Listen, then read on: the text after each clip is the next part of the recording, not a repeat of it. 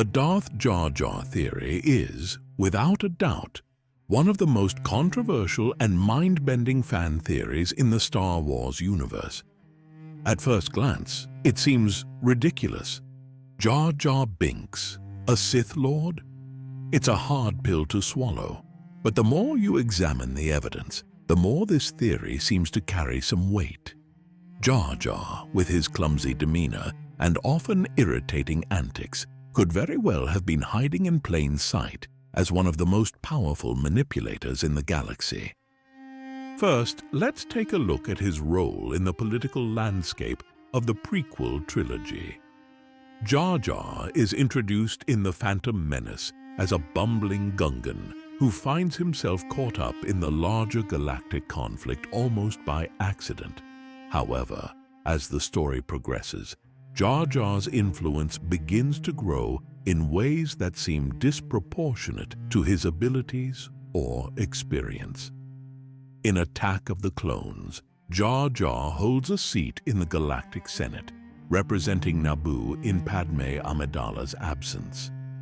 It's here that he makes the fateful decision to propose granting Supreme Chancellor Palpatine emergency powers, effectively giving him the control he needs to begin dismantling the Republic and forming the Empire. This moment is pivotal.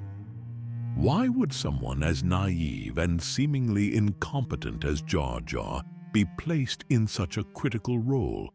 And more importantly, why would he propose something so significant with little understanding of the consequences? According to the theory, this wasn't a random blunder. It was a calculated move by a Sith Lord operating in the shadows. By influencing the Senate to hand Palpatine supreme authority, Jar Jar effectively sets the stage for the fall of the Republic. Another key point that supports this theory comes from Jar Jar's uncanny ability to survive dangerous situations. In The Phantom Menace, there's a scene where Jar Jar, Qui-Gon, and Obi-Wan are trying to escape from a giant carnivorous fish while traveling underwater. Jar Jar appears to pass out in fear, but moments later, a much larger creature intervenes and attacks their pursuer, allowing the trio to escape. Jar Jar then wakes up, casually smacking his lips as though nothing happened. This scene might seem like harmless comic relief, but some fans believe it hints at something more sinister. Could it be that Jar Jar, rather than being terrified, was actually controlling the events using the Force? The timing of his passing out and the arrival of the second creature feels too convenient to be a coincidence. And then there's the lip-smacking afterward, almost as if Jar Jar is satisfied with the outcome, like he had a hand in it all along. If Jar Jar were indeed a Dark Force user, manipulating the creatures in the water would fit right in line with Sith abilities. What's more, Jar Jar's physicality throughout the prequels defies logic for someone of his supposed skill level. He's clumsy, constantly tripping over things, and yet he survives nearly every dangerous encounter he faces, often coming out completely unscathed. During the Battle of Naboo, Jar Jar is thrust into combat with the Gungan Grand Army, where he fumbles his way through the battlefield in a manner that should have gotten him killed. Instead, his mistakes end up playing a crucial role in defeating the battle droids. He accidentally activates bombs and disrupts enemy ranks, all while remaining unharmed. What if these were not accidents? What if Jar Jar was using the Force to subconsciously control the events around him, masking his abilities behind a facade of incompetence? In this context, his survival becomes less about luck and more about deliberate manipulation.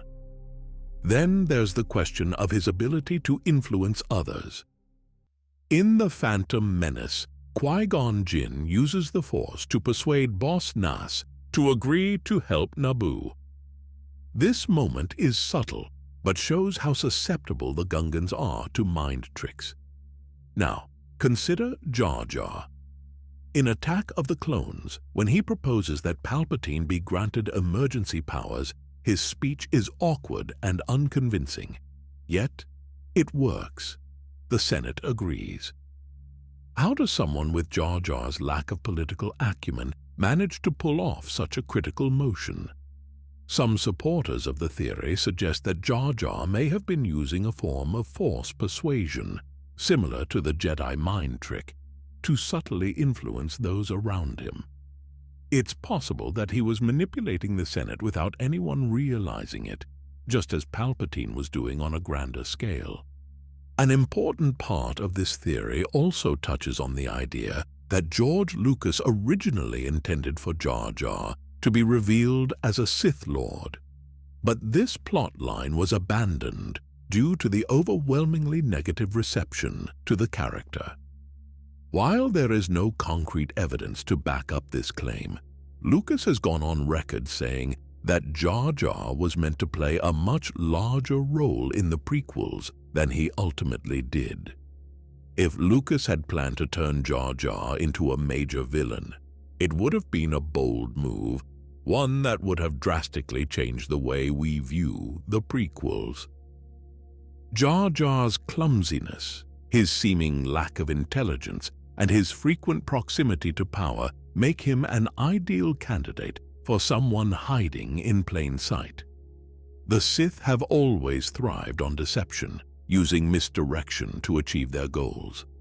It's possible that Jar Jar, far from being the fool everyone thought he was actually playing the long game, working in concert with Palpatine to dismantle the Republic and ensure the rise of the Empire. If this is true, then Jar Jar Binks could be one of the most dangerous characters in the entire Star Wars saga. A Sith Lord who used his bumbling persona as the perfect cover to manipulate events behind the scenes. At its core, the Darth Jar Jar theory turns the entire perception of Star Wars on its head. It takes what was seen as the trilogy's most annoying character and reimagines him as a mastermind who orchestrated the downfall of the galaxy. While we may never know for sure if this was Lucas's plan, the evidence laid out by fans certainly gives us something to think about. Jar Jar's actions, his uncanny ability to survive, and his suspicious role in granting Palpatine power suggest that there's far more to this character than meets the eye.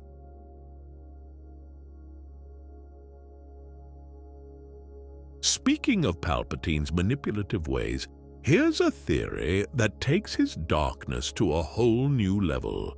The idea that he was directly responsible for Padme Amidala's death, using her life force to fuel Anakin's transformation into Darth Vader. If true, it makes Palpatine not only the architect of Anakin's turn to the dark side, but also the driving force behind the tragic end of Anakin's greatest love.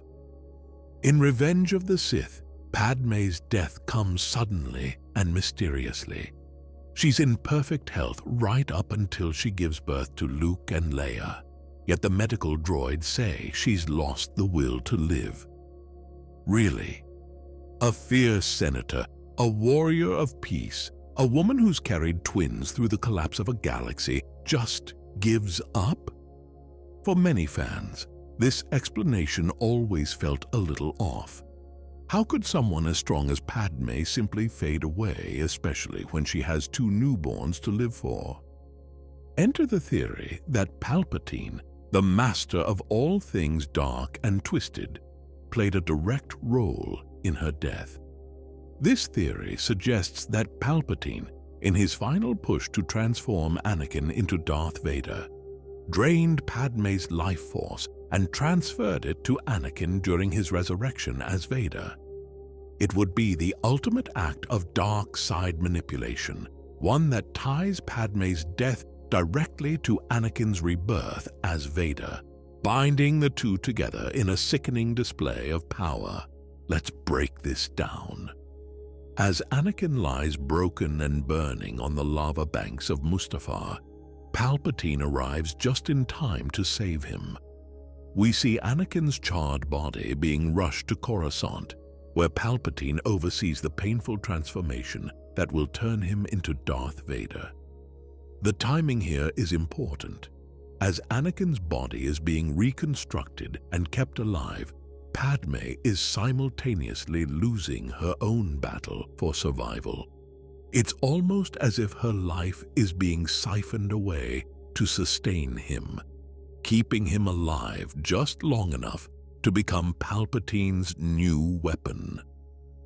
Palpatine's mastery of dark force techniques makes this theory plausible.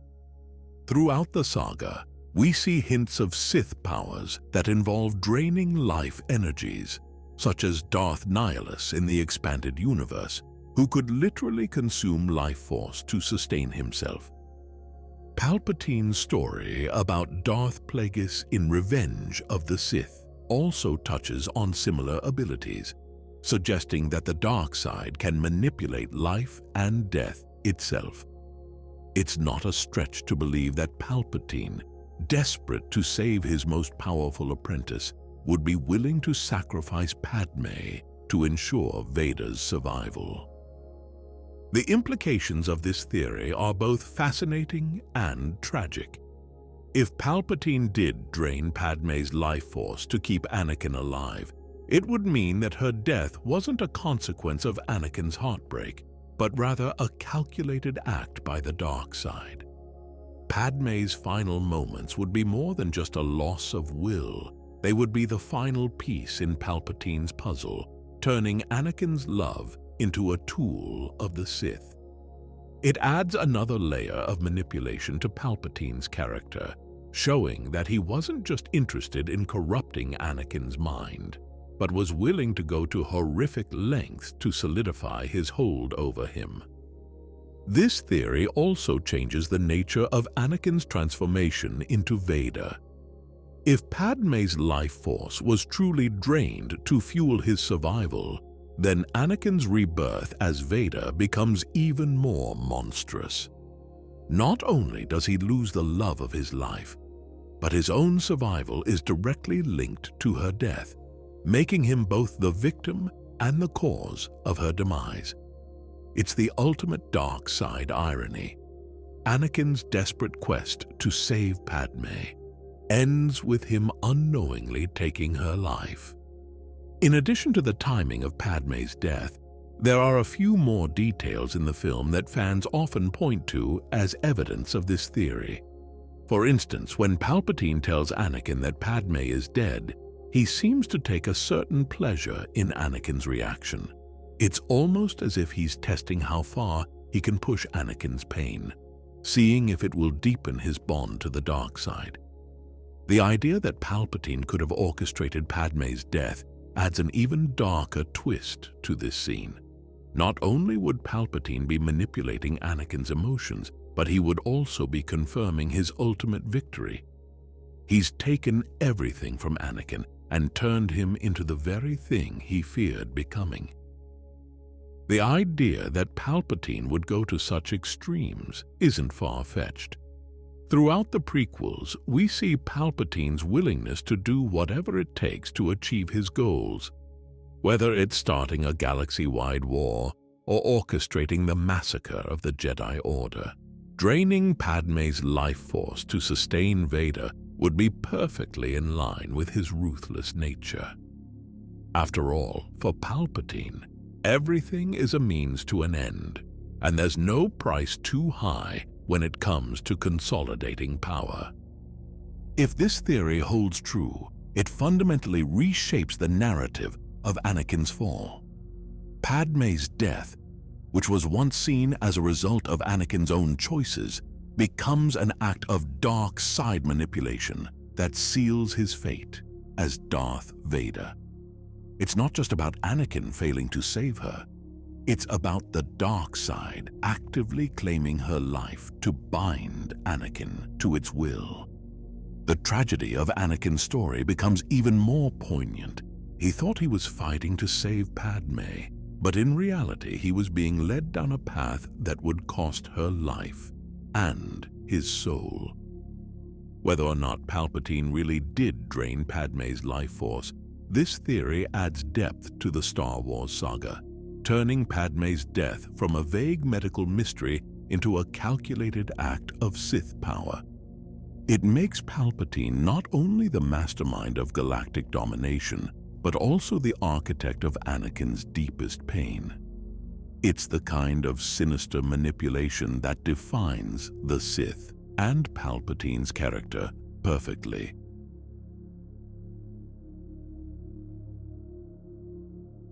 And since we're already on Mustafar, let's talk about one of the most gut-wrenching moments in the Star Wars saga, Obi-Wan Kenobi's decision to leave Anakin Skywalker alive.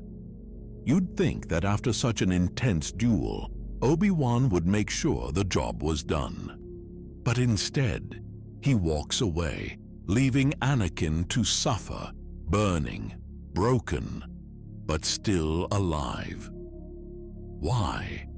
Was it just mercy, or was there something more at play? The theory here is that Obi-Wan's decision was actually influenced by the ancient prophecy of the Chosen One. It wasn't just about his inability to deliver the killing blow to a former friend. It was about Obi-Wan's belief that Anakin still had a greater destiny to fulfill. Despite the horror of what Anakin had become, Obi-Wan may have sensed that Anakin's ultimate role in bringing balance to the Force was not yet over. This is an act that reveals not only Obi-Wan's enduring hope, but also the deep layers of his connection to the Force and his belief in the prophecy. From the beginning of the prequels, the prophecy of the Chosen One looms large. Qui-Gon Jinn, who discovered Anakin and insisted on his training, was convinced that Anakin was meant to bring balance to the Force. This belief was passed on to Obi-Wan, who, while skeptical at first, eventually embraced the idea that Anakin had a special destiny. Even as Anakin fell deeper into the dark side, Obi-Wan's faith in the prophecy never completely wavered. So when faced with the decision to end Anakin's life or leave him to fate, Obi-Wan may have chosen the latter, trusting that the Force had a plan that went beyond this moment. The moment itself is heartbreaking. Obi-Wan's voice breaks as he tells Anakin, "You were my brother, Anakin. I loved you." And yet, despite the pain and betrayal, Obi-Wan doesn't deliver the final blow. He simply watches as Anakin is consumed by the flames of Mustafar. Could this be because Obi-Wan sensed that killing Anakin would destroy the very balance they were meant to achieve? If Anakin was indeed the Chosen One, then his death would mean the end of that prophecy and possibly the end of hope for the galaxy. By sparing Anakin's life, Obi-Wan might have been holding on to a sliver of faith. He may have hoped that Anakin could still find redemption, an idea that isn't as crazy as it sounds. After all, the prophecy never explicitly states how balance would be brought to the Force. It simply says that the Chosen One will do it. Anakin's eventual redemption in Return of the Jedi suggests that this was indeed his destiny all along. It wasn't about him remaining a Jedi. It was about his journey through both the light and dark sides of the Force, ultimately leading to the defeat of Emperor Palpatine. So, in a twisted way, Obi-Wan's decision to leave Anakin alive may have been the very thing that allowed the prophecy to be fulfilled. This theory also redefines the nature of the duel between Obi-Wan and Anakin. Instead of seeing it as a tragic end to their friendship, we can view it as a necessary turning point in the prophecy's arc. Obi-Wan's decision wasn't just about letting go of Anakin. It was about accepting the larger will of the Force. Obi-Wan's faith in the prophecy may have been strong enough to overcome his personal pain, guiding him to leave Anakin alive despite the horrors he had committed. It's a testament to Obi-Wan's character, showing that even in his darkest hour, he was still a true Jedi, guided by the Force rather than personal vengeance. If we accept this theory, it adds a profound layer to Obi-Wan's later years. In A New Hope, Obi-Wan tells Luke that Anakin is more machine than man, twisted and evil. It sounds harsh, but it could also be the words of someone who believes that redemption is still possible. Obi-Wan's willingness to train Luke and prepare him to face Vader suggests that he never truly gave up hope. He may have seen Luke as the key to fulfilling the prophecy, the catalyst that would finally bring Anakin back to the light. And let's not forget Obi-Wan's own connection to the Force. Throughout the saga, he is portrayed as one of the most faithful adherents to the Jedi Code and the will of the Force. He repeatedly demonstrates a deep understanding of the Force's will, from his training under Qui-Gon to his self-sacrifice on the Death Star. In leaving Anakin alive, Obi-Wan may have been acting not just on emotion, but on a profound sense of duty to the prophecy. He wasn't abandoning Anakin. He was leaving him to fulfill his destiny, whatever that might be. If this theory holds, it not only explains Obi-Wan's actions on Mustafar, but also reshapes his entire relationship with Anakin. It suggests that Obi-Wan wasn't just a heartbroken mentor. He was a true believer in the prophecy, trusting that the Force would find a way to restore balance. It adds a tragic layer to his decision, showing that even as he walked away from Anakin, he was still holding on to hope. Ultimately, Obi-Wan's decision on Mustafar becomes more than just a personal choice. It becomes a defining moment in the larger story of the Chosen One. By leaving Anakin alive, Obi-Wan kept the prophecy alive as well, allowing the Force to continue its mysterious, often painful path toward balance.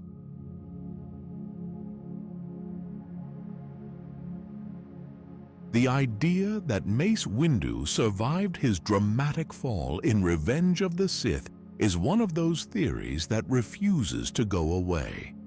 For many fans, it's simply too hard to accept that one of the most powerful Jedi in the galaxy could be killed off so abruptly. After all, this is Mace Windu we're talking about. The Jedi Master with unparalleled combat skills, a purple lightsaber, and a fighting style that embraced both the light and dark sides of the Force. So, could he have survived that fall? The theory certainly makes a compelling case. Let's set the scene. It's the fateful night of Order 66. Windu, along with 3 other Jedi Masters, confronts Palpatine in his office, intending to arrest him. The confrontation quickly escalates into an intense duel, and one by one, the other Jedi Masters are struck down, leaving only Mace. Windu proves to be more than a match for the Sith Lord, and for a moment, it looks like he might actually win. But then Anakin intervenes, severing Windu's hand and allowing Palpatine to unleash a barrage of Force lightning that sends Windu hurtling out of the window, seemingly to his death. But here's where things get interesting. While it certainly looks fatal, there's a lot about this scene that suggests Windu could have survived. First of all, we've seen Jedi survive far worse. Luke Skywalker survived a similar fall in The Empire Strikes Back, using the Force to slow his descent and eventually land safely. Palpatine himself takes a plunge down the Death Star's reactor shaft in Return of the Jedi, only to return in the sequel trilogy. Even Darth Maul, who was literally cut in half by Obi-Wan Kenobi, survived to fight another day. So, Why wouldn't Mace, one of the most powerful Jedi of his era, have the ability to survive a fall? Mace Windu wasn't just any Jedi, he was a master of Varpad, a lightsaber form that channels both light and dark side energies. Varpad's unique nature gave Windu a combat edge over most opponents, including Sith Lords like Palpatine.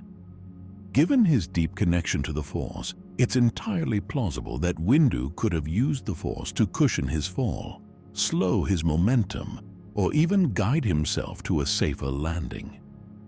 The idea of Windu surviving his fall aligns perfectly with his established mastery of both physical and Force-based skills.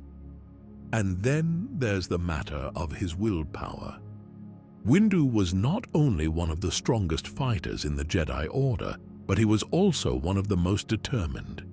He was a Jedi who didn't back down easily, as evidenced by his unwavering stance against Palpatine during their duel. If anyone had the sheer will to survive such an event, it would be Windu. His survival wouldn't just be a physical feat, it would be a testament to his resolve, his refusal to let the Sith win, even in the face of overwhelming odds. Interestingly, Samuel L. Jackson, who portrayed Mace Windu, has repeatedly stated that he believes Windu survived. Jackson has even suggested that he'd love to return as the character in future Star Wars stories. His endorsement of the theory has given it an extra dose of credibility and sparked endless speculation about where Windu might be if he did survive. Would he be in hiding, like Obi-Wan and Yoda? Or would he be plotting his return, waiting for the right moment to strike back against the remnants of the Empire? If Windu did survive, it opens up some fascinating narrative possibilities. Imagine a wounded, scarred Mace Windu, physically and emotionally, navigating a post-Order 66 galaxy. He'd be an exile, a Jedi haunted by his failure to stop Palpatine and prevent the rise of the Empire. Windu's survival would add an intriguing layer to the post-prequel era, offering a potential ally to other surviving Jedi like Ahsoka Tano, or a new mentor figure for characters like Luke Skywalker. The potential for Windu's return in the Star Wars canon is tantalizing. A showdown between Mace Windu and Darth Vader, for example, would be an epic clash of two titanic figures, each scarred by the events of the past. Windu would be driven by a desire for redemption and a need to correct his mistakes, while Vader would be the embodiment of the dark path Windu had tried so hard to prevent. It's a confrontation that could carry immense emotional weight, not just for the characters, but for fans as well. Windu's survival would also force us to reconsider his role in the Jedi Order and his relationship with Anakin. Windu was one of the few Jedi who consistently distrusted Anakin, warning others of his unpredictability and potential for darkness. His final words to Anakin before being betrayed, "He's too dangerous to be left alive," carry a bitter irony if Windu were to live, as he'd be facing the consequences of that very decision. Would Windu still cling to his old ways, rigid in his interpretation of the Jedi Code, or would his exile soften him, leading to a new understanding of the Force and its balance? Of course, the theory that Mace Windu survived is not without its challenges. For one, we've never seen any hint of Windu's existence in the original trilogy, the sequel trilogy, or even in the animated series like Rebels or the Clone Wars. If he did survive, he's remained extraordinarily well hidden, even more so than other surviving Jedi like Obi-Wan or Yoda. But it's possible that Windu, recognizing the depth of the Empire's reach, chose to disappear entirely, biding his time in isolation until he believed he could make a meaningful impact. The timing of his return could also be significant. If Windu emerged during the era of the Galactic Civil War, he could play a crucial role in supporting the Rebel Alliance, offering a more experienced perspective on fighting the Empire. Alternatively, if he survived into the era of the New Republic, he could become a mentor figure to Luke, providing valuable insights into the mistakes of the old Jedi Order and helping to shape the future of the Jedi. In any case, the possibility of Windu's survival would not only add a new chapter to his story, but it would also create ripples throughout the broader Star Wars universe. His return could challenge both the Empire's resurgence and the Jedi's attempt to rebuild, providing a more complex narrative where past mistakes continue to haunt the galaxy's present. Mace Windu's character was defined by his strength, his honor, and his unwavering commitment to justice. If he survived, it wouldn't just be about bringing back a fan-favorite character. It would be about exploring themes of redemption, failure, and resilience in the face of darkness. Windu's survival wouldn't undo the tragedy of his fall. It would amplify it, giving him a chance to correct the course of the galaxy while confronting the limits of his own beliefs. For fans, the idea of Mace Windu still being out there, scarred but unbroken, adds a layer of hope to the bleakness of the Jedi's fall. It suggests that even in the darkest moments, there's a spark of survival, a chance for redemption, and a lingering hope that the fight isn't truly over. The official history tells us that Darth Bane created the Rule of Two after witnessing how the Sith's own greed led to their near extinction. But what if this most fundamental doctrine of the modern Sith was actually their greatest weakness, carefully engineered by their ancient enemies? Historical records show that a millennium before the Clone Wars, the Sith and Jedi were nearly equal in numbers. The Sith's unchecked ambition turned them against each other, allowing the Jedi to strike when they were weakened. This is where the conventional story tells us Darth Bane emerged as the sole survivor, creating the Rule of Two to prevent future infighting. But hidden records in the Jedi archives suggest something far more calculated. Long before Bane's time, the Jedi Council had been studying Sith psychology and culture. They recognized that the dark side users were driven by an insatiable hunger for power.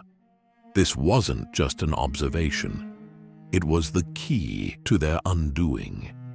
Ancient Jedi texts speak of a secret council that operated within the Jedi Order, dedicated to understanding and exploiting Sith weaknesses. They discovered that Sith power grew exponentially when they worked together, but their ambition made sustained cooperation impossible. The Jedi didn't just observe this pattern, they actively worked to amplify it. Through careful manipulation of information and strategic placement of artifacts, these Jedi Masters began laying the groundwork for what would become the Rule of Two centuries before Bane discovered it. They purposefully left behind texts and holocrons that emphasized the power of concentrated dark side energy, knowing the Sith would be drawn to this idea. The brilliance of their plan lay in its subtlety. Rather than trying to destroy the Sith directly, they planted the seeds of an ideology that would prevent the dark side from ever achieving its true potential. By suggesting that power could be distilled and concentrated in just two practitioners, they appealed to the Sith's natural inclination toward elitism and domination. Consider the mathematics of their strategy. The ancient Jedi understood that dark side power didn't simply add up when Sith worked together. It multiplied. 100 Sith working in concert could theoretically generate enough power to reshape reality itself. But such cooperation was impossible due to their nature. By limiting them to 2, the Jedi ensured the Sith would never reach even a fraction of their potential power. The rule of 2 wasn't just about preventing infighting. It was designed to create a perpetual cycle of disruption. Every time a Sith apprentice struck down their master, vital knowledge was lost. Techniques and insights that took decades to master would vanish in an instant, forcing each new generation to start almost from scratch. This explains why the rule of 2 survived for so long without being questioned.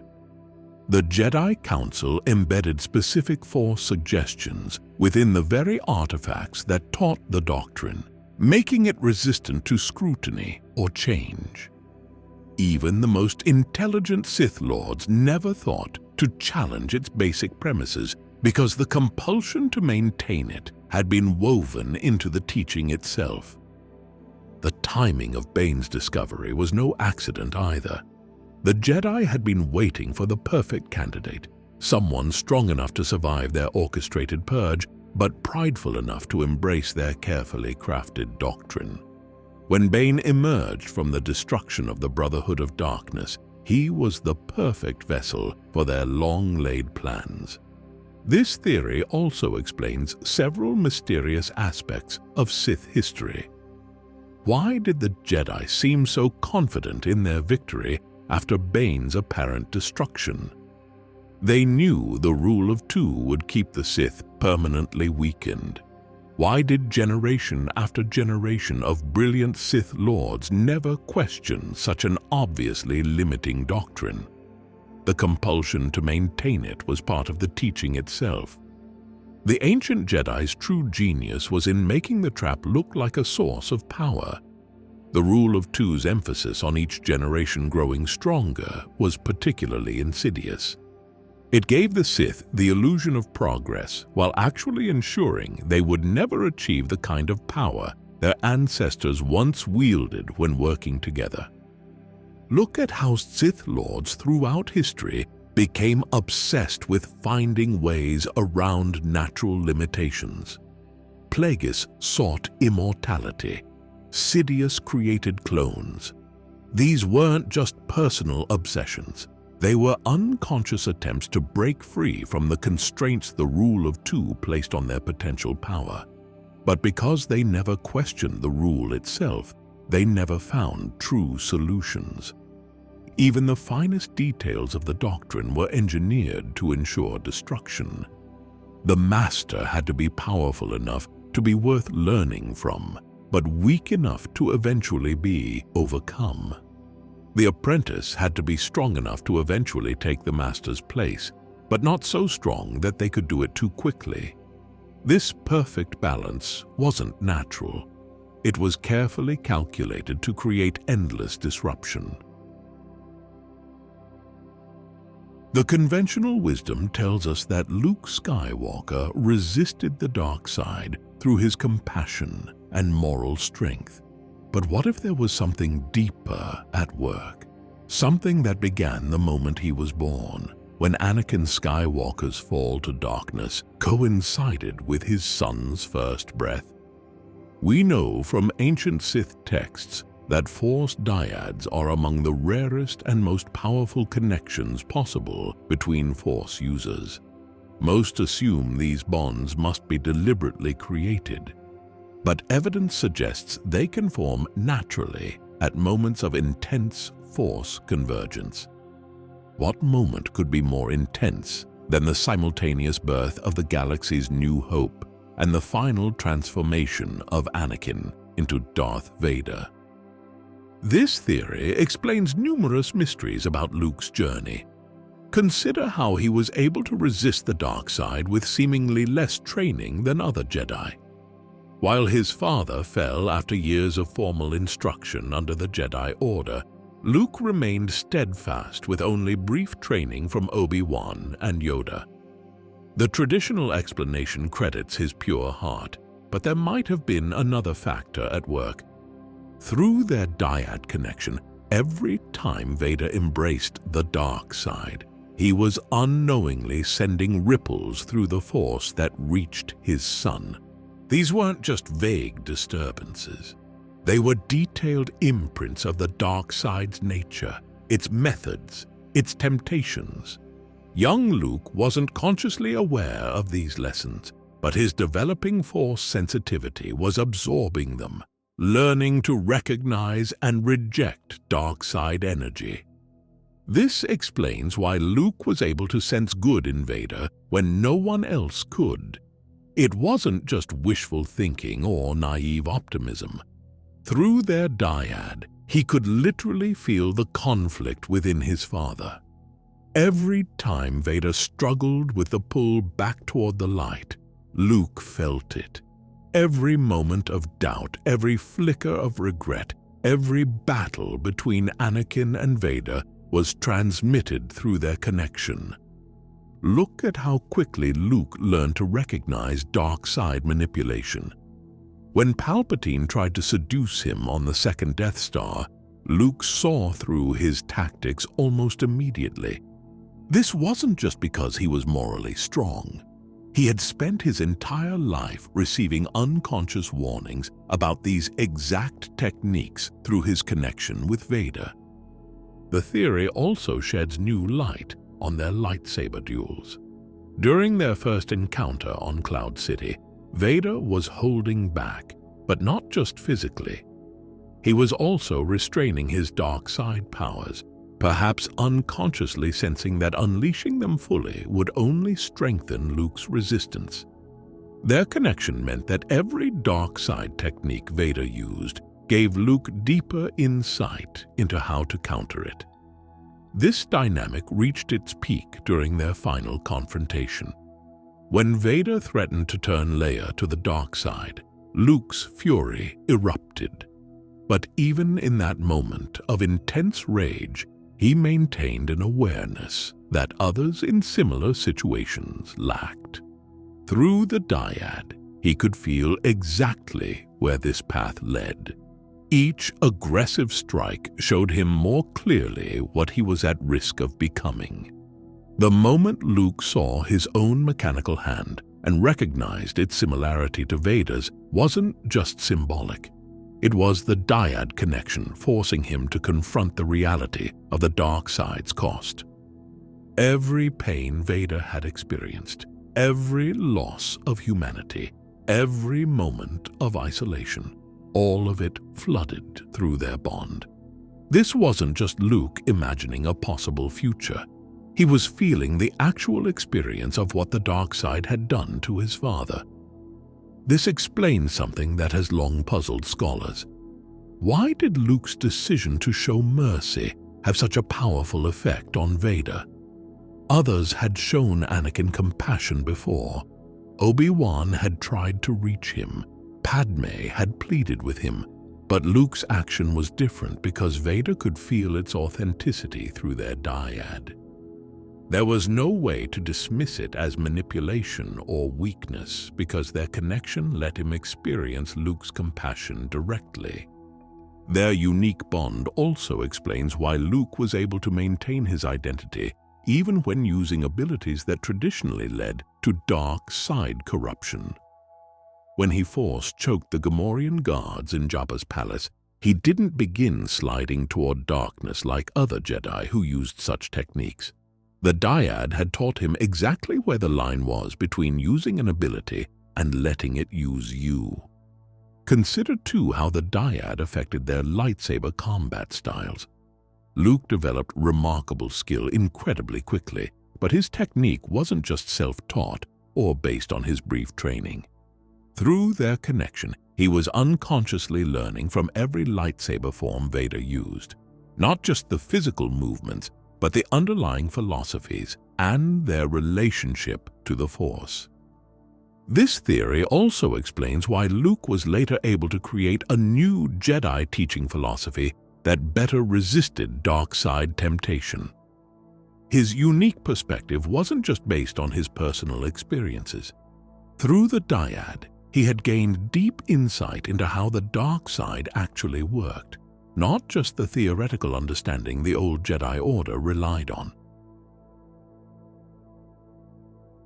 The Jedi tell us their signature mind trick is a gentle way to avoid conflict, allowing them to influence the weak-minded for the greater good. But hidden records suggest a far darker origin for this supposedly benign technique. What we know as the Jedi mind trick appears to be a modified version of ancient Sith domination practices, carefully repackaged to seem more ethically acceptable. Consider the evidence in the historical record. During the High Republic era, the technique was known as the Mind Touch, a gentler name that obscured its true nature. This rebranding wasn't accidental. The Jedi Council deliberately changed the terminology to distance it from its Sith origins, just as they had done with other appropriated dark side techniques. The most telling evidence lies in how the technique actually works. When a Jedi performs a mind trick, they aren't merely suggesting or guiding. They are literally overwriting another being's thoughts and will. The victim repeats the Jedi's words in a vacant tone and carries out commands against their natural inclinations. This mirrors exactly how ancient Sith mind domination worked, just with less obvious force. The signature hand wave gesture provides another clue. Ancient Sith texts describe specific movements used to channel and direct dark side energy during mental domination. The Jedi hand wave appears to be a simplified version of these gestures, modified to seem less threatening, but serving the same fundamental purpose of focusing force energy to overwhelm another's will. This theory explains one of the most curious aspects of Jedi training: why so many young Jedi struggle with the mind trick despite excelling at other Force techniques. The official explanation claims it requires fine control, but the truth appears more complicated. Young Jedi struggle because they're trying to use the technique purely through the light side, which isn't how it was designed to work. Success often comes only when a Jedi unconsciously taps into their frustration or desire for control. These darker emotions provide the resonance the technique was originally created to channel. This is why many Jedi report suddenly mastering the mind trick during moments of stress or urgency. They're unknowingly accessing the emotional state the technique was designed for. Look at the beings most resistant to mind tricks: Hutts, Toydarians, and others naturally strong-minded species. These same species were historically most resistant to Sith mental domination. This isn't coincidence. They developed these resistances in ancient times specifically to counter Sith mental attacks. The fact that these same defenses work against Jedi mind tricks reveals their common origin. The truth becomes even clearer when examining how the technique evolves with mastery. More powerful practitioners can influence multiple beings simultaneously, or even force targets to perform complex actions against their nature. This level of mental domination is nearly identical to ancient Sith abilities, just wrapped in more acceptable terminology.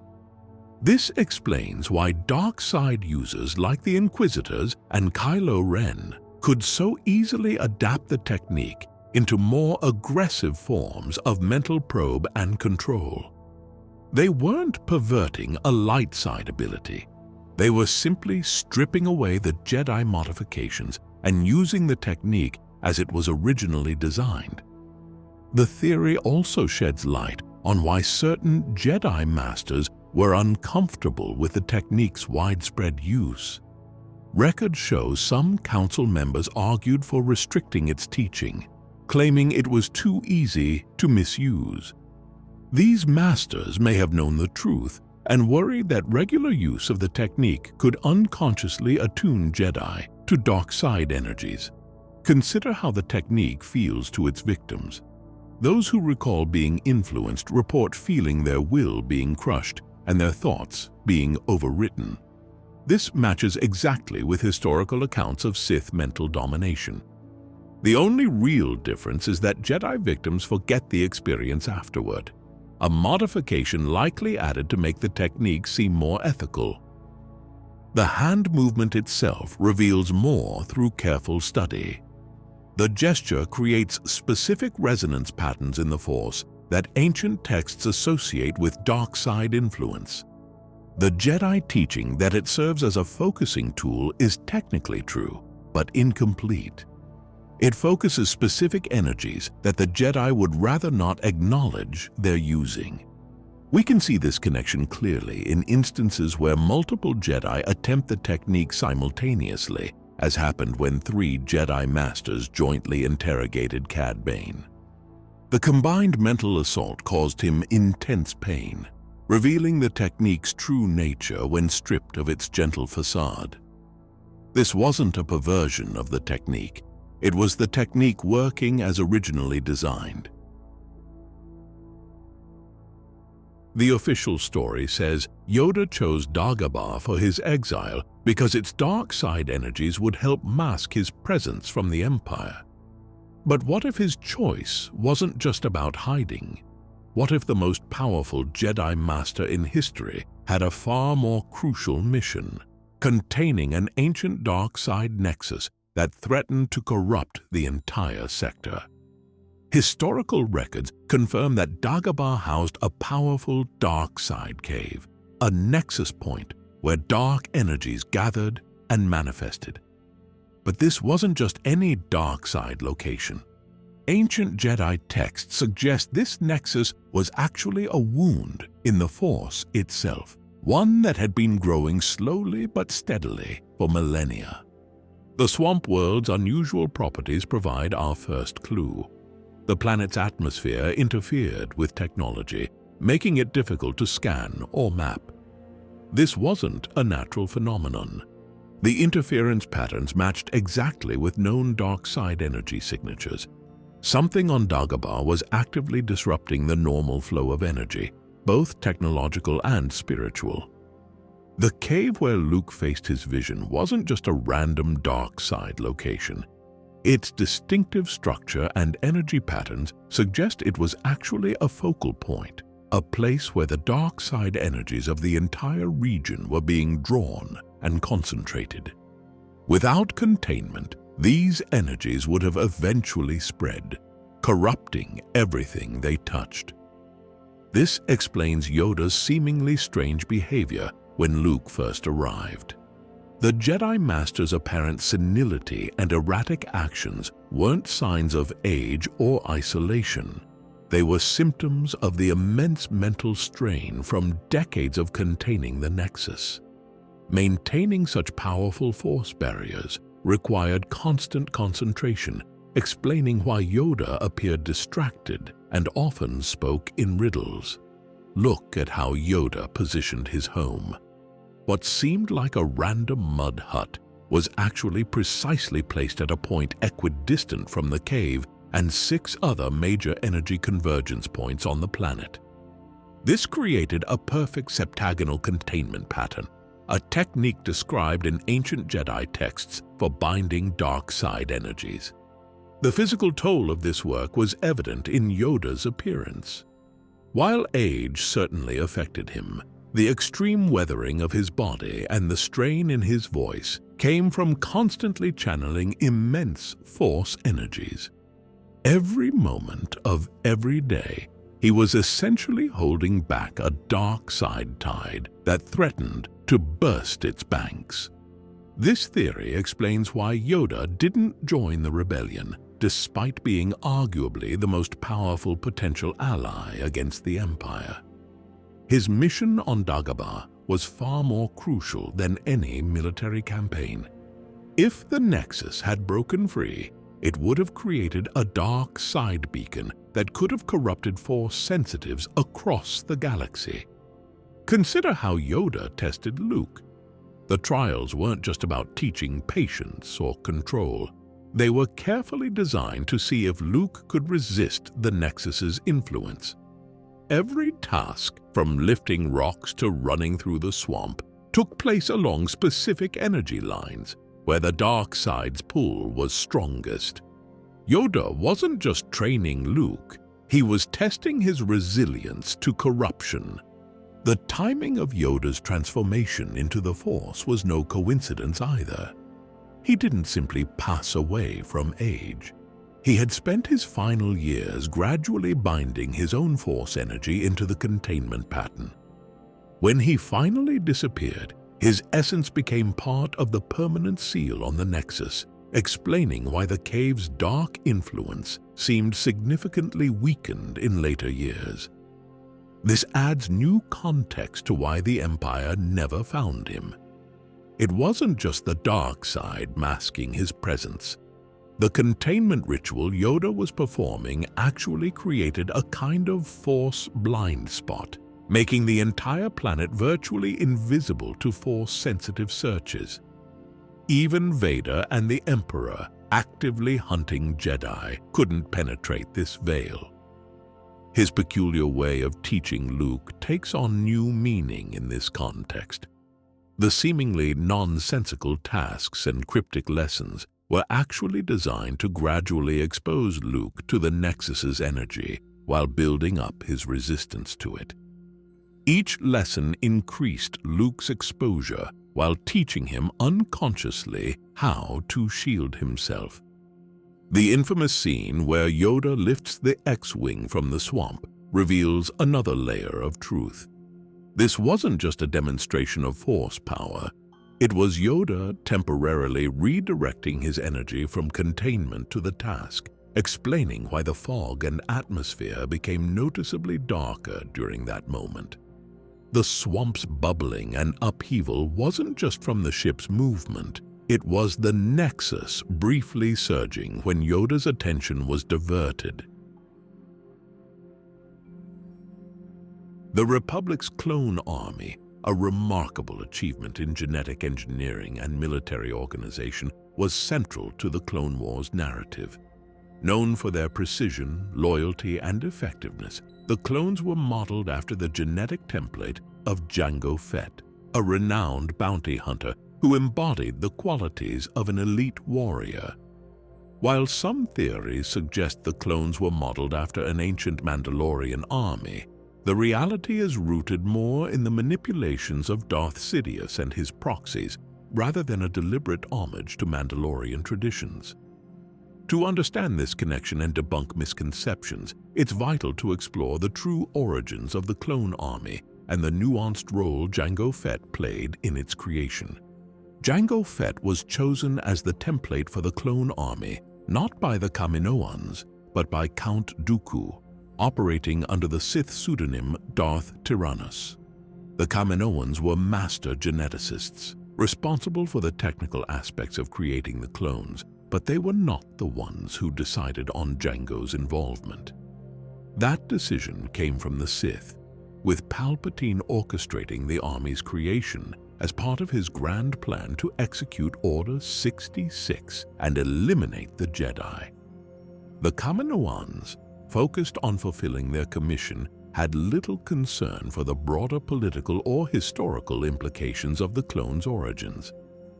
Jango Fett's status as a Mandalorian is another layer of complexity.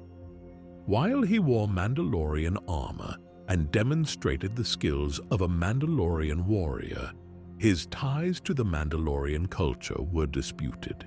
The new Mandalorian government, led by Duchess Satine during the Clone Wars era, publicly disavowed him, claiming he was not a true Mandalorian.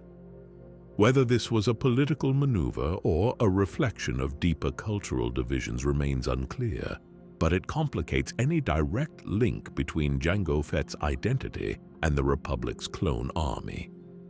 What is certain is that Jango's prowess as a bounty hunter made him an ideal candidate for the Kaminoans' genetic experiments.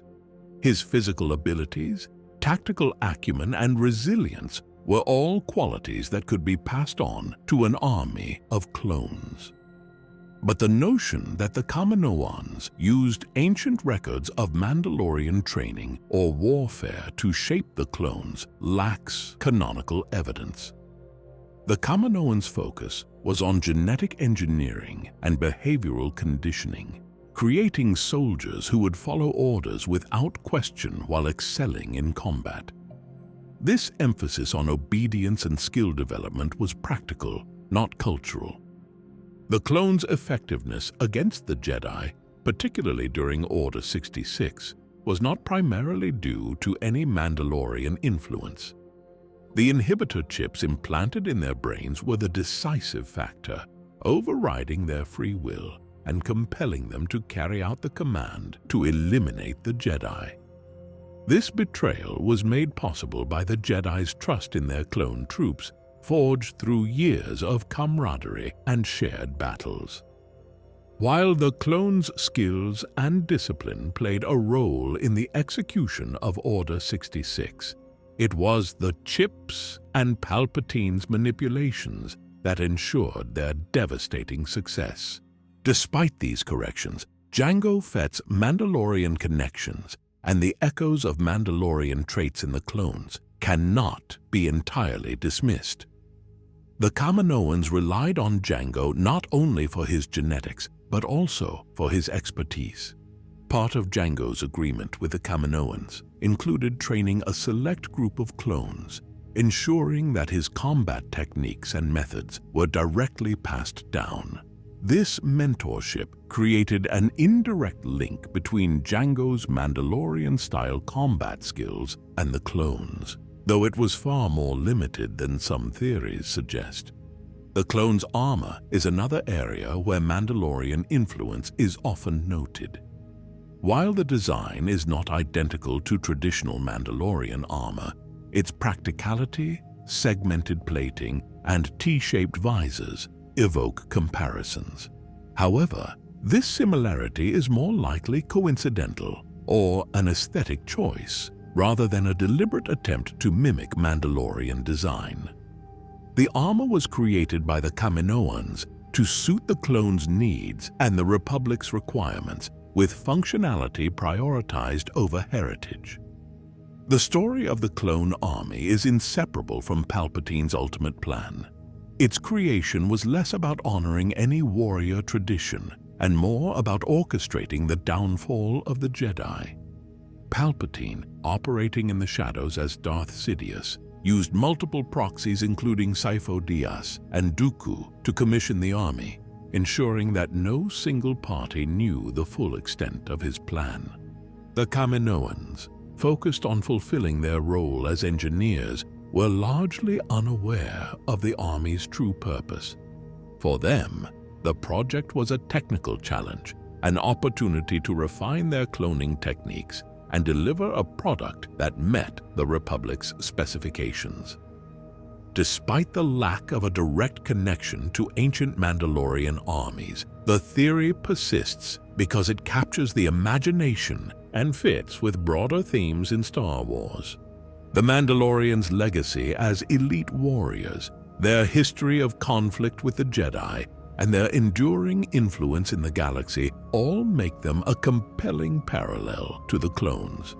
While the clones were not explicitly modeled after Mandalorian forces, their shared traits, discipline, loyalty, and combat effectiveness create a sense of continuity between these two groups of warriors. This parallel is also a reminder of the tragedy at the heart of the clone army's story. The clones were bred for war, their individuality suppressed by genetic programming and behavioral conditioning. Yet, as the Clone Wars progressed, many clones developed distinct personalities and forged meaningful relationships with their Jedi generals. These bonds made the betrayal of Order 66 all the more devastating. The clones, despite their loyalty and sacrifice, were tools in a larger scheme, manipulated from the moment of their creation. Jango Fett's role in the creation of the clone army is similarly complex. As a bounty hunter, he operated on the fringes of galactic politics, yet his involvement had far-reaching consequences. His decision to accept Dooku's offer, motivated by personal gain and the promise of an unaltered clone, his son, Boba, set in motion events that would reshape the galaxy.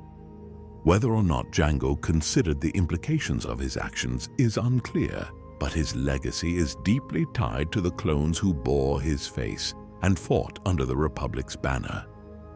The theory that the clone army was modeled after an ancient Mandalorian force ultimately reflects the enduring fascination with Mandalorian culture and its influence on the galaxy.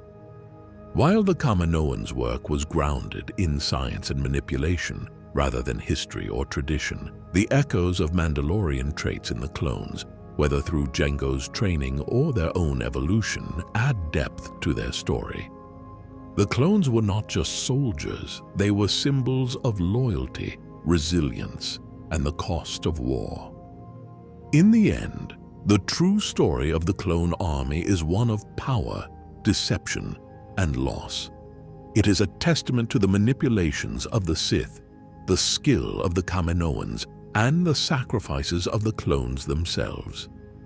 While their origins may not be tied to ancient Mandalorian armies, their legacy is one of strength and tragedy, a reflection of the galaxy's unending struggle between light and dark.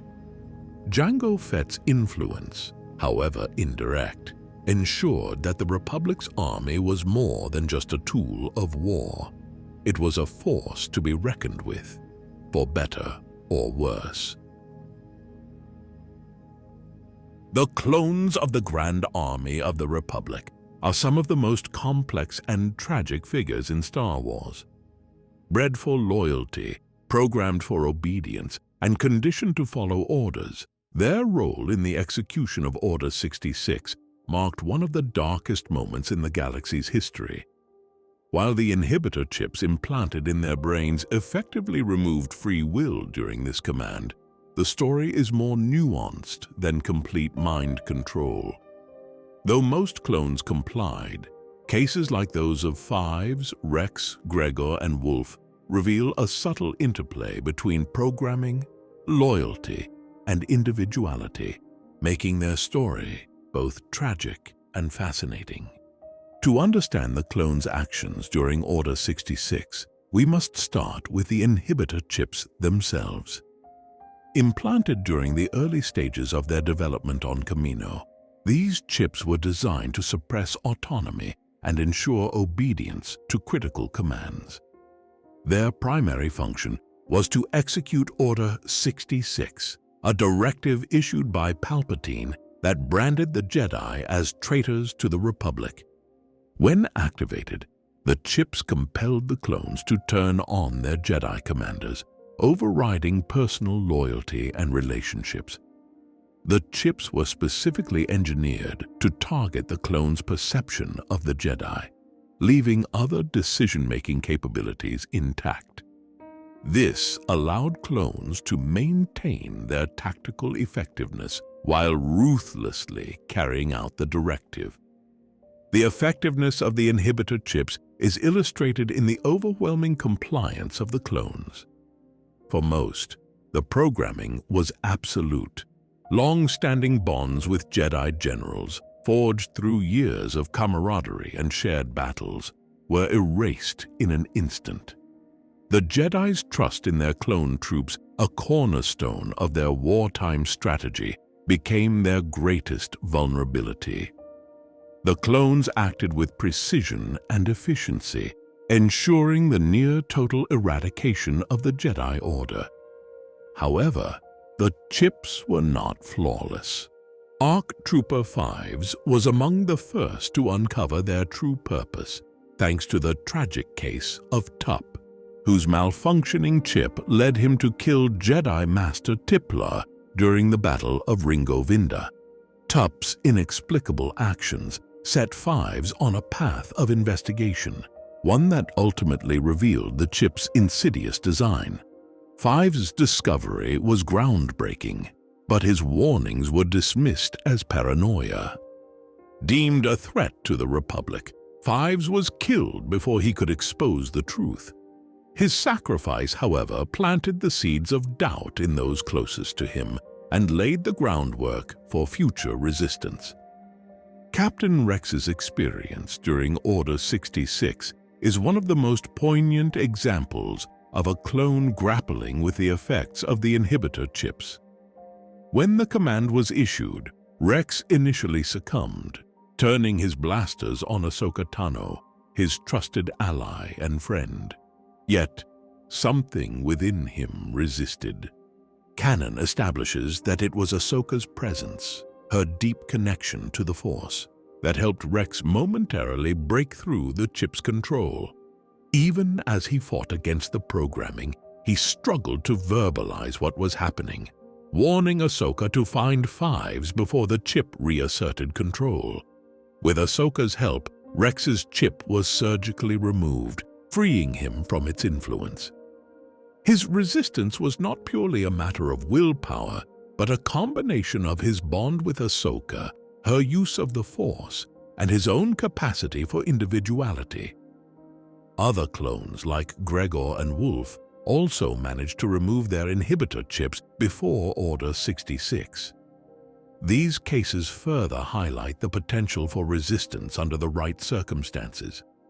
Gregor, known for his exceptional skills and independent streak, survived long enough to join forces with Rex and Wolf in their post-war lives.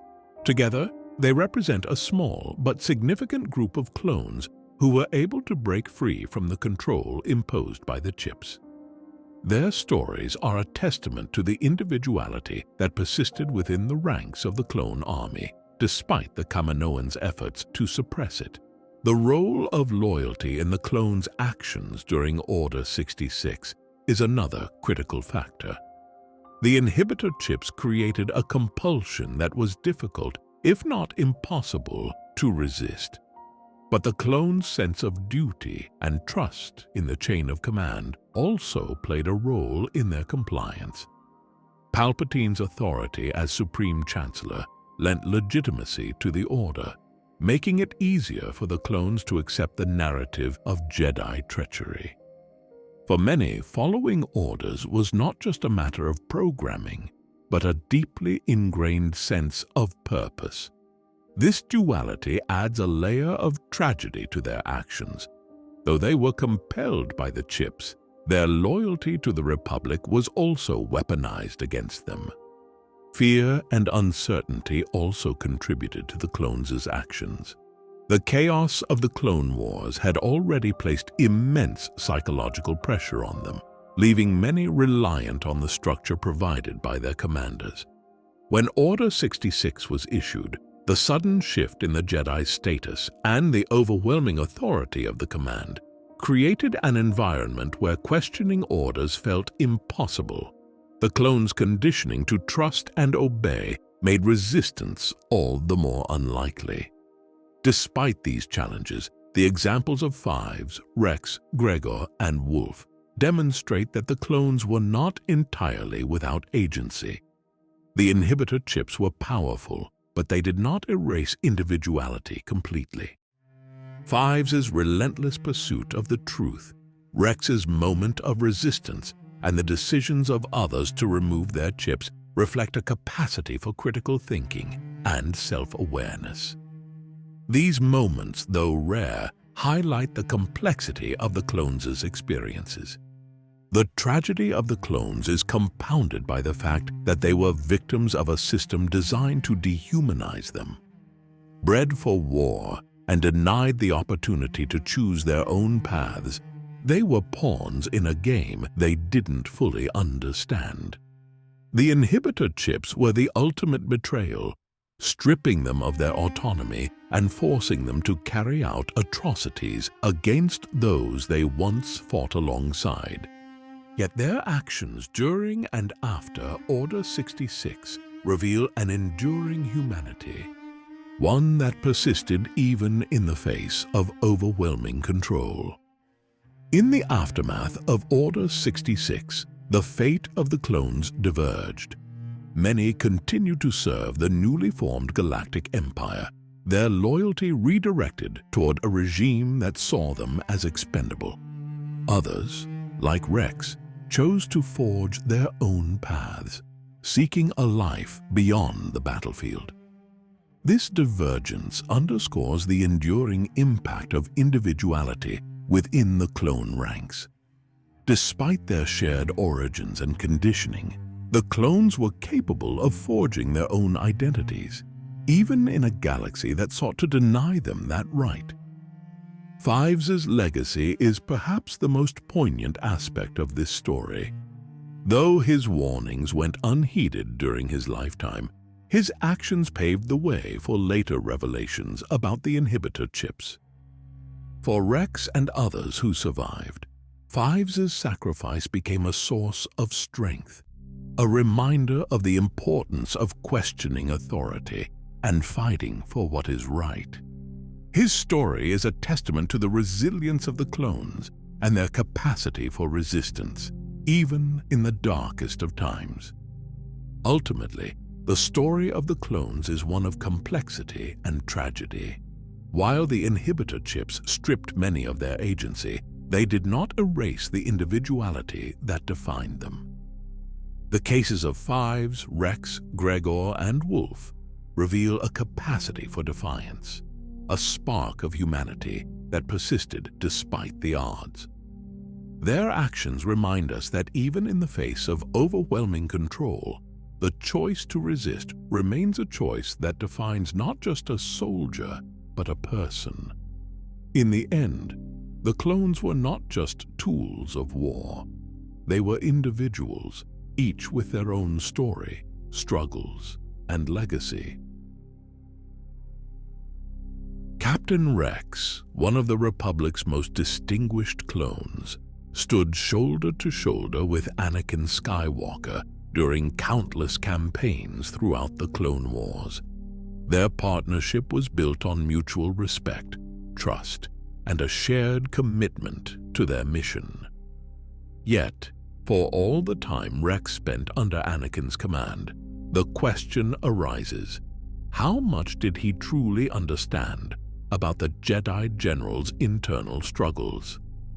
While Rex may not have been privy to Anakin's darkest moments or his private battles with the dark side, there are subtle hints in canon that suggest Rex observed behavior that occasionally strayed from the ideals of the Jedi Order. However, Rex's perspective was shaped by his role as a soldier and his respect for the chain of command, which limited his ability to act on such observations. Anakin Skywalker was a unique figure among the Jedi.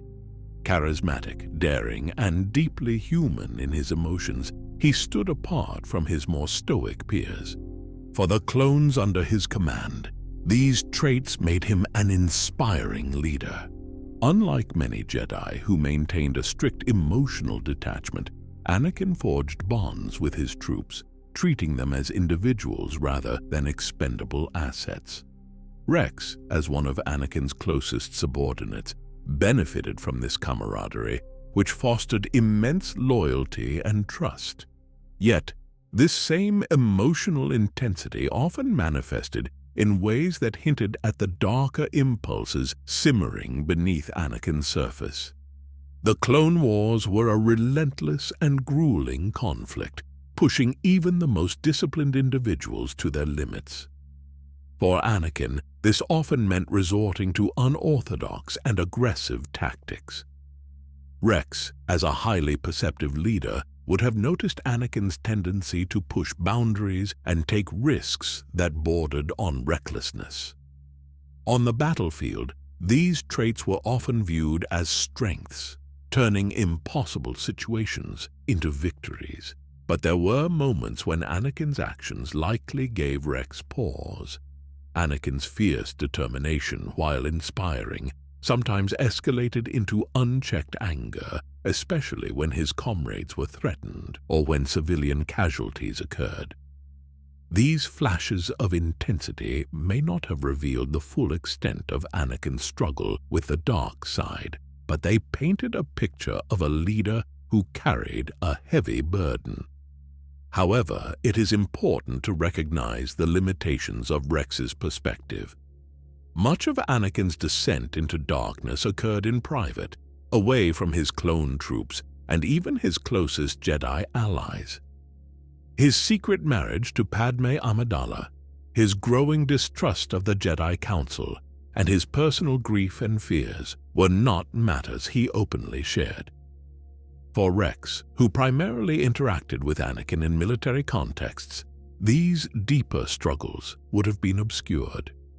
What Rex did witness were the outward manifestations of Anakin's turmoil, his intensity in battle, his occasional defiance of orders, and his unwavering determination to protect those he cared about, sometimes at great cost. Rex's relationship with Anakin was also shaped by the military hierarchy and the conditioning instilled in the clones. As a clone trooper, Rex was bred to follow orders and respect the authority of the Jedi. Questioning a Jedi's behavior, particularly a commander as successful as Anakin, would have been nearly unthinkable. The structure of their relationship meant that Rex's role was to execute Anakin's strategies, not to critique them. Even if Rex had harbored doubts about certain decisions or actions, his position as a soldier likely kept those thoughts unspoken. The bond between Rex and Anakin was further complicated by the presence of Ahsoka Tano, Anakin's Padawan. Ahsoka's relationship with both Anakin and Rex created a dynamic where Rex's loyalty was often split. Ahsoka's departure from the Jedi Order was a defining moment for all three characters, with Rex observing the profound impact it had on Anakin. While Anakin outwardly supported Ahsoka's decision, the emotional toll was evident. Rex, who shared a close friendship with Ahsoka, likely understood better than most how deeply Anakin was affected. This moment highlighted Anakin's capacity for intense emotional connections that often made him vulnerable to anger and frustration. Rex's loyalty to Ahsoka became even more prominent during the events surrounding Order 66. When the inhibitor chips activated and clones across the galaxy turned against their Jedi commanders, Rex initially succumbed to the programming. However, Ahsoka's intervention and her connection to the Force helped him briefly resist long enough for the chip to be removed. This act of defiance solidified Rex's loyalty to Ahsoka and set him on a path that distanced him from Anakin, who by then had fully embraced his identity as Darth Vader. While Rex was likely unaware of Anakin's transformation during these events, his bond with Ahsoka became the guiding force in his life, eclipsing his earlier relationship with Anakin. One of the most poignant aspects of Rex's story is the possibility that, in hindsight, he may have reflected on the signs he missed during his time with Anakin. While there is no canonical evidence to suggest Rex ever learned of Anakin's fate as Darth Vader, his experiences during the Clone Wars and his understanding of the Jedi's downfall would have given him much to ponder. The trust and camaraderie he shared with Anakin made the betrayal of Order 66 all the more devastating, even if Rex did not know the full scope of Anakin's role in the rise of the Empire. Rex's perceptiveness and leadership were central to his character, but his ability to recognize Anakin's darker tendencies was inherently limited by the circumstances of their relationship.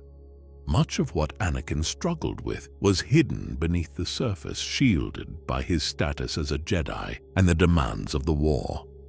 Rex's perspective, shaped by loyalty, respect, and the rigid structure of the Republic's military, meant that his observations of Anakin were filtered through a lens of admiration and duty.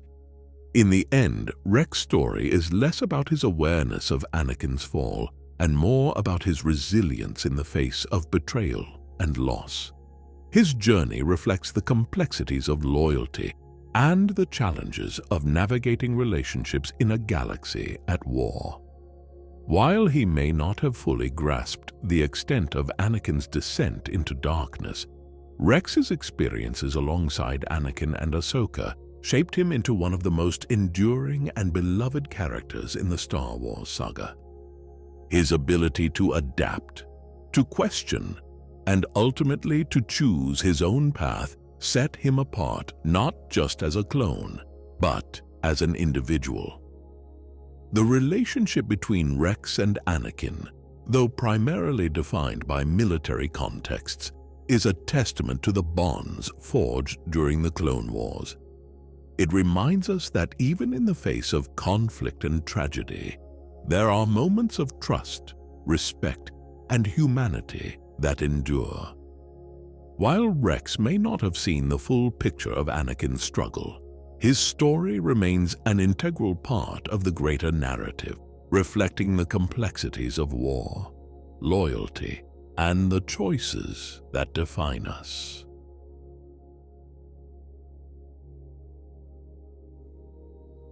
The idea that R2-D2 has been a covert hero all along is one of the more fascinating reinterpretations of Star Wars. For decades, we've known him as the loyal astromech droid, the trusty sidekick who was always there to save the day. But what if R2-D2 was more than just a companion? What if he was actively working to shape the events of the saga, playing a crucial role in the fight against the Empire? At first glance, R2-D2's role seems straightforward. He's a plucky droid with a knack for getting into and out of trouble.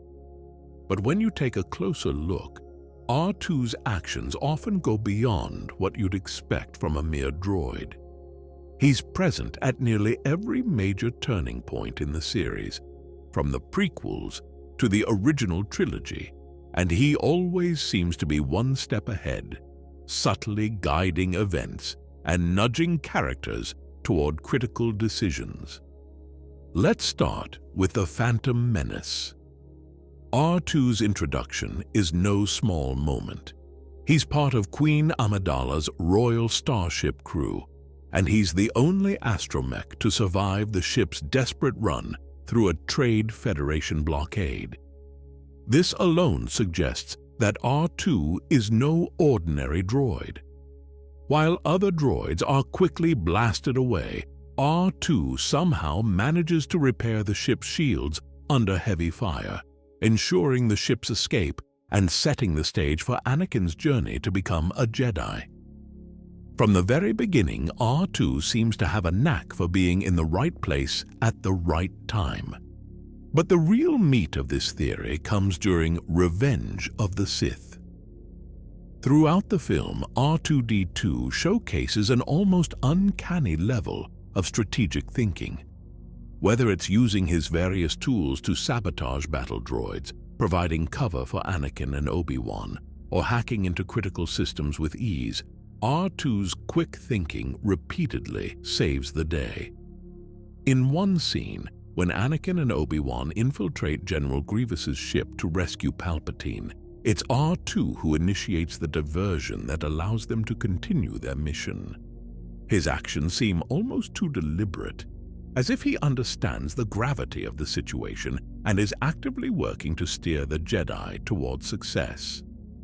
One of the biggest clues supporting this theory is R2-D2's memory, or rather, his lack of a memory wipe. Unlike C-3PO, whose memory is wiped at the end of Revenge of the Sith, R2's memory remains intact throughout the saga. This means that R2 carries all the knowledge and experiences from the Clone Wars right into the events of the original trilogy. He knows who Anakin Skywalker is, he understands the history of the Jedi, and he's fully aware of the Empire's rise to power. With this continuity of memory, R2-D2 isn't just a passive observer. He's a character who retains critical information and can make decisions based on the entire history of the conflict. This raises an intriguing possibility. Could R2-D2 have been a covert hero from the very beginning? It's certainly possible. R2's knowledge of the Clone Wars and his experience working alongside key figures like Anakin, Obi-Wan, and Bail Organa would have made him an invaluable asset. It's not a stretch to imagine that he could have been part of an early intelligence network, quietly relaying information to the Rebel Alliance while playing the role of a simple astromech droid. R2's role in A New Hope is perhaps the most obvious evidence of his importance as a hidden hero. He's the one who receives the Death Star plans from Princess Leia, and he's the one who carries the message to Obi-Wan Kenobi. While C-3PO is mostly clueless about what's going on, R2 seems to have a clear sense of purpose. He stubbornly refuses to be captured by the Jawas. He consistently moves toward Kenobi's location, and he even goes so far as to manipulate Luke into removing his restraining bolt, allowing him to continue his mission. These actions suggest a level of intelligence and determination that goes beyond simple programming. Once the plans reach the Rebel base on Yavin 4, R2 continues to play a pivotal role. He's the one who assists in analyzing the Death Star's weaknesses, ultimately leading to the discovery of the thermal exhaust port, a key detail that allows Luke to destroy the station. Throughout the Battle of Yavin, R2 is more than just Luke's co-pilot. He's actively involved in keeping the X-Wing operational, making sure that Luke has the best possible chance of success. It's almost as if R2 is fulfilling a mission he's been working toward for years. The idea that R2-D2 is a hidden hero reframes many of his actions throughout the original trilogy. In The Empire Strikes Back, R2's quick thinking once again proves crucial, whether it's repairing the hyperdrive on the Millennium Falcon or providing critical support to Luke on Dagobah. And in Return of the Jedi, R2 is part of the mission to rescue Han Solo from Jabba the Hutt. He's the one who carries Luke's lightsaber, cleverly concealing it until the right moment. R2's strategic placement during the battle on the sail barge suggests that he was not only part of the plan, but actively orchestrating parts of it. What makes this theory particularly compelling is the nature of R2-D2's autonomy. While other droids in the Star Wars universe are often portrayed as subservient or restricted by programming, R2 is different. He frequently displays independent thought, making decisions that impact the larger story. His ability to bypass Imperial systems, access restricted data, and communicate directly with key Rebel leaders further supports the idea that he's more than just a regular astromech droid. R2's relationship with key characters also adds weight to this theory. He's trusted implicitly by figures like Leia, Luke, and even Obi-Wan, who treats R2 as more than just a tool. There's a sense that R2 is part of the inner circle, privy to secrets and strategies that would be essential for a covert hero. Unlike C-3PO, who is often left in the dark, R2 seems to know more than he lets on, consistently providing vital assistance at critical moments. If we accept the idea that R2-D2 was a covert hero all along, it adds a layer of depth to the Star Wars saga.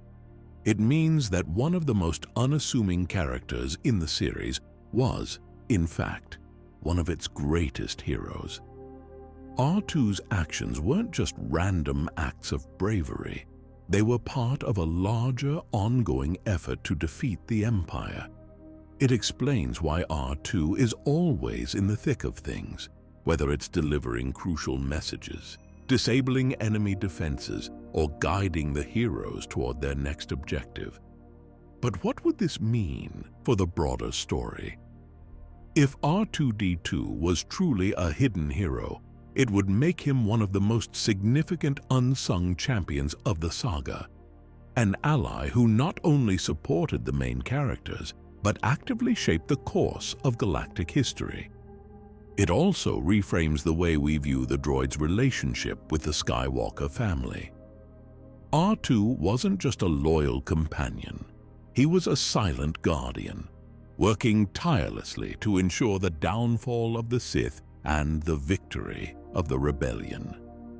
In the end, whether or not R2-D2 was a covert hero, the theory highlights just how important he was to the Star Wars saga. From the Clone Wars to the Galactic Civil War, R2's presence at nearly every major event suggests a level of involvement that goes beyond mere coincidence. He's not just a sidekick, he's a key player, an agent of hope, and perhaps the most underestimated hero of them all.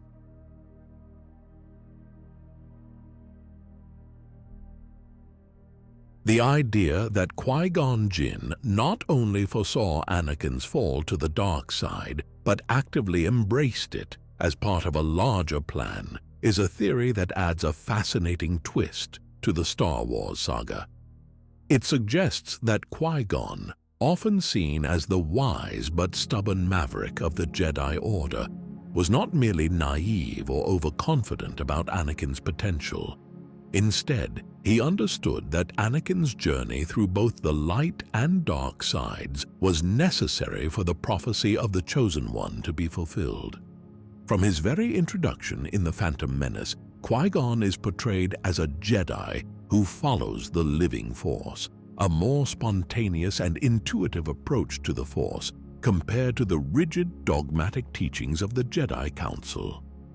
This connection to the living Force is what drives Qui-Gon to trust his instincts and take risks, even when they go against the Council's decisions.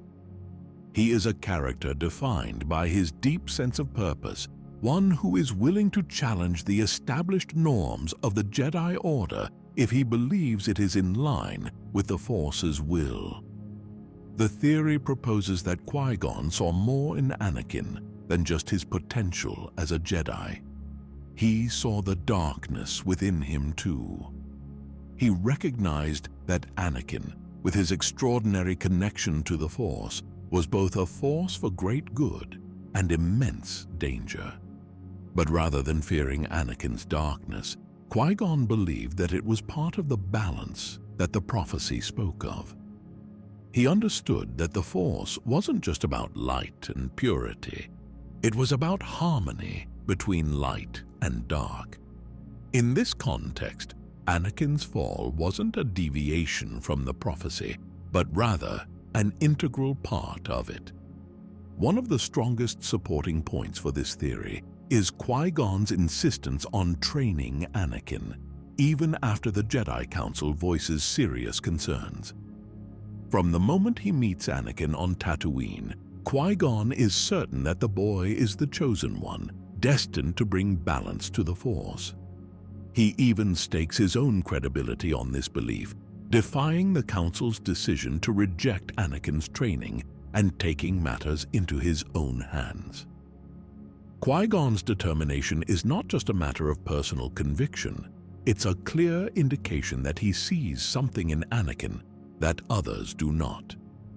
Could it be that Qui-Gon's intuition told him that Anakin's path, dark as it might become, was necessary for the Force to reach true equilibrium?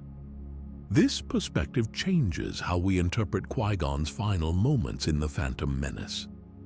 As he lies dying at the hands of Darth Maul, his last request to Obi-Wan is to train Anakin. This isn't a casual wish. It's a dying man's plea, one made with a sense of urgency and purpose.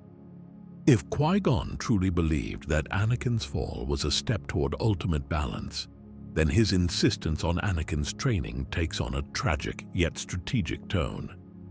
Qui-Gon wasn't just trying to honor the prophecy, he was trying to set in motion a series of events that would fulfill it, even if it meant the rise of Darth Vader. Qui-Gon's unorthodox approach to the Force also suggests that he might have been more open to the idea of balance involving both the light and dark sides. Unlike the Jedi Council, which viewed the dark side as something to be avoided and suppressed, Qui-Gon might have seen it as an inevitable part of the Force's natural balance. He wasn't blinded by the dogma of the Jedi Order, which is why he was willing to take the risk of training Anakin, despite the darkness he sensed within him. If we accept this theory, it turns Qui-Gon from a character who made a fatal error into a master strategist who understood the bigger picture. Rather than being a victim of Anakin's eventual betrayal, Qui-Gon becomes a Jedi who saw beyond the immediate consequences and recognized that the fall of the Jedi and the rise of the Sith were necessary parts of the Force's cycle. His actions weren't just about saving the galaxy in the short term. They were about bringing it to a place where balance could finally be achieved, even if it meant enduring a period of darkness first. This theory also changes how we view Anakin's journey. Instead of being a tragic tale of potential loss to the dark side, Anakin's story becomes one of necessary transformation. It suggests that Anakin's turn to Darth Vader was part of a grander plan, one that would ultimately lead to his redemption and the fulfillment of the prophecy. By embracing both the light and dark aspects of the Force, Anakin becomes the embodiment of balance, a process that could only happen after experiencing the full spectrum of the Force's power. If Qui-Gon had indeed foreseen this path for Anakin, it would explain his willingness to defy the Jedi Council so fiercely. He wasn't just acting out of stubbornness or misplaced faith. He was acting on a vision of the Force's will. Qui-Gon was always portrayed as a Jedi who operated on a deeper level of intuition, guided by a sense of destiny rather than rules. This makes it entirely plausible that he saw Anakin's future and understood it as part of a necessary process for achieving balance. This theory also sheds light on Qui-Gon's interactions with the Force after death. In the Clone Wars series, it is revealed that Qui-Gon learned to retain his consciousness after death, becoming one of the first Jedi to achieve this form of immortality. His connection to the living Force allowed him to understand aspects of the Force that other Jedi could not. If he foresaw Anakin's eventual redemption, it's possible that Qui-Gon continued to guide the events of the saga from beyond, subtly influencing characters like Yoda and Obi-Wan in their efforts to train Luke, who would ultimately redeem Anakin. There's an undeniable irony in the idea that the very Jedi who set Anakin's path in motion was the one who foresaw the darkness that would follow. But this irony is also what makes the theory so compelling. Qui-Gon's understanding of the prophecy wasn't about avoiding the darkness. It was about embracing it as a necessary part of the journey. This interpretation paints him as a visionary, one who saw the full picture of what the Force required, even if it meant enduring great personal loss. If true, this theory adds a tragic yet heroic layer to Qui-Gon's character. He wasn't just a Jedi who believed in the Chosen One. He was a Jedi who believed in the Force's larger design, one that required balance through both creation and destruction. In this context, Qui-Gon's decision to train Anakin wasn't a mistake. It was a calculated choice made by someone who understood that sometimes the path to balance requires walking through darkness before finding the light. Ultimately, this theory transforms Qui-Gon from a maverick who took a gamble on Anakin into a Jedi who had a deep, almost prophetic understanding of the Force's will. His story becomes one of foresight, sacrifice, and unwavering belief in the prophecy, even when it meant embracing the darker aspects of the Force. It adds a layer of complexity to Qui-Gon's character, making him not just a wise mentor, but a Jedi whose actions were guided by a profound sense of destiny. The ancient Jedi prophecy of the Chosen One states that one would come, born of no father, to restore balance to the Force. For generations, the Jedi Order interpreted this to mean the destruction of the Sith. But what if they fundamentally misunderstood the true meaning of balance? What if the Force had a far more intricate plan in motion? When we examine the exact timing of events during Order 66 and the fall of the Republic, we discover something remarkable. The moment Anakin Skywalker fully embraced the dark side and became Darth Vader coincided precisely with the birth of his children, Luke and Leia.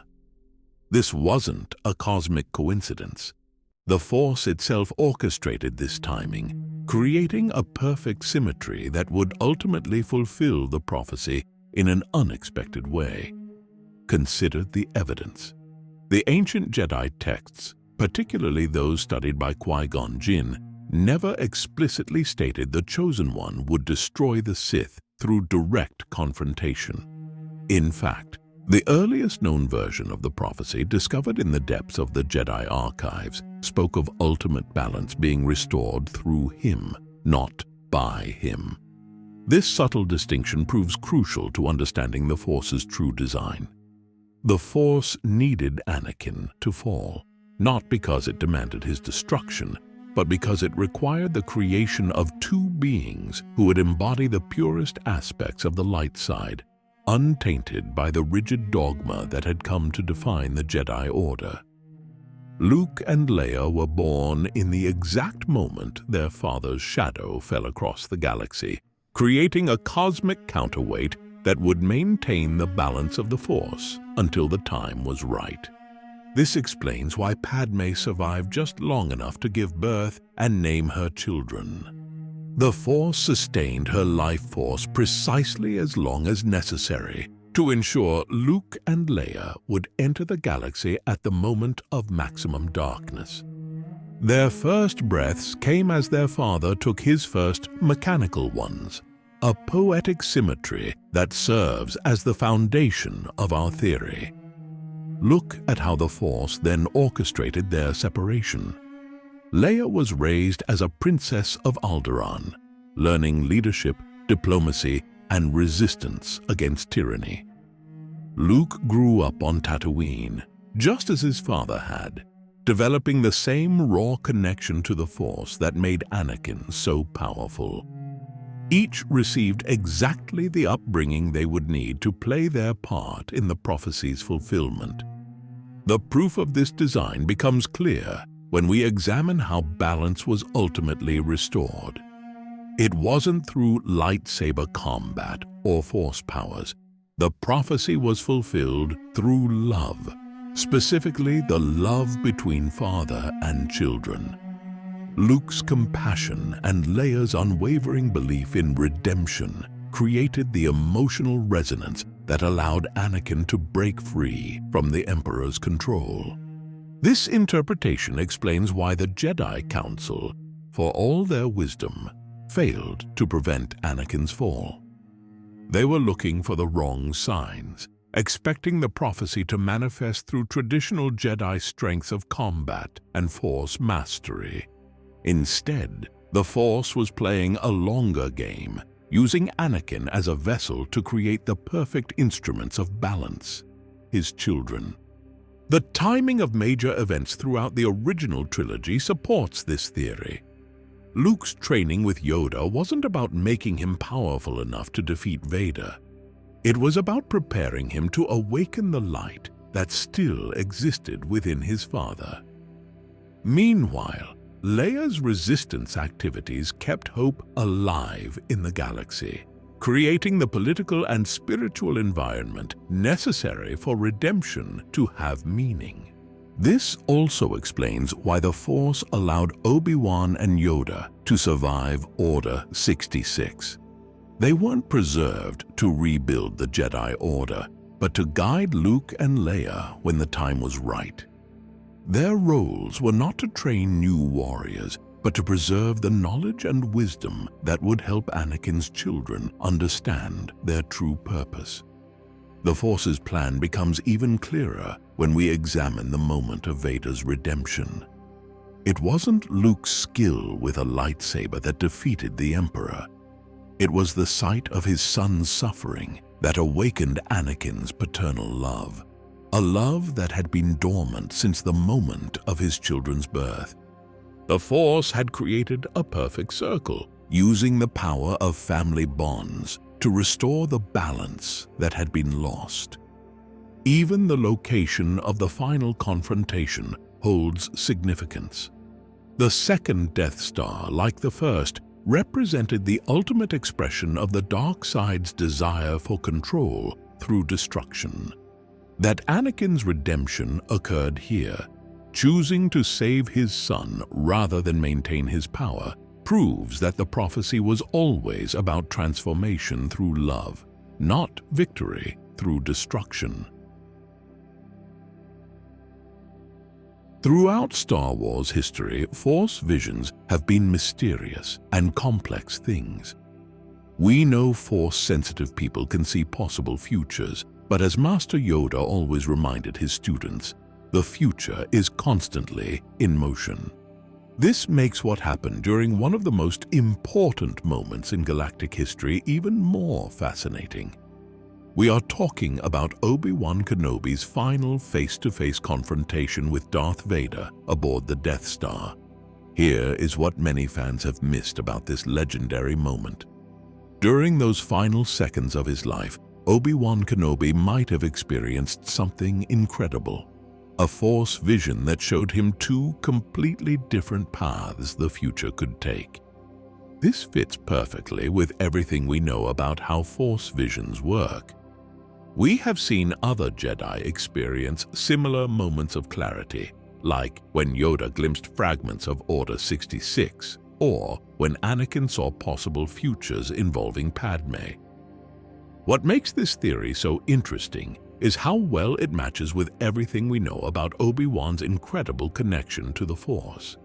By this point in his life, he had spent years learning directly from Qui-Gon Jinn's spirit, growing in wisdom and understanding far beyond what most Jedi ever achieved. We know Jedi can become better at receiving and interpreting visions through meditation and training, which is exactly what Obi-Wan had been doing during all those years alone in the desert of Tatooine.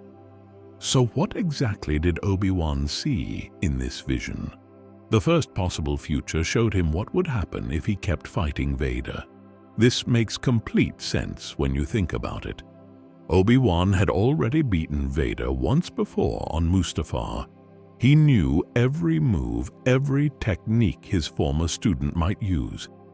Even with all of Vader's cybernetic enhancements, Obi-Wan's incredible defensive fighting style might have given him the edge. But this vision showed him something terrible. Winning the fight would lead to disaster for Luke's future. According to this theory, if Obi-Wan had defeated Vader again, it would have completely changed Luke's path. Instead of being inspired by his mentor's sacrifice and driven to understand the ways of the Jedi, Luke would have been consumed by anger and the desire for revenge against the Empire. We have seen this pattern play out again and again in Star Wars. The desire for revenge almost always leads to the dark side. It happened to Anakin. It happened to Count Dooku. And in this alternate future, it would have happened to Luke too. But then Obi-Wan saw a second possible future. This was the path he ultimately chose, one where his sacrifice would accomplish several crucial things. First, it would create the distraction needed for Luke, Leia, and the others to escape the Death Star. But more importantly, it would give Luke the kind of loss that leads to growth and understanding rather than anger and hatred. This lines up perfectly with everything the Jedi believed about self-sacrifice and choosing peace over violence whenever possible. This theory explains so many little details about that final duel. Remember that mysterious smile on Obi-Wan's face just before Vader struck him down? It never made sense before, but if he had just seen a vision showing him that this was the only way to save not just Luke, but possibly Anakin's soul as well, that smile becomes incredibly powerful. We have seen other Jedi act on their visions in crucial moments exactly like this. The theory also helps explain why Obi-Wan was able to guide Luke so effectively as a Force spirit immediately after his death. If he had already seen these events through the Force, he would have been completely prepared to continue teaching Luke from beyond. This matches everything we know about Force ghosts and how Jedi can maintain their identity after death if they prepare properly and have a strong enough purpose. Think about Obi-Wan's famous last words to Vader. "If you strike me down, I shall become more powerful than you can possibly imagine." Everyone always thought he just meant becoming a Force ghost. But what if he was also talking about how his sacrifice would shape everything that came after? How it would help Luke grow into a true Jedi and eventually lead to Anakin Skywalker's redemption. Looking at Obi-Wan's whole story through this lens makes everything deeper. We see him grow from someone who strictly followed every Jedi rule to someone who truly understood that sometimes the most powerful thing you can do with the Force is choose not to use it at all. His decision to sacrifice himself becomes not just a noble death, but a moment of incredible wisdom and foresight. This theory tells us something profound about how the light side of the Force really works. It is not about showing off power or winning fights. It is about sacrifice, wisdom, and trusting in the larger purpose of the Force itself. This fits perfectly with everything Star Wars has taught us about the difference between light and dark. While the dark side is all about domination and control, the light side guides and protects through understanding and sacrifice. When you look at all the evidence, it paints an incredible picture. That smile, those cryptic words, the perfect timing of his sacrifice, and everything that came after. It all suggests that in those final moments, Obi-Wan Kenobi saw far beyond the simple duel in front of him. He saw the paths of possible futures stretching out before him and made the choice that would echo through the galaxy for generations to come. A choice that would eventually help bring balance to the Force itself. The Battle of Naboo holds one of the most pivotal moments in Star Wars history, though not for the reasons most people think. While many see Qui-Gon Jinn's death as simply a tragic loss to Darth Maul's superior combat skills, there might be something far more profound at work. According to this fascinating theory, Qui-Gon's death was not just fate or bad luck. It was a conscious choice made through the light side of the Force. Let us look at what we know about Qui-Gon's final battle. As an experienced Jedi Master nearing 60 years old, he was already showing signs of fatigue during the intense duel with Maul. But Qui-Gon was no ordinary Jedi. He had spent years studying ancient Force techniques, particularly those of the Whills. He understood aspects of the Force that many other Jedi had forgotten or ignored. This theory suggests that in those final moments of combat, Qui-Gon received a profound insight through the Force.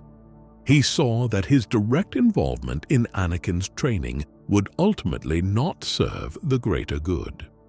Qui-Gon was known for his maverick nature and his willingness to bend or even break Jedi rules when he felt it was right. While these qualities made him an extraordinary Jedi, they might have made him exactly the wrong person to train the Chosen One. Consider what we know about Anakin Skywalker's personality. He was already struggling with attachment issues, fear of loss, and a tendency to rebel against authority. Under Qui-Gon's more permissive guidance, these traits might have gone unchecked. Qui-Gon's tendency to follow his own path rather than Jedi tradition could have reinforced Anakin's natural inclination to reject rules and structure. But Obi-Wan Kenobi was different. He represented a perfect balance of compassion and discipline. While he understood and respected Jedi traditions, he was not blindly bound by them. His more structured approach to training would provide the boundaries and guidance that Anakin desperately needed, even if it could not ultimately prevent his fall. The theory suggests that Qui-Gon realized something profound in those final moments. He understood that Anakin's journey would necessarily include both a fall to darkness and an eventual return to light. The path to bringing balance to the Force would not be a straight line, but rather a complex journey through both light and shadow. For this journey, Anakin would need a teacher who could instill proper Jedi discipline while still maintaining enough flexibility to understand change and growth. This explains Qui-Gon's famous last words, where he made Obi-Wan promise to train Anakin. It was not merely a dying man's desperate request. It was a carefully considered choice, made with the wisdom granted by the Force itself. By placing Anakin's training in Obi-Wan's hands, Qui-Gon was setting up the exact circumstances needed for the prophecy of the Chosen One to ultimately be fulfilled. But the theory goes even deeper. Qui-Gon's choice to become one with the Force was not just about choosing the right teacher for Anakin. It was about positioning himself to guide both Anakin and Obi-Wan from beyond death. Remember, Qui-Gon had already discovered the secret of retaining consciousness after death, though he had not yet perfected the technique. By accepting his physical death, he could focus entirely on mastering this ability. This explains why Qui-Gon was the first known Jedi to return as a Force spirit. He did not achieve this by accident. He had been preparing for it, understanding that his influence would be more powerful as a spirit guide than as a living teacher. From this state of pure Force consciousness, he could watch over both Obi-Wan and Anakin, offering guidance when needed without directly interfering with their necessary journey. Think about how this played out. Qui-Gon's spirit later taught Yoda and Obi-Wan how to maintain their consciousness after death. This knowledge proved crucial in allowing them to continue guiding Luke Skywalker even after their own physical deaths. In this way, Qui-Gon's sacrifice laid the groundwork for not just Anakin's eventual redemption, but for the entire future of the Jedi Order. The timing of Qui-Gon's death also proves interesting when examined through this lens. It occurred exactly when Anakin was at his most vulnerable, having just left his mother and facing an uncertain future. This emotional crucible forced Obi-Wan to step up not just as a teacher, but as a father figure.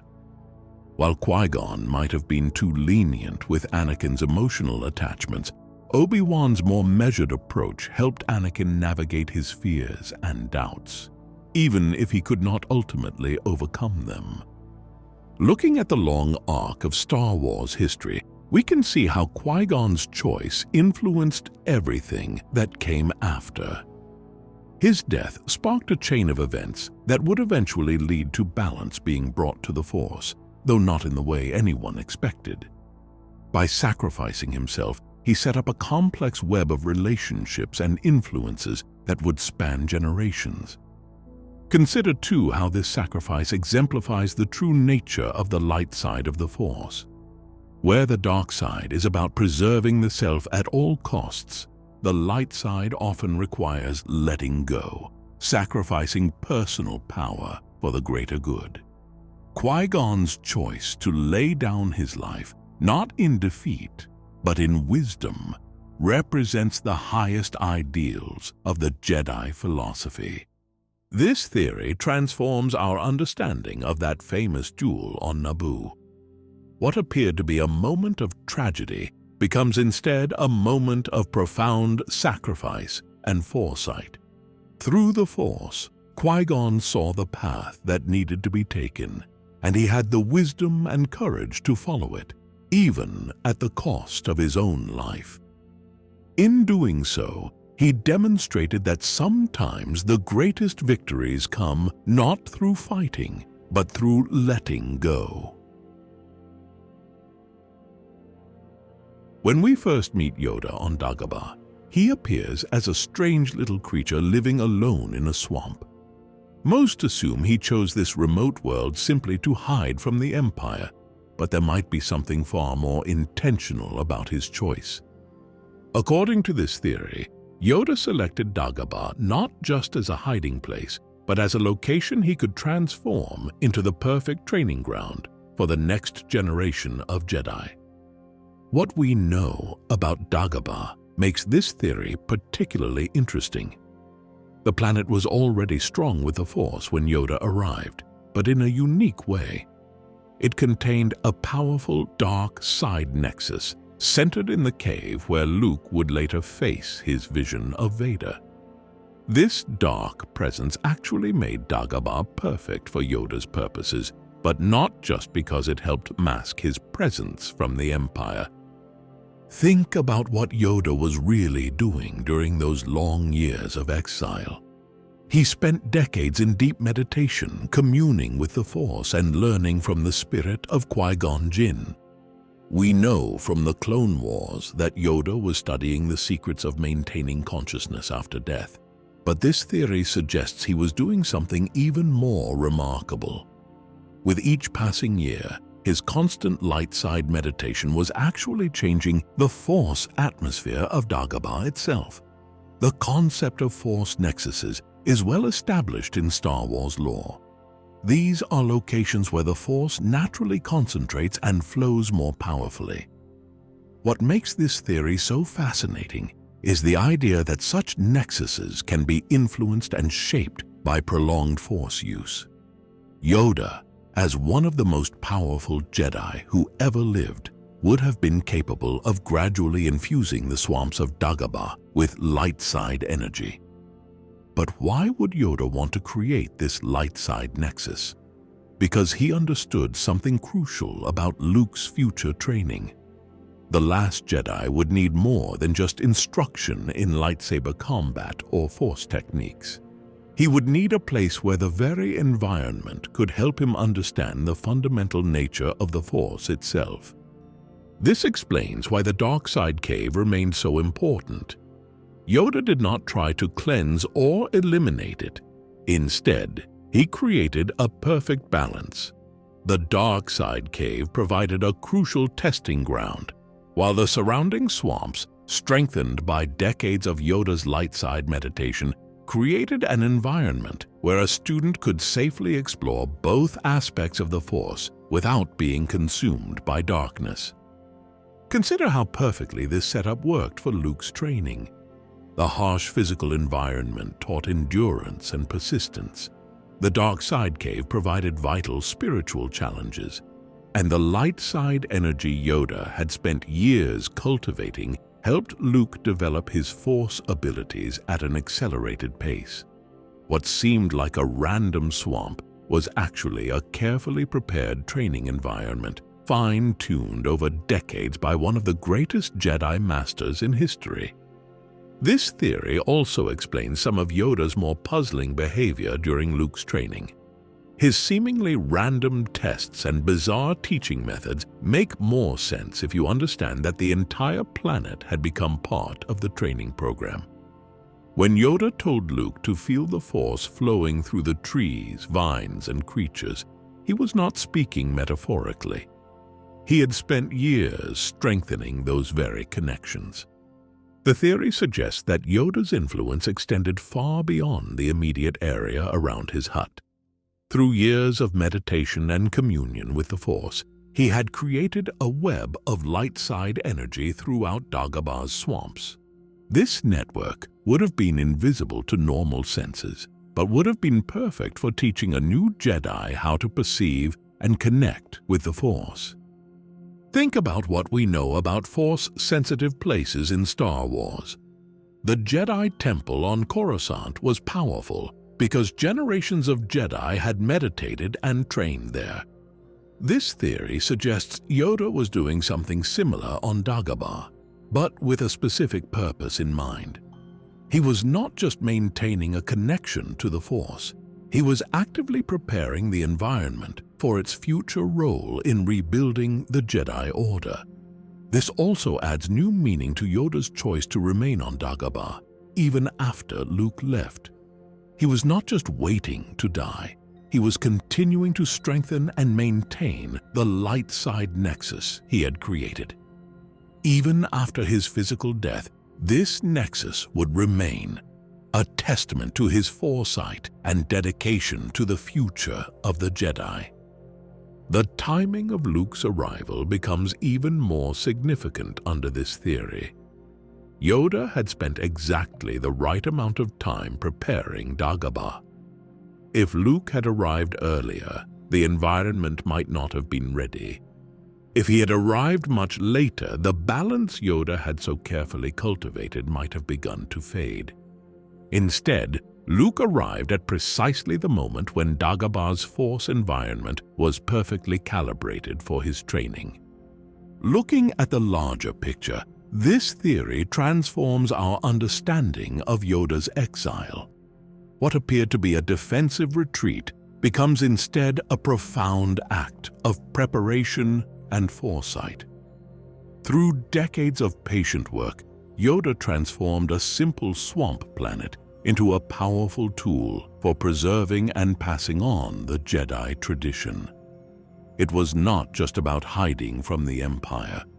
It was about preparing for the moment when the Force would begin to restore balance to the galaxy. This interpretation shows us something profound about the nature of the light side. Where the dark side often seeks quick results through dramatic displays of power, the light side works through patience, preparation, and subtle influence. Yoda's decades of quiet meditation, gradually strengthening the Force presence on Dagobah, exemplifies this approach perfectly. He understood that sometimes the most powerful actions are the ones that take the longest to bear fruit. The final moments between Padme Amidala and Anakin Skywalker have always been shrouded in mystery and tragedy. But there might be something far more significant about Padme's last words than anyone realized. This theory suggests that when she used her final breath to insist there was still good in Anakin, she unknowingly created a Force technique so powerful it would eventually help bring down the entire Empire. We know that Padme was not Force-sensitive in any traditional sense. She never displayed any ability to use the Force actively. However, the Force flows through all living things, and in moments of extreme emotion or significance, even non-Force-sensitive individuals can sometimes channel its power without realizing it. This theory suggests that Padme's absolute love for Anakin, combined with her unshakable faith in his inherent goodness, created something unprecedented. The timing is particularly significant. Remember that Padme's death was carefully staged to appear as though she died while still pregnant. Bail Organa and Obi-Wan went to extraordinary lengths to maintain this deception, even having her body prepared to appear pregnant during her funeral procession. This elaborate cover-up helped protect Luke and Leia, but it might have served another purpose too. By making it appear that the children died with her, they ensured that Vader's grief and guilt would be complete. This complete devastation of Anakin Skywalker's old life might have actually been crucial for Padme's Force anchor to work. In his darkest moment, when he believed he had destroyed everything he ever loved, her final words of faith in his goodness became embedded deep within his psyche. Like a seed planted in fertile soil, this light side anchor took root in the very foundation of his being. Think about how unusual Vader's eventual redemption really was. Throughout Star Wars history, we have seen very few examples of anyone breaking free from the dark side's influence, especially after being immersed in it for so long. Yet somehow, after decades of loyal service to Palpatine, after countless acts of cruelty and oppression, Anakin Skywalker was able to break free. This theory suggests that Padme's Force anchor made this possible. The anchor worked in subtle ways throughout Vader's years of service to the Empire. Notice how he never fully embraced the Sith philosophy of complete emotional detachment. While other Sith sought to eliminate all traces of love and attachment, Vader remained haunted by his past. He kept returning to places connected to Padme, maintained some connection to his old identity, and never completely severed his capacity for love.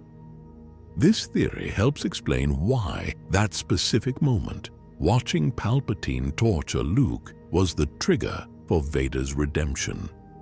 It wasn't just seeing his son in pain. It was seeing his son in pain while maintaining the same unshakable faith in his father's goodness that Padme had expressed with her dying breath. This parallel activated the dormant Force anchor, finally giving Anakin the strength to break free from Palpatine's influence. Consider, too, how this fits with what we know about the light side of the Force. While the dark side operates through dominance and control, the light side often works through love, faith, and connection. Padme's final act was a perfect expression of these principles. She did not try to control or change Anakin. She simply stated her absolute faith in his inherent goodness, creating a reminder that would echo through decades. The power of this Force anchor also explains some of Vader's behavior that never quite made sense otherwise. His obsession with finding Luke, for instance, went beyond simple dark side desire for power. The anchor created by Padme made him instinctively seek out connections to his old life, even if he did not consciously understand why. It kept some small part of Anakin Skywalker alive within the shell of Darth Vader. We can see evidence of the anchor's influence in how Vader treated Luke compared to other potential apprentices. While he was ruthless and manipulative with others, something always held him back with Luke. Even when he claimed he wanted to rule the galaxy with his son, he never actually tried to corrupt Luke the way Palpatine did. The anchor prevented him from fully embracing the dark side approach to father and son. This also adds new meaning to Luke's own unwavering faith in his father's capacity for redemption. Perhaps through the Force, he could sense the anchor his mother had created. This would explain why he remained so certain there was still good in Vader, even when everyone else, including Obi-Wan and Yoda, believed Anakin Skywalker was truly gone. He was unconsciously sensing the light side energy his mother had embedded in his father's soul. The theory suggests that Padme's Force anchor worked in perfect harmony with Luke's efforts to redeem his father. While Luke provided the external catalyst, actively reaching out to the good in Vader, the anchor provided the internal foundation that made redemption possible. It was the combination of these forces, mother and son both believing in Anakin's fundamental goodness, that finally broke Palpatine's hold. Looking at the larger picture, This interpretation transforms Padmé's death from a simple tragedy into something far more profound. Her final act of love and faith created a light side influence so subtle yet so powerful that it survived decades of darkness.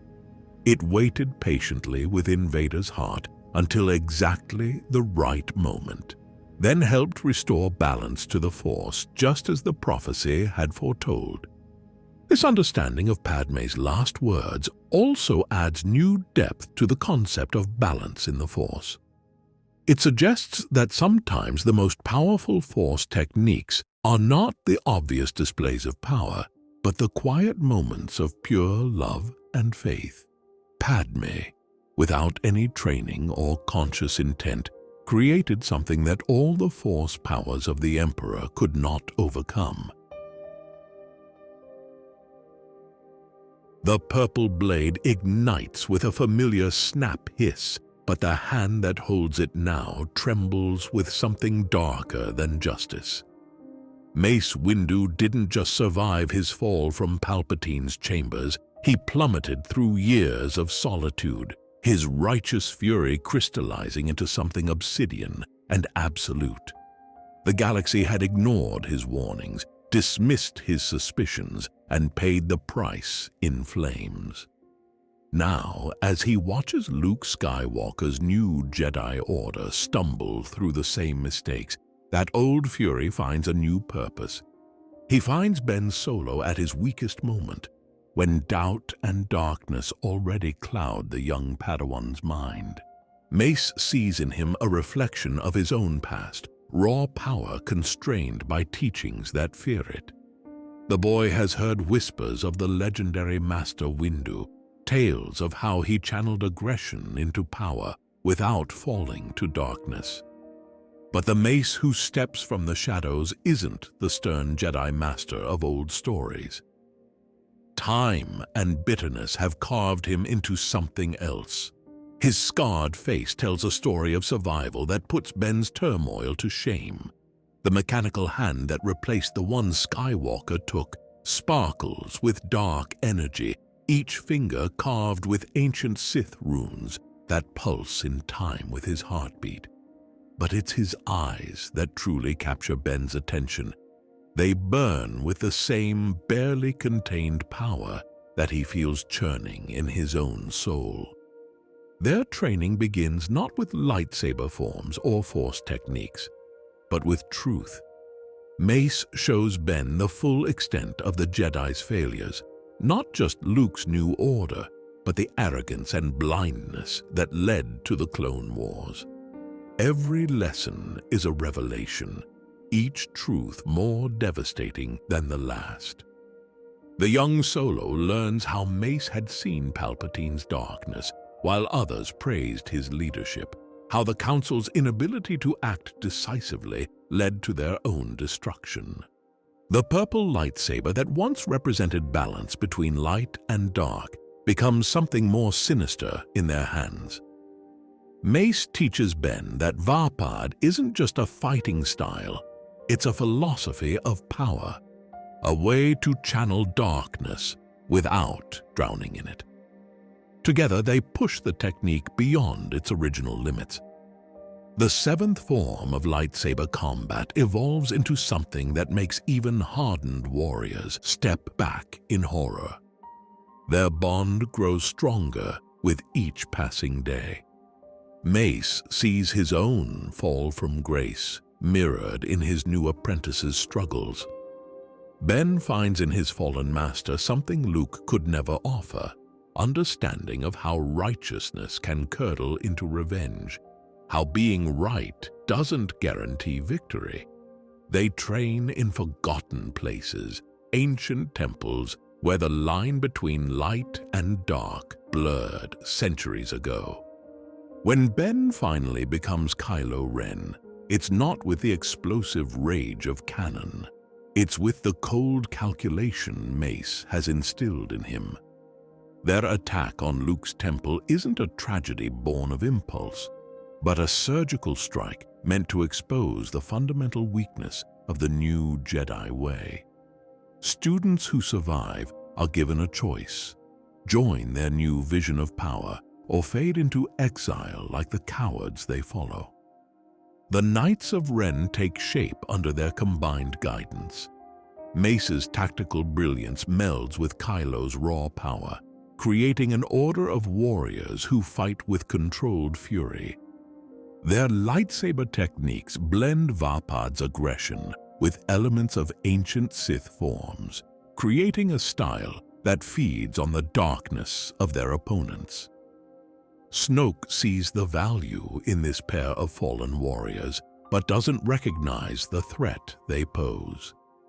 While he believes himself to be manipulating Kylo Ren, Mace and his apprentice play a longer game. Every mission that takes them deeper into First Order territory gives them more opportunities to plant seeds of discord, to identify weaknesses in the Supreme Leader's rule. Their sparring sessions become legendary among First Order ranks. Two dark figures moving faster than the eye can follow, purple and red blades weaving patterns that leave burning after images in the air. But it's more than just combat training. Each clash is a lesson in controlled power, in turning emotion into weapon without letting it control you. The galaxy trembles at rumors of their operations. Worlds that resist First Order rule don't just fall. They're systematically dismantled, their defenses picked apart with a precision that speaks of decades of military experience. Mace's strategic genius combines with Kylo's Force abilities to create victories that feel more like elaborate executions than battles. As their influence grows, whispers of their true plan begin to surface. This isn't about serving Snoke or hunting Luke or even ruling the galaxy. It's about reformation, burning away the weakness that allowed Sidious to rise, that let the Empire take hold, that continues to pollute the Force with half measures and compromises. Each world they conquer becomes a testing ground for their philosophy of power. Their legacy spreads through the First Order's ranks like a virus. Young officers study holovids of their missions, trying to grasp the principles behind their perfect coordination. Force-sensitive recruits dream of being chosen for their special training program, even as survivors whisper warnings about its intensity. The purple-tinged darkness they wield feels different from Snoke's corrupting influence, more refined, more purposeful, more seductive. But in quiet moments, when meditation brings no peace and the Force churns with remembered betrayals, master and apprentice understand their true kinship. They are the ones who saw truth too clearly, who tried to warn others of approaching darkness, who were cast aside for daring to name the shadows others refused to see. Their revenge isn't just about power, it's about proving that they were right, that their way was always the only path to true strength.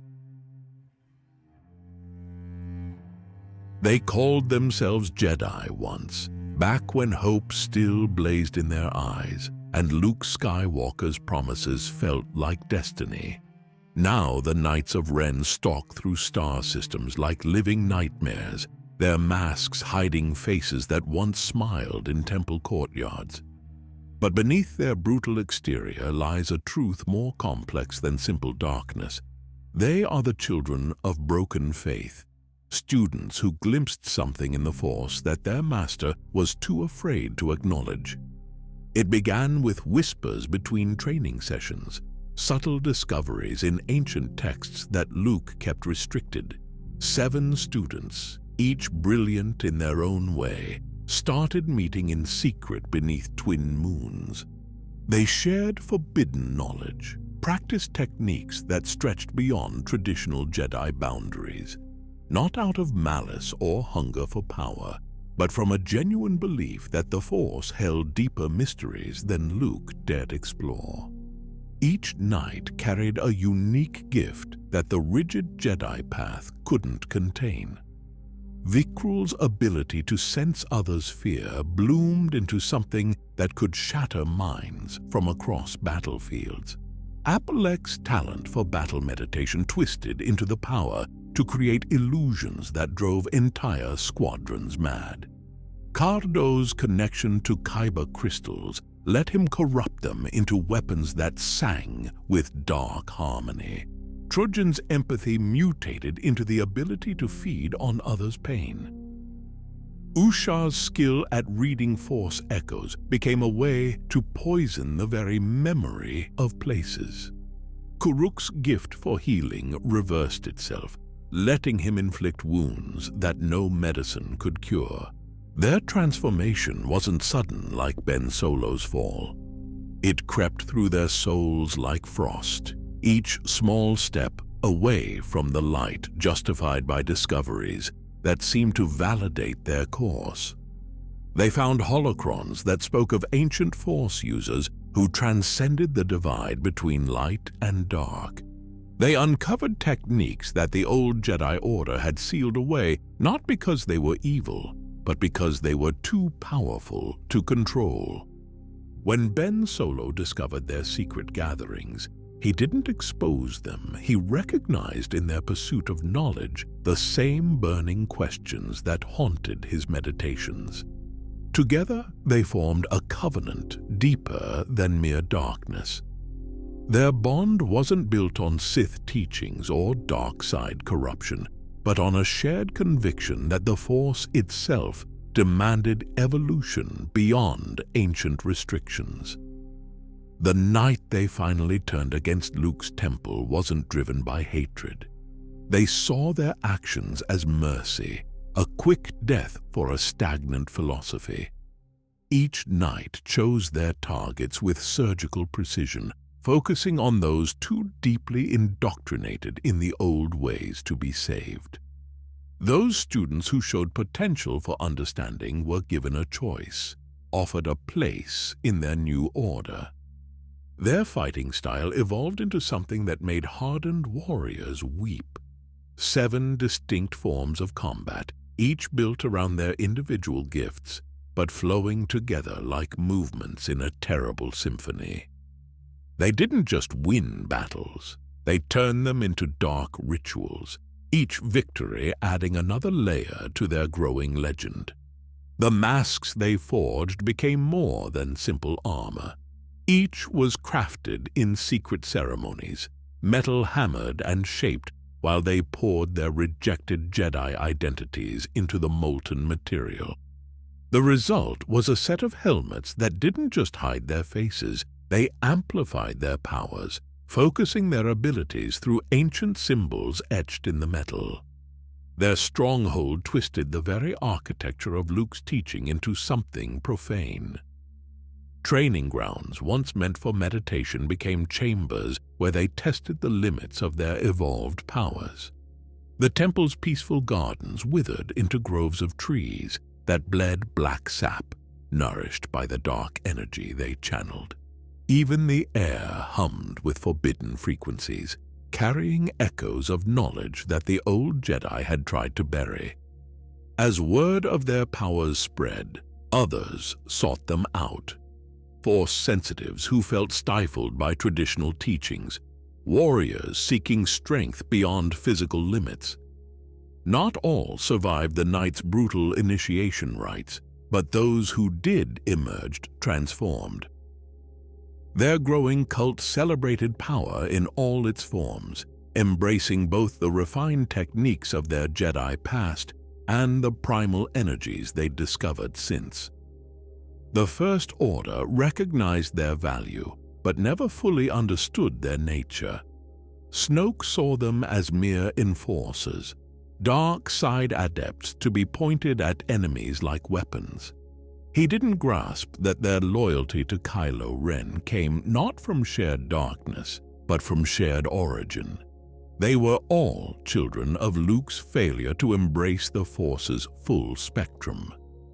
Their missions became dark legends, stories whispered in cantinas across the galaxy, tales of entire resistance cells found frozen in poses of terror, their minds shattered by Vikrul's screaming blade, reports of Aplek turning squadrons against each other with illusions so perfect that soldiers couldn't trust their own eyes, accounts of Cardo turning battlefields into graveyards with weapons that drank life itself. But in rare moments of stillness, when masks are removed and memories surface, something of their former selves flickers in their eyes. Not regret, they're too far gone for that, but understanding of the price they've paid for power. They remember the warmth of Luke's teachings, the simple joy of learning in the temple's halls. Those memories don't weaken them, they sharpen their resolve. Every act of darkness is a testament to how completely they've transcended their old limitations. The Knights of Ren stand as living proof that the path to power isn't always straight descent into evil. Sometimes it winds through places between light and dark, through questions that have no clean answers.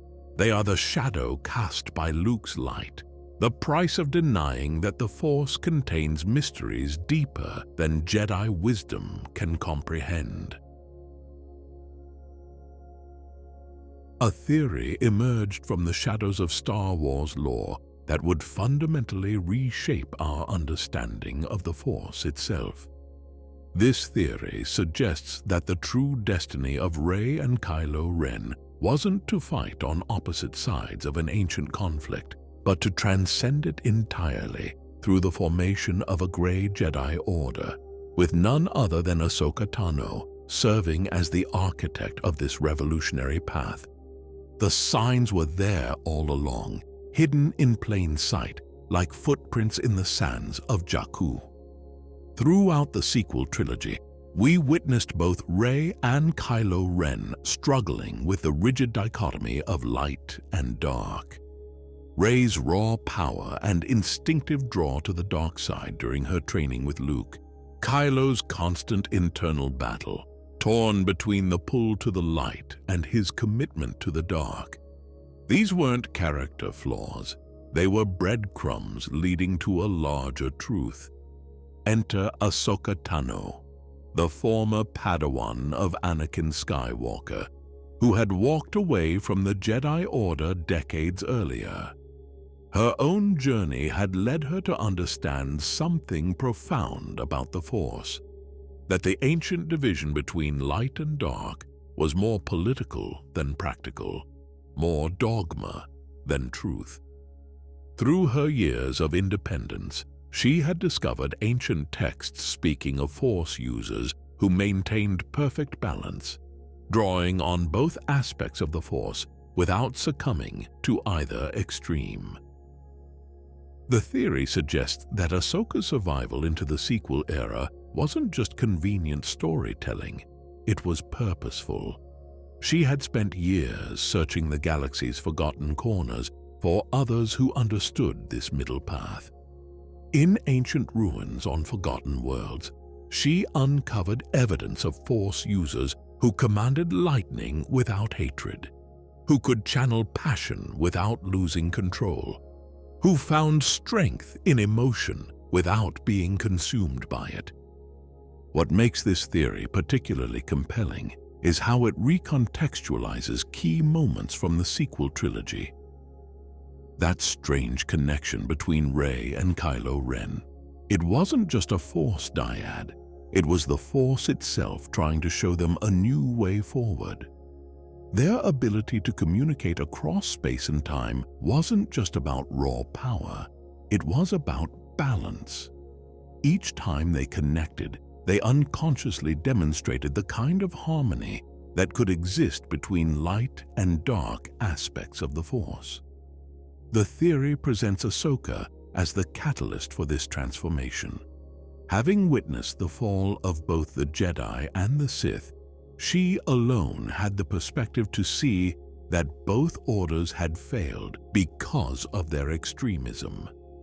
The Jedi's suppression of emotion led to their blindness and rigidity. The Sith's embrace of unfettered passion led to their self-destruction. But what if there was another way? According to this theory, Ahsoka would have approached Rey and Kylo separately, using her unique understanding of their shared struggle. To Rey, she would reveal how her natural inclination to help others could be enhanced, not hindered, by embracing her darker impulses. To Kylo, she would demonstrate how his desire for order and purpose could be fulfilled without sacrificing his compassion and connection to others. The formation of this Grey Jedi Alliance wouldn't be a simple matter of compromise. It would be a complete reimagining of what it means to be a Force user.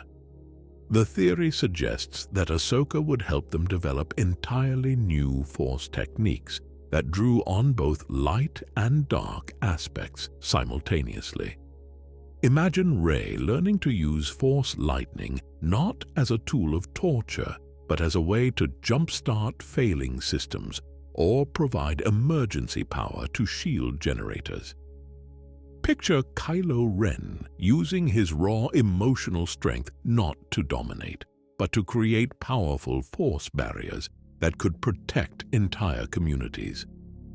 This new path would face resistance from both sides. The remaining Jedi loyalists would see it as a dangerous corruption of their sacred traditions.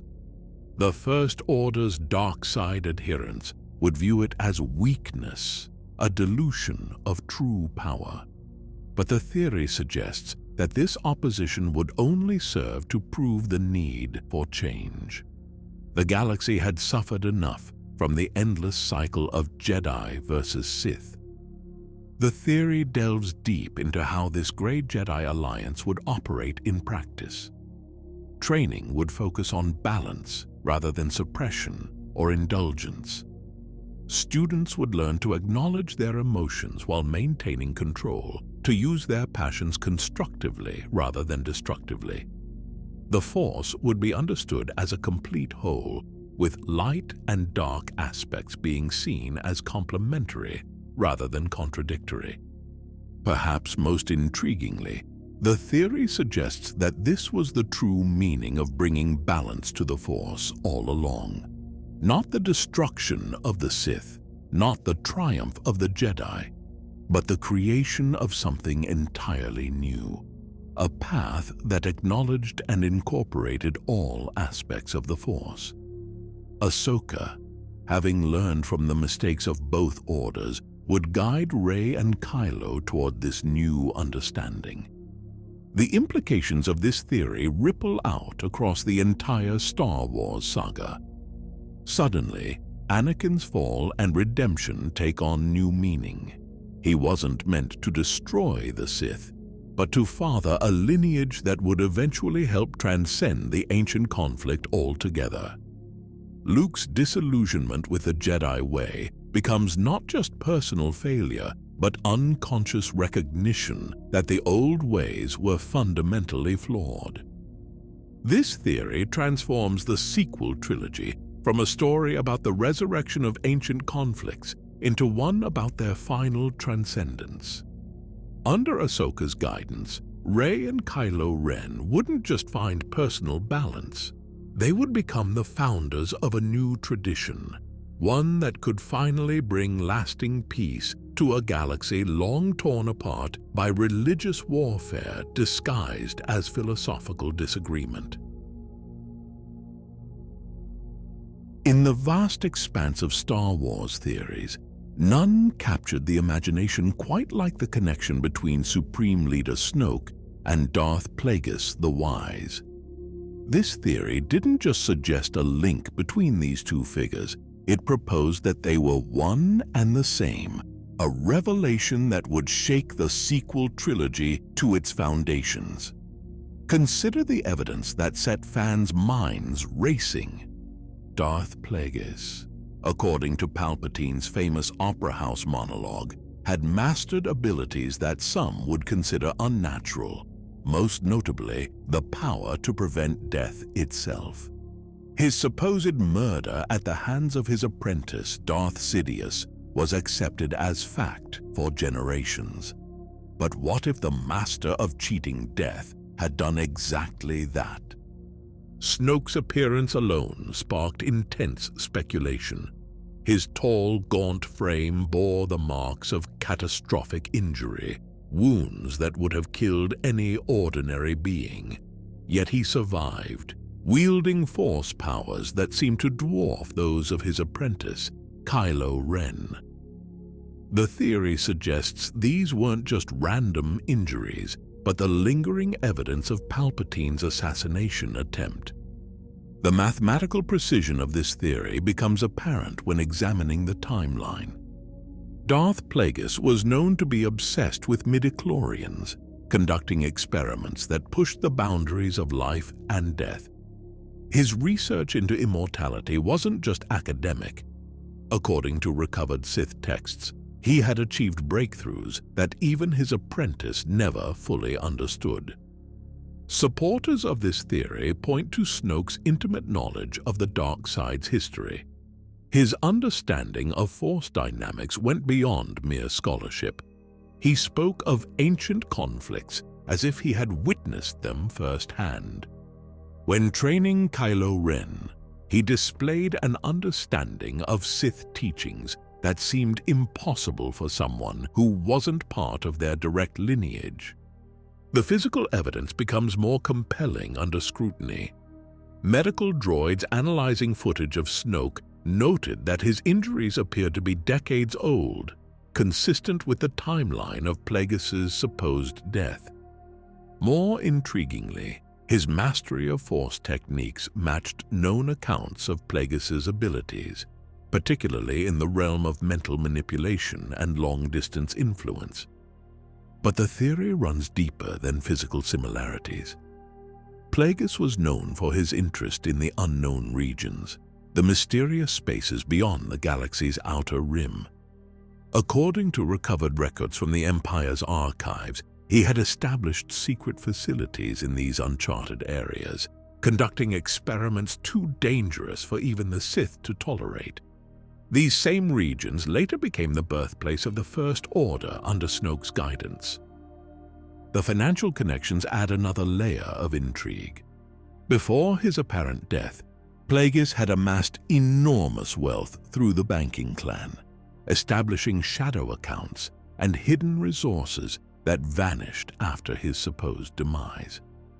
The First Order's sudden rise to power required massive funding that seemed to materialize from nowhere unless one knew where to look. Examining Snoke's command center reveals subtle but significant details. The architecture incorporated ancient Sith designs that only a true scholar of their history would recognize. His throne room bore striking similarities to descriptions of Plagueis' private meditation chamber, down to the specific angles used in its construction, angles known to amplify dark side energies. The theory suggests that Plagueis' survival was no accident. After the attempt on his life, he retreated to the unknown regions, using his mastery of midichlorians to sustain himself while his former apprentice built and ruled the Empire. This wasn't mere hiding. It was calculated patience, waiting for the perfect moment to re-emerge and reclaim control of the galaxy. Snoke's approach to power differed markedly from typical Sith methodology, showing a patient, almost scientific approach that matched historical accounts of Plagueis' methods. He didn't seek to rule through fear alone, but through careful manipulation of political and economic systems, exactly as Plagueis had done during the Republic's final days. The theory provides an elegant explanation for Snoke's obsession with Kylo Ren. As Plagueis, he would have recognized the potential of Vader's bloodline, seeing in Ben Solo a chance to succeed where he had failed with Palpatine. His method of corrupting Ben showed an intimate understanding of Sith techniques for turning Force users to the dark side, techniques that had been lost for generations. Recovered First Order documents hint at Snoke's unprecedented understanding of cloning technology and genetic manipulation. These weren't just random areas of research. They aligned perfectly with Plagueis's known studies into the nature of life itself. The theory suggests that Snoke's apparently physical form might have been a clone body housing the consciousness of Plagueis. The philosophical parallels are equally striking. Both Plagueis and Snoke demonstrated a unique view of the Force, seeing it not as a mystical energy to be revered, but as a tool to be studied and manipulated. This scientific approach to Force mastery was rare among Force users, representing a distinctive philosophical tradition passed from master to apprentice.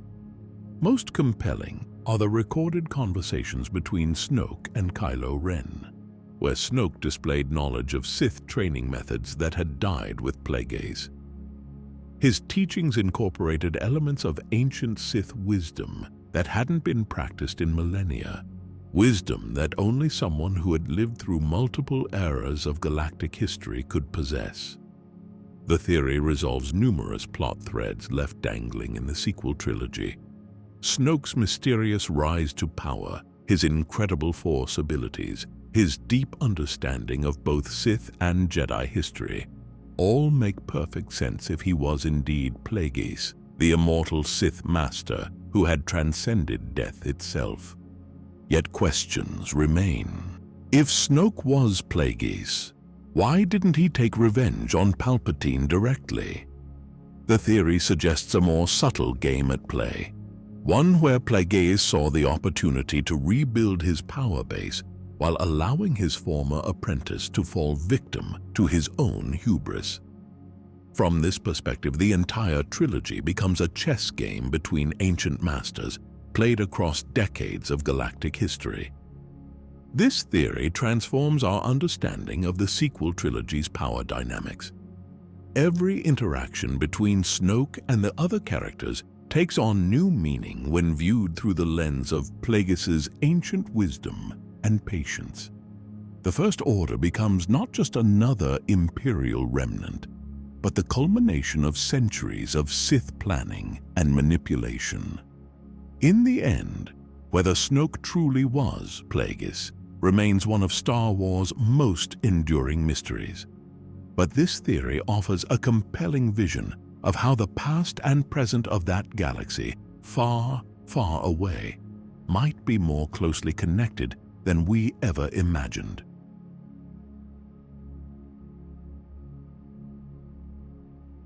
The theory that Emperor Palpatine created Anakin Skywalker is one of the more chilling ideas to emerge from the Star Wars saga. It reinterprets Anakin's entire existence, turning him from a child of prophecy into the result of dark manipulation. While Revenge of the Sith only hints at this possibility, it's easy to see why fans latched onto the idea. There are just too many coincidences surrounding Anakin's birth for it to be purely natural. In Revenge of the Sith, Palpatine tells Anakin the story of Darth Plagueis, his former master. According to Palpatine, Plagueis had such mastery over the Force that he could prevent death and, more significantly, create life by influencing the midichlorians, the microscopic organisms that exist within all living beings and are the key to connecting with the Force. Palpatine's tone during this conversation is almost conspiratorial, as if he's dropping hints to Anakin without fully revealing his hand. Could Palpatine have learned this technique from Plagueis and used it to manipulate Anakin's conception? Anakin's mysterious origins provide fertile ground for this theory.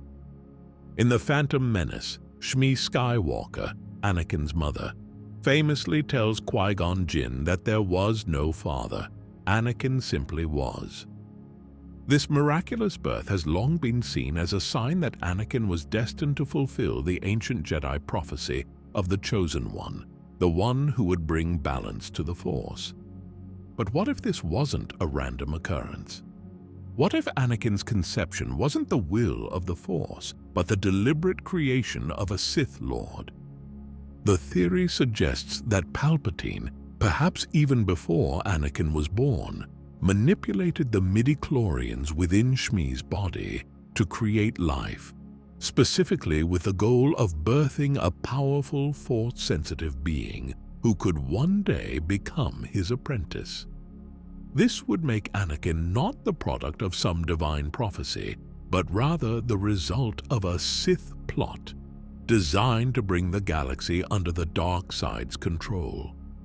If Palpatine did create Anakin, it would completely reframe the prophecy of the Chosen One. Rather than being the Jedi's ultimate savior, destined to restore balance to the Force, Anakin would be the Sith's greatest weapon, engineered from birth to fulfill Palpatine's long-term plan. This would add a tragic layer to Anakin's story, turning him into a pawn in a game that was set in motion before he was even born. There are several moments in the prequels that, when viewed through the lens of this theory, seem to support the idea that Palpatine had a direct hand in Anakin's creation. Palpatine's obsessive interest in Anakin is one of them. From the moment we meet Palpatine in The Phantom Menace, he takes a special interest in the young boy, almost as if he's been watching Anakin for years. In Attack of the Clones, Palpatine continues to subtly guide Anakin's development, often positioning himself as a father figure or mentor. By the time Revenge of the Sith rolls around, Palpatine's influence over Anakin is complete, and he easily manipulates him into turning against the Jedi and embracing the dark side. But Palpatine's manipulation goes beyond just words. The theory suggests that Palpatine had a vested interest in Anakin from the very beginning, because he was the one who created him.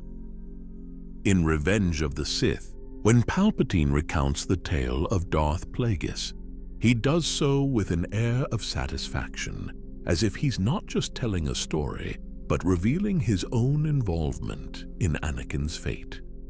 Palpatine tells Anakin that Plagueis had the power to create life, but he doesn't mention whether he himself has mastered this technique. Yet, the implication is clear. If Palpatine learned how to create life, then it stands to reason that Anakin's creation was not an accident, but part of Palpatine's grand design all along. Anakin's extreme connection to the Force also raises questions about his origins. From a young age, Anakin exhibits an unprecedented level of Force sensitivity, something that even the Jedi Council is unsure how to handle. Qui-Gon Jinn immediately identifies Anakin as potentially the Chosen One, based on his midichlorian count, which is higher than any Jedi has ever seen. If Anakin truly was created by the manipulation of midichlorians, then this would explain why he is so uniquely powerful. It was no accident. Palpatine may have been crafting the ultimate Sith apprentice from the very start. This theory also lends a darker twist to the relationship between Anakin and Palpatine. If Palpatine created Anakin, it means that their bond goes beyond mere mentorship or manipulation. Anakin would, in a sense, be a child of the dark side, Palpatine's creation, brought into existence for the sole purpose of helping the Sith rise to power. This makes Anakin's fall to the dark side in Revenge of the Sith even more tragic. He wasn't just seduced by Palpatine's promises of saving Padme or gaining ultimate power. His entire life was shaped by the dark side from the moment he was conceived. If true, this theory also reshapes the Skywalker lineage, suggesting that the family's destiny was tied to the Sith from the very beginning. The Skywalkers have always had a unique relationship with the Force. But if Anakin was created by Palpatine, it means that the Skywalker bloodline was, in part, a creation of the Sith. This revelation would make the family's struggle between the light and dark sides even more poignant. The dark side would have been intertwined with their legacy from the start, and the Skywalkers' journey to restore balance would become even more significant, as they'd be undoing the very evil that led to their creation. Of course, there's no definitive proof within the films that Palpatine created Anakin. The idea is largely speculative, based on Palpatine's cryptic words and the strange circumstances of Anakin's birth. But the theory has gained popularity because it adds depth and tragedy to Anakin's story. Rather than being a random child of prophecy, Anakin becomes a product of the Sith's manipulation, a pawn in Palpatine's plan to control the galaxy. And if this theory is true, then Anakin's ultimate redemption in Return of the Jedi becomes all the more powerful. By turning against Palpatine and destroying him, Anakin would not only be fulfilling the prophecy of the Chosen One, but also breaking free from the dark forces that shaped his entire existence. Regardless of whether this theory is true, it's clear that Palpatine had a vested interest in Anakin from the moment he first appeared in The Phantom Menace. His manipulations throughout the prequels show that he always intended for Anakin to join him in the dark side. Whether Palpatine orchestrated Anakin's birth or simply saw him as a tool to be used, his influence over Anakin's life cannot be overstated. Anakin's fall and eventual redemption are key to the Star Wars saga, and this theory only deepens the tragedy of his character arc. The story of Darth Vader's breathing begins with Ben Burtt, the legendary sound designer who created the iconic sound using a scuba regulator. But what if this seemingly straightforward life support system was actually hiding something far more sinister? Something that connected directly to ancient Sith traditions of spreading fear and domination. We know from canonical sources that Vader's suit was designed after his devastating injuries on Mustafar. The damage to his respiratory system was catastrophic, caused not just by the severe burns, but by prolonged exposure to toxic volcanic gases. His survival required an advanced breathing apparatus that functioned as a sophisticated bi-level positive airway pressure system, constantly supporting his damaged lungs with precisely regulated oxygen flow. But here is where things get interesting. When Emperor Palpatine commissioned the suit's creation, he wasn't just trying to keep his apprentice alive. He was drawing upon ancient Sith knowledge, specifically the forgotten art of war meditation. The Sith understood that fear was more than just an emotion. It was a tool, a weapon that could be wielded with terrifying precision. Ancient Sith texts spoke of specific breathing patterns that could tap into the dark side of the Force. These weren't merely meditation techniques. They were carefully calculated rhythms that could create resonance within the Force itself. The ancient Sith would use these patterns during battle meditation, creating waves of terror that could break enemy armies before a single blow was struck. Palpatine, with his vast knowledge of Sith lore, recognized an opportunity. Vader's need for mechanical breathing wasn't a weakness to be hidden. It was a chance to incorporate these ancient techniques into the very machinery keeping him alive. The specific timing of Vader's inhale and exhale wasn't random. It was precisely calibrated to match these ancient Sith breathing patterns. This explains one of the most curious aspects of Vader's presence. Even individuals with no Force sensitivity whatsoever reported feeling inexplicable dread in his presence. Imperial officers, hardened soldiers, even droids seemed to react to something beyond just his intimidating appearance.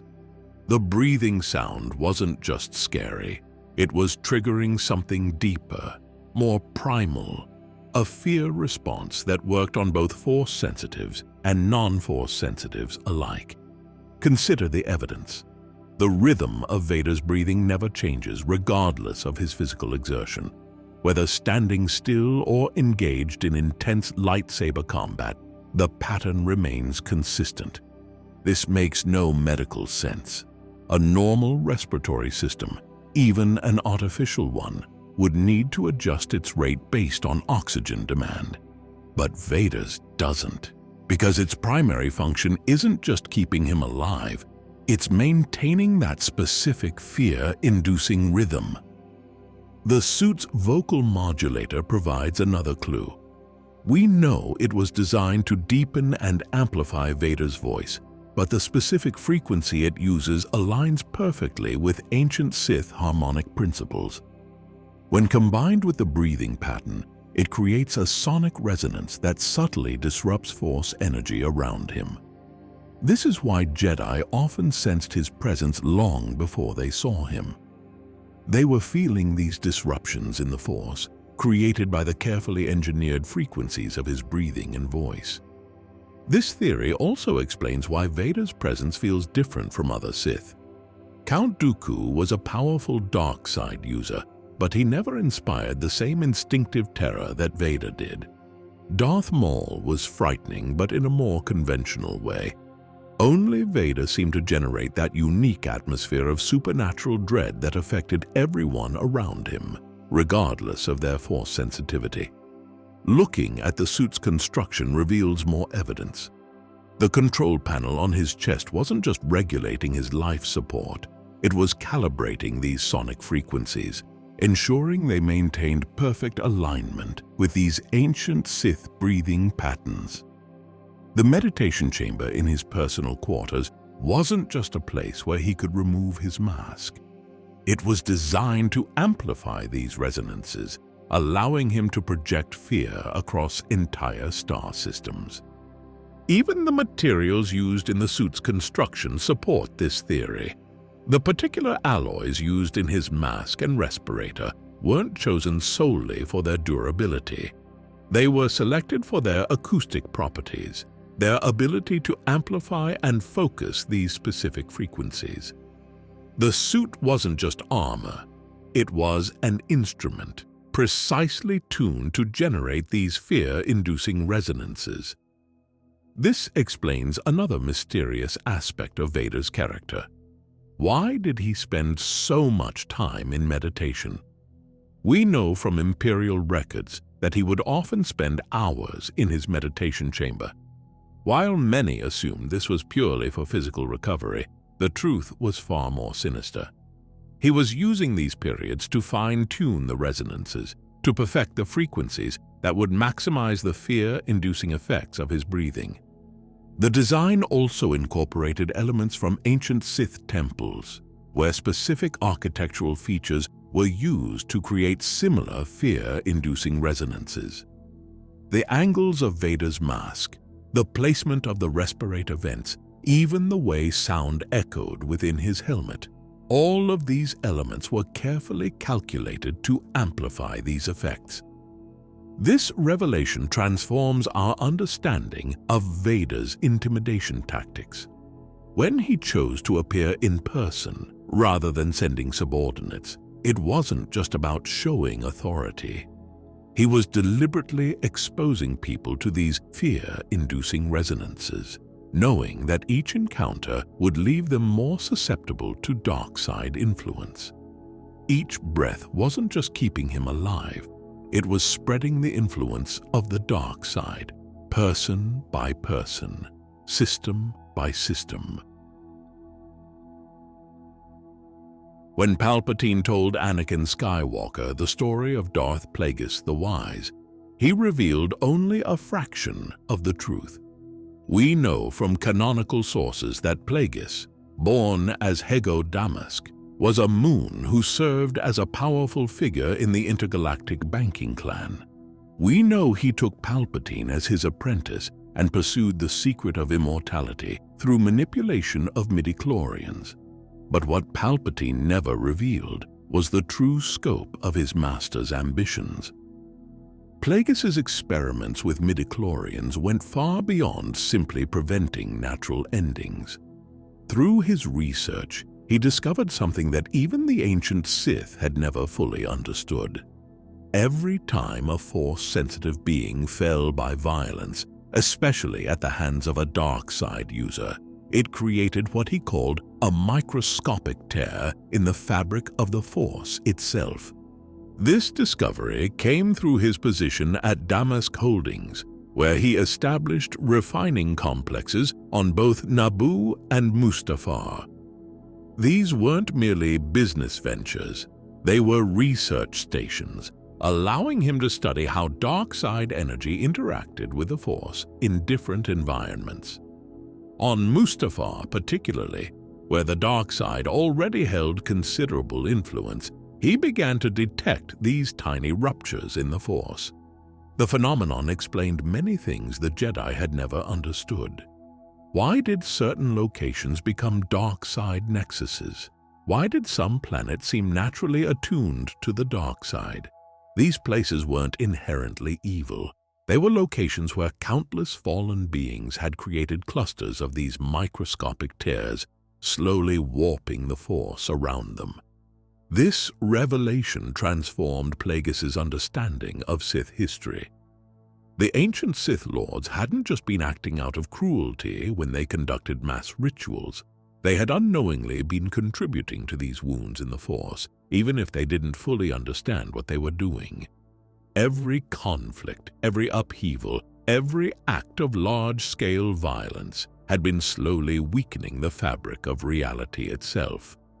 But Plagueis wanted more than just power or immortality. He envisioned something far grander.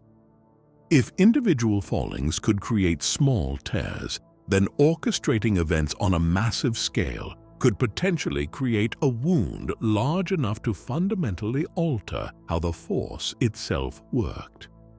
This wasn't just about ruling the galaxy. It was about rewriting the basic laws of existence.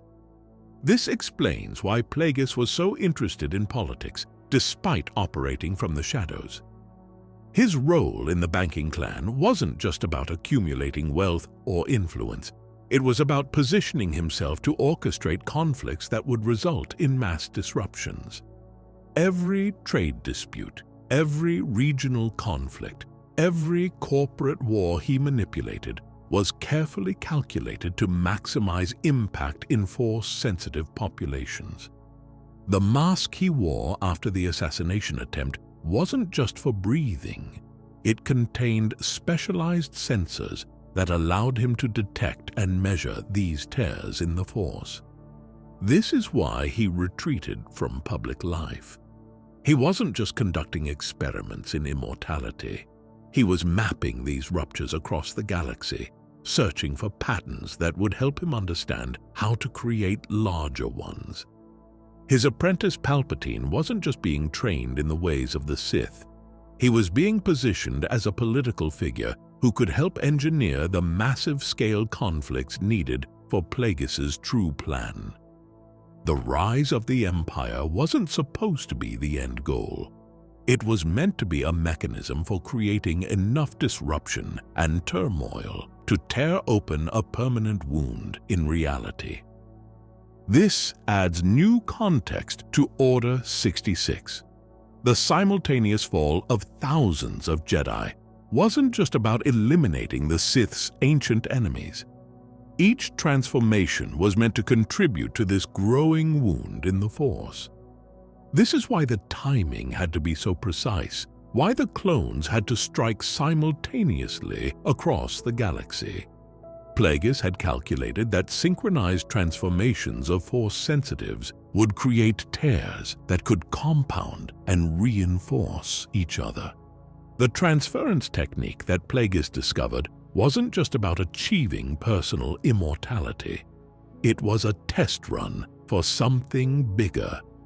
If consciousness could be transferred between bodies, then perhaps the fundamental laws of the Force could be transferred or rewritten as well. He believed that if he could create a large enough wound in reality, he could essentially reprogram the Force itself.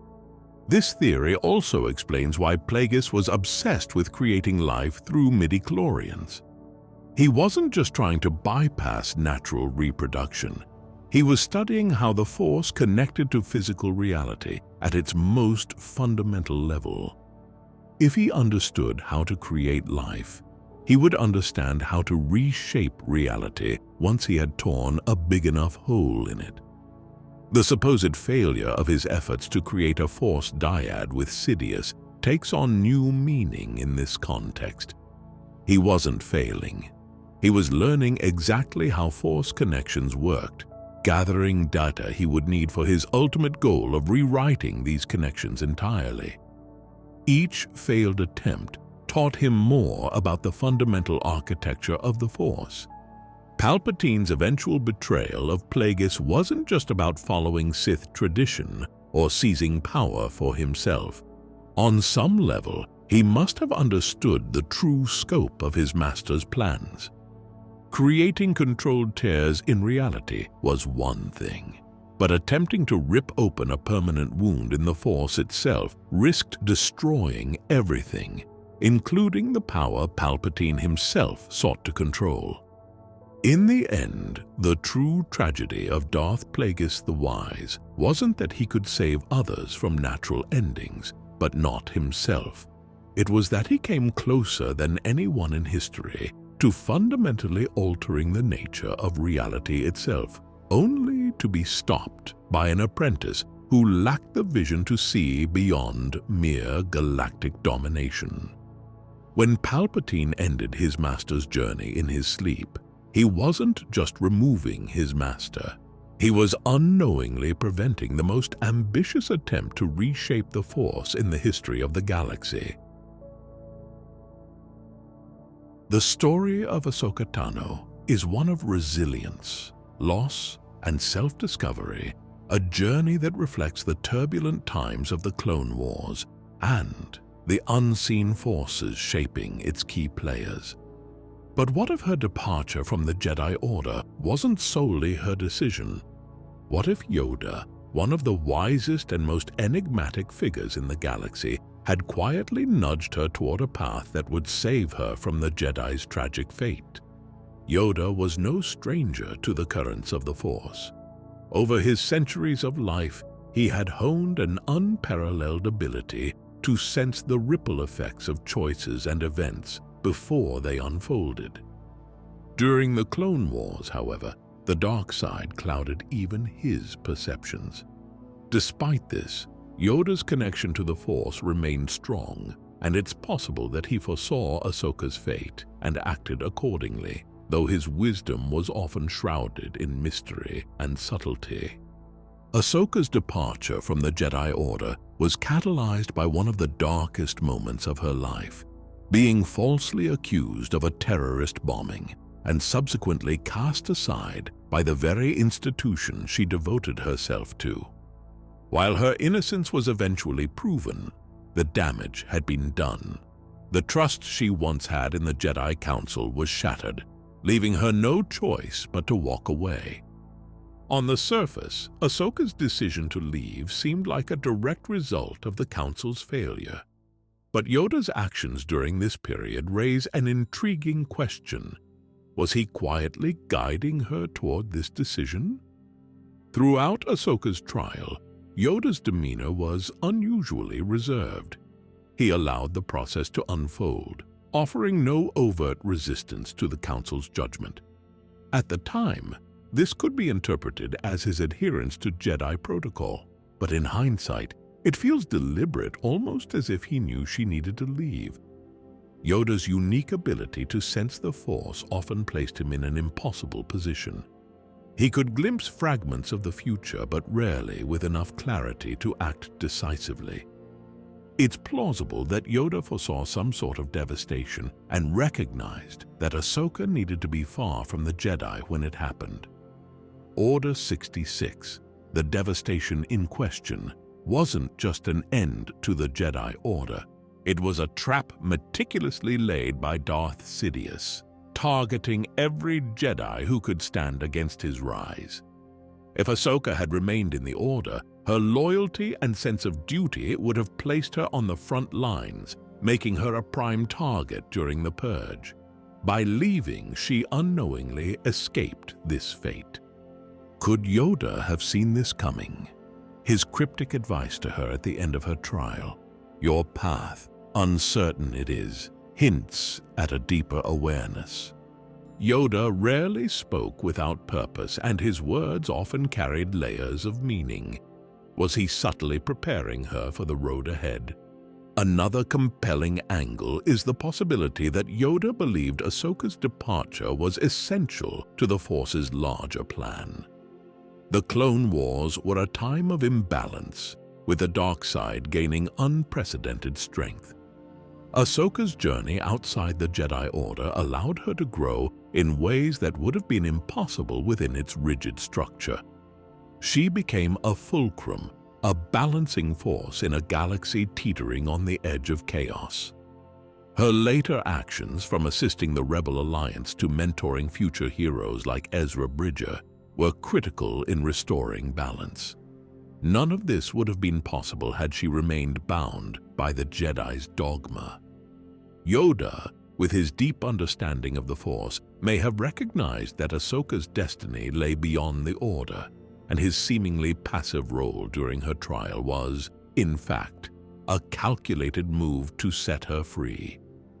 For Yoda, guiding Ahsoka to leave wouldn't have been an easy decision. As a teacher and leader, he cared deeply for every Jedi under his watch, especially someone as promising and strong-willed as Ahsoka. Letting her go meant accepting the possibility that she might never return, that she could lose her way, or even fall to the dark side, as many others had. Yet Yoda's wisdom lay in his ability to see beyond immediate outcomes, trusting the Force to guide those who walked their own paths. This parallels Yoda's later interactions with Luke Skywalker during the original trilogy. Just as he allowed Ahsoka to leave, Yoda didn't stop Luke from facing Darth Vader despite the risks. In both cases, Yoda trusted the individuals to find their own strength and purpose, even if it meant stepping into the unknown. Ahsoka's departure didn't just save her from the Jedi Purge, it sent shockwaves through the galaxy. Her decision to leave challenged the Jedi Council, exposing their growing detachment and flawed leadership. It was a wake-up call, though one they largely ignored. For Anakin Skywalker, however, it was deeply personal. Ahsoka's absence left a void that fueled his feelings of betrayal and isolation, further pulling him toward the dark side. Yoda would have known the risks of this ripple effect. By guiding Ahsoka to leave, he may have inadvertently accelerated Anakin's fall. Yet, it's worth considering that Yoda might have seen even this as part of a larger plan. The Force works in mysterious ways, often requiring sacrifice and loss to achieve balance. Perhaps Yoda believed that Anakin's fall and eventual redemption were necessary steps in this cosmic journey. Looking back, Ahsoka's story is one of the most profound in the Star Wars saga. Her journey represents the resilience of hope, the importance of questioning authority, and the power of forging one's own path. Yoda's role in her departure, though subtle, highlights his understanding of the bigger picture. He didn't force her to leave, but he allowed the circumstances to unfold in a way that nudged her toward her destiny. The Force is often described as a guiding presence, weaving the fates of individuals into the grand tapestry of the galaxy. Yoda, as its most attuned servant, acted as its instrument, making painful yet necessary choices. Ahsoka's departure was one such choice, a moment that preserved her life and ensured her role in shaping the galaxy's future. Yoda's wisdom is often difficult to parse, shrouded in riddles and veiled in the language of the Force. Yet, in Ahsoka's case, his actions speak volumes. By guiding her to leave the Jedi Order, Yoda may have ensured her survival and set her on a path that would later prove vital to the galaxy's survival. It's a testament to his ability to see beyond the immediate and trust in the Force's greater plan. Ahsoka's journey reminds us that even in the darkest of times, there is always hope. Her resilience and strength serve as a beacon, not just for the characters within the Star Wars universe, but for fans who continue to be inspired by her story. And at the heart of it all lies a quiet, wise Jedi Master whose subtle guidance shaped the fate of one of the galaxy's greatest heroes. The Bad Batch has always been an anomaly in the Grand Army of the Republic, a squad of clones with enhanced abilities that set them apart from their brothers. Each member of Clone Force 99, as they were officially designated, possesses unique traits that made them invaluable on the battlefield and curiously distinct from the standardized legions of clones.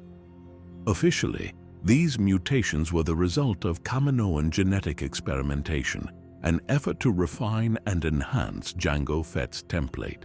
But the deeper we dig into the story of the Bad Batch, the more questions arise about whether these mutations were purely scientific or if some unseen force, perhaps the very Force itself, had a hand in their creation. The Bad Batch's story is tied closely to their genetic anomalies. Hunter's heightened senses, Wrecker's brute strength, Tech's genius intellect, Crosshair's unmatched marksmanship, and Echo's cybernetic enhancements all make them feel like legends plucked from galactic folklore rather than soldiers bred in a sterile lab. These traits, while officially labeled as desirable mutations, came with unintended side effects, most notably their varying levels of resistance to the control exerted by their inhibitor chips during Order 66. Order 66 was the linchpin of Palpatine's master plan, the moment when the Republic's loyal army turned on the Jedi without hesitation.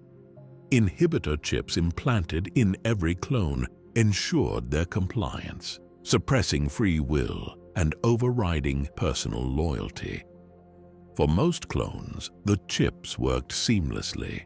For the Bad Batch, however, things weren't so simple. Their genetic mutations, while enhancing their physical and mental abilities, also interfered with the chip's effectiveness.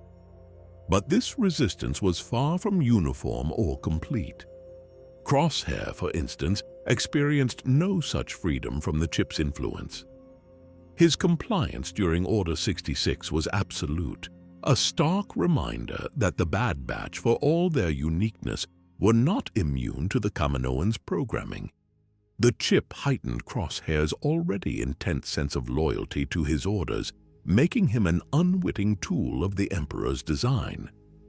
This distinction is crucial, as it demonstrates that the Bad Batch's resistance wasn't a blanket immunity, but rather a byproduct of their non-standard genetic makeup.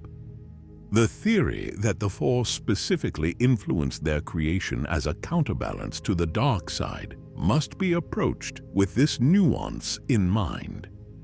Hunter, Wrecker, Tech, and Echo, by contrast, displayed varying levels of defiance during Order 66. Hunter, whose enhanced senses make him an exceptional leader, seemed instinctively resistant to the chip's influence, though it's unclear whether this was a result of his mutations or sheer willpower. Wrecker, despite his overwhelming physical strength, struggled more visibly with the programming, suggesting that his chip was still partially effective. Tech's intellectual superiority allowed him to analyze the situation with a level of detachment, but even he wasn't entirely free from the chip's potential influence. Echo, having been physically altered during his time as a prisoner of the Separatists, was already an outlier among the clones, further complicating the effectiveness of his chip. These varying responses point to a fascinating possibility. that the Bad Batch's unique traits created an inconsistency in the chip's programming, disrupting their intended function. This explanation is far more grounded in canonical evidence than the idea that the Force directly influenced their creation. The Kaminoans themselves, for all their scientific brilliance, had no known connection to or understanding of the Force. Their work was rooted in precise genetic engineering, not mystical intervention. While the idea of the Force guiding the Bad Batch's mutations is an intriguing theory, it lacks support from the established lore. Still, the question remains, why did the Bad Batch exist in the first place? If their mutations were part of a deliberate Kaminoan experiment, what purpose did they serve? And why did their presence coincide with one of the most tumultuous periods in galactic history? These questions invite speculation, and it's here that the Force may play a subtler role. Even if the Kaminoans were unaware, could the Force have subtly guided their hands, ensuring that a group of clones capable of resisting Order 66 would emerge at the right time? This idea aligns with the Force's tendency to influence events indirectly, weaving the threads of destiny in ways that often go unnoticed. The Bad Batch's resistance to Order 66, partial as it was, also raises larger questions about the nature of free will among the clones. For most, the inhibitor chips removed any possibility of choice, transforming them into instruments of Palpatine's will. But the Bad Batch, through a combination of genetic factors and individual traits, retained some level of autonomy.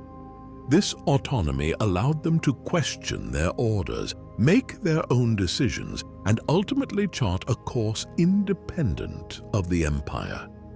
Their story is a testament to the complexity of identity and agency in a system designed for conformity. It's also worth considering the role of camaraderie and individuality within the Bad Batch. Unlike the standard clone legions, who were trained to function as a collective unit, the Bad Batch operated more like a family. Their bonds with one another were deeply personal, shaped by their shared experiences and mutual respect for each other's strengths.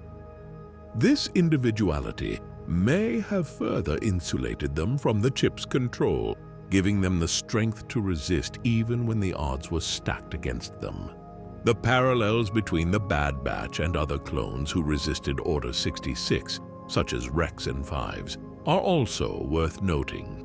Rex's resistance, while ultimately successful, came only after his chip was surgically removed following Fives' warnings. This distinguishes him from the Bad Batch, whose resistance was more a result of their genetic differences than conscious effort or external intervention.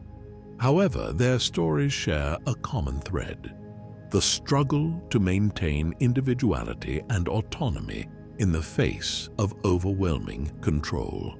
Ultimately, the Bad Batch's story is one of defiance, not just against the orders of their creators, but against the very concept of being controlled. Their existence challenges the idea that the clones were merely tools of the Republic, showing that even in a system designed for obedience, individuality can emerge. Whether their mutations were purely scientific or influenced by something greater, the Bad Batch stands as a reminder that even in the darkest times, there is hope. Their journey continues to captivate fans, inviting us to explore the deeper mysteries of their origins and their place in the galaxy. While the Force may not have directly shaped them, its influence can still be felt in the way they defy expectations, chart their own path, and ultimately become symbols of resilience and freedom. The Bad Batch reminds us that even in a galaxy consumed by war, there are those who stand apart, guided not by programming, but by something far more powerful: their own sense of purpose. The Zillo Beast is one of the most enigmatic creatures introduced in Star Wars: The Clone Wars, a massive reptilian giant whose appearance raises as many questions as it answers. Its armored scales proved impervious to lightsabers, and its incredible strength made it a nightmare for Republic forces to handle. While its awe-inspiring attributes led to immediate intrigue, they also sparked a deeper mystery. Was this creature a natural product of evolution, or was its resilience and power the result of something more deliberate? Among the most intriguing theories is the idea that the Zillo Beast was engineered by the Sith as a weapon against the Jedi. However, to examine this theory, we must first address the facts and the context provided by canon. Canonically, the Zillo Beast is established as a native species of Malastare, a planet known for its pod racing and the unique culture of its Dug inhabitants. Once abundant, the Zillo Beasts were driven to near extinction by the Dugs, who saw them as a threat to their civilization. Their immense size, durability, and destructive potential made them formidable adversaries in Malastare's history, and the Dugs eventually wiped out all but one of these legendary creatures, or so they believed. By the time of the Clone Wars, the Zillo Beast was considered a myth, its existence relegated to Dug folklore. However, during a pivotal battle between the Republic and Separatist forces on Malastare, the deployment of a massive electroproton bomb inadvertently awakened a surviving Zillo Beast, thrusting it back into the galaxy's awareness. This revelation that the Zillo Beast was native to Malastare and not a product of Sith experimentation challenges the idea of the creature being artificially engineered. However, its incredible resilience to lightsabers, combined with its historical conflict with the Dugs, still leaves room for speculation about its role in galactic history. The Dugs' efforts to eradicate the Zillo Beasts could be viewed as an early example of civilization attempting to counteract a naturally occurring superweapon. If the Zillo Beasts were indeed natural creatures, it's possible their unique biology inspired legends and myths that influenced Sith alchemy and experimentation. The Sith's obsession with creating weapons to counter the Jedi could have been informed by the existence of such creatures, rather than directly resulting in their creation. The theory that the Zillo Beast was an ancient Sith weapon gains traction when considering its lightsaber-resistant hide. For Jedi, lightsabers were not just tools, they were extensions of their connection to the Force, symbols of their identity and power. A creature capable of withstanding these weapons would have posed an existential threat to the Jedi Order, forcing them to confront a foe immune to their most trusted advantage. In this light, the Zillo Beast's biological traits align with what the Sith might strive to create through dark side alchemy, a living entity capable of nullifying the Jedi's primary means of defense and offense. However, canon complicates this theory. The Zillo Beast's abilities are consistently portrayed as biological rather than mystical, and while its impervious scales and incredible strength are extraordinary, they do not explicitly interact with the Force in any way. Unlike other Sith-created monstrosities such as the Terentatek, creatures explicitly designed to hunt and kill Jedi by resisting Force abilities, the Zillo Beast does not demonstrate any overt connection to Sith manipulation. Its power seems to be the result of evolution, not the machinations of the dark side. The historical conflict between the Dugs and the Zillo Beasts further supports this interpretation. The Dugs' aggressive efforts to exterminate the species suggest a natural predator-prey dynamic, rather than a conflict rooted in Sith interference. If the Zillo Beasts had been created by the Sith, one would expect evidence of Sith involvement in Malastar's history or artifacts that tied the species to the dark side. Instead, the Zillo beast appears to be a product of its environment, a creature whose biology allowed it to dominate its ecosystem until it came into contact with the Dugs. Still, the timing of the Zillo beast's reappearance during the Clone Wars raises interesting questions. Could the Force itself have played a role in unearthing this ancient being? The Force often works in mysterious ways, influencing events to maintain balance in the galaxy. The emergence of the Zillo beast during this chaotic period might not have been coincidental. Its reappearance forced both the Jedi and the Republic to confront their reliance on military solutions and their willingness to exploit living beings for war.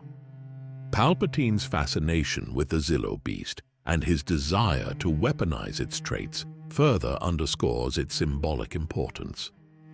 While not a direct creation of the Sith, the Zillo beast's attributes could still represent a natural counterpart to the destructive ambitions of both Sith and Jedi alike.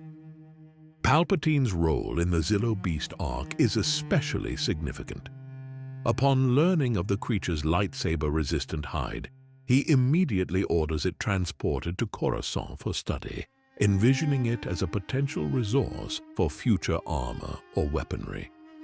This decision highlights the Zillo beast's unique value in the broader context of galactic warfare.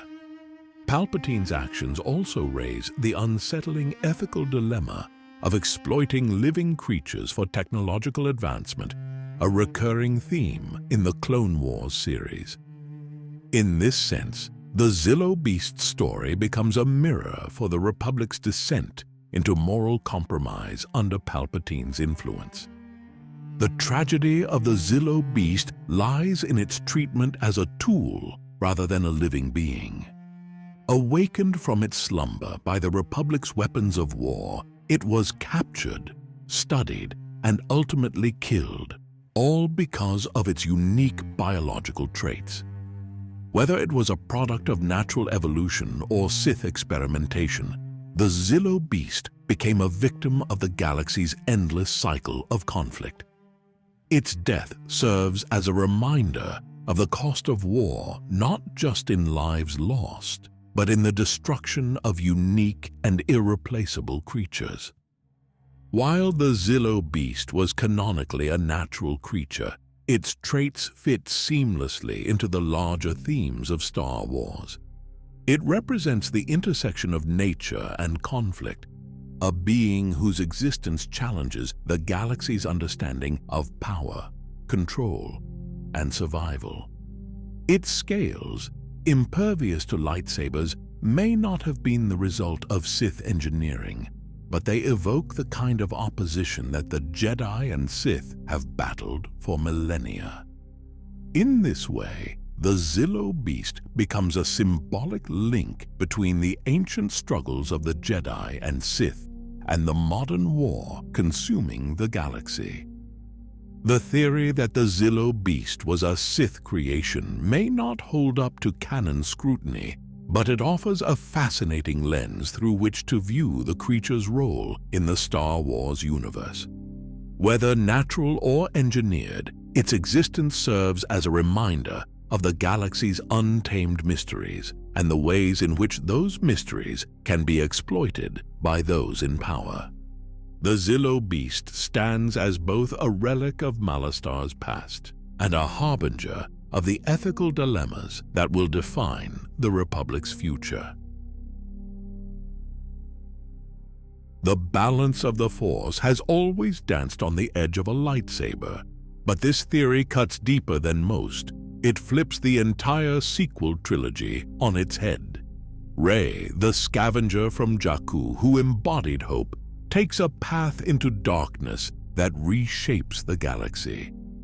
Meanwhile, Ben Solo, the fallen Prince of Darkness, finds his way back to the light through an unexpected journey of redemption.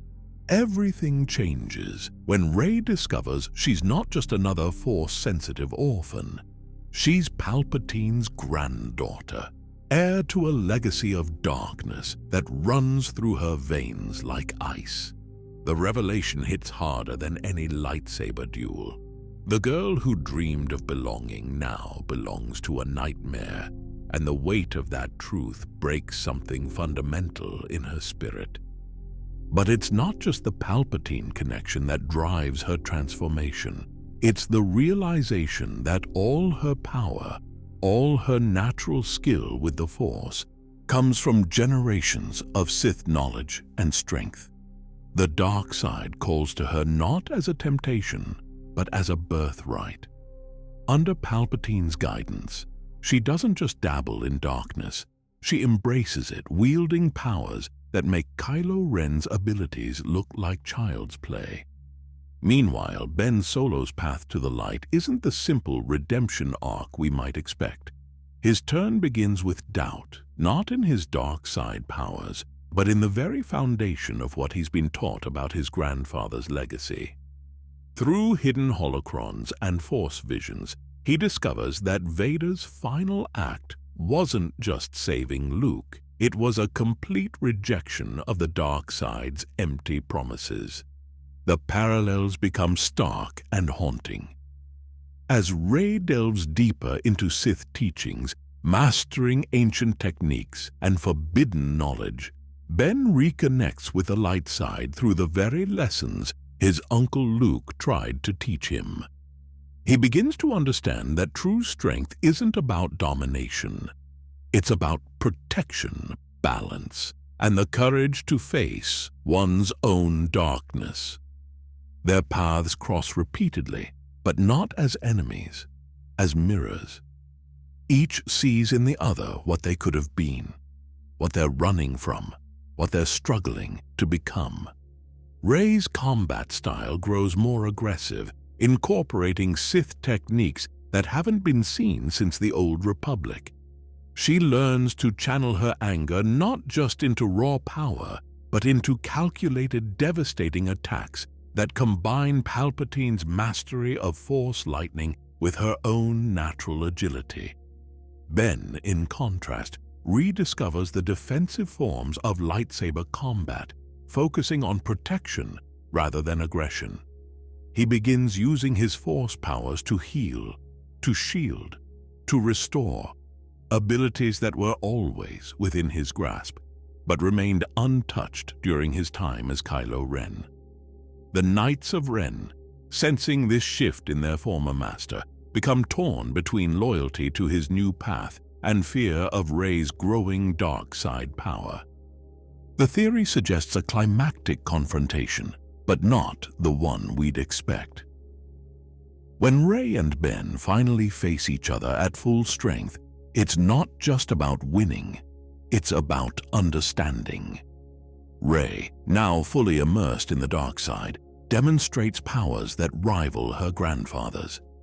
She can create Force storms that tear ships from the sky, influence minds across vast distances, and channel dark side energy in ways that even Palpatine never mastered. Ben, standing against her with the full strength of the light side, doesn't try to defeat her, he tries to reach her. His connection to the Force becomes something entirely new. A pure channel of light that can withstand even the most powerful dark side attacks. He demonstrates that the light side, when fully embraced, isn't weak, it's unshakable. The theory takes us beyond simple good versus evil.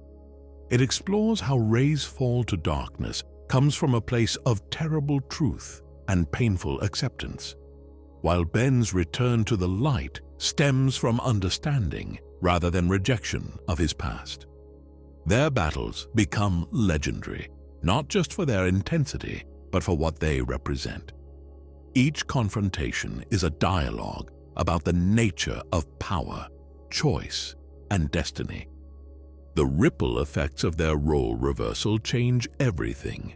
The Resistance finds itself struggling with the moral complexity of fighting against Rey, while the First Order fractures, as Ben's example leads others to question their allegiance to the dark side. The Knights of Ren become a wild card, some following Ben back to the light, others pledging themselves to Rei's dark power. This version of events doesn't end with a simple victory of light over dark. Instead, it suggests a more complex resolution, one where both Rei and Ben discover that their switched positions give them unique insights into maintaining true balance in the Force. Their story becomes not just about personal redemption or fall, but about understanding both sides of the Force in a way no one has before. The theory proposes that this was always the true meaning of bringing balance to the Force, not through elimination of the dark side, but through perfect understanding of both paths. Rei and Bane become living examples of how complete knowledge of both aspects of the Force might be the key to preventing future conflicts, even as they remain on opposite sides of an eternal divide. In this version of events, the sequel trilogy becomes something far more nuanced, a story about how our presumed destinies can be completely upended, and how the paths we think we're meant to walk might lead us in entirely unexpected directions. It transforms Rei and Ben's story from a traditional hero's journey into something far more complex and compelling. A double helix of destiny where light and dark continuously intertwine, redefining our understanding of both. Palpatine's mastery of death wasn't limited to Force users. Deep in the classified archives of the Empire lay blueprints for something unprecedented, a fusion of Sith alchemy and advanced cybernetics that would bring back one of the most feared warriors in galactic history. General Grievous, the legendary Separatist commander, would rise again as something far more terrifying than before. A Sith-powered droid whose very existence defies the laws of both nature and technology.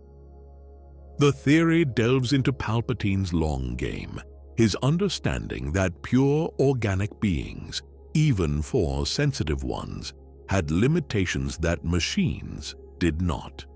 But droids had their own weaknesses. They couldn't truly connect with the Force, couldn't channel its power. Unless, of course, someone found a way to bridge that gap. Using recovered elements of Grievous's cybernetic body and fragments of his organic remains preserved in Imperial vaults, Palpatine's contingency plan involved creating a new kind of warrior. This wasn't just about rebuilding Grievous, it was about evolving him.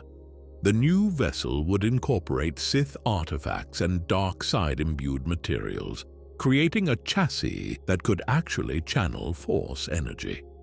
The process mirrors Vader's transformation, but pushes far beyond it. Where Vader remained partly organic, this new Grievous would be something else entirely, a being of pure mechanical precision enhanced by dark side energy. His legendary combat capabilities would be augmented by Sith sorcery, allowing him to tap into powers that no droid has ever wielded. Think of his signature lightsaber combat style, but enhanced by actual Force sensitivity. Those four arms now move with prescient speed, guided by dark side intuition rather than just programming. His classic spinning attack becomes infused with Force energy, creating whirlwinds of deadly plasma that can shred through entire squadrons. But it's more than just combat prowess. This new Grievous can sense disturbances in the Force, predict enemy movements, and even influence the fears of organic beings around him. The theory suggests that Palpatine designed this resurrection as more than just a powerful warrior. It was an experiment in creating the perfect servant, a being with all the ruthless efficiency of a droid, the combat skills of an unmatched warrior, and the dark side powers of a Sith, but without the ambition that made organic apprentices so dangerous to their masters.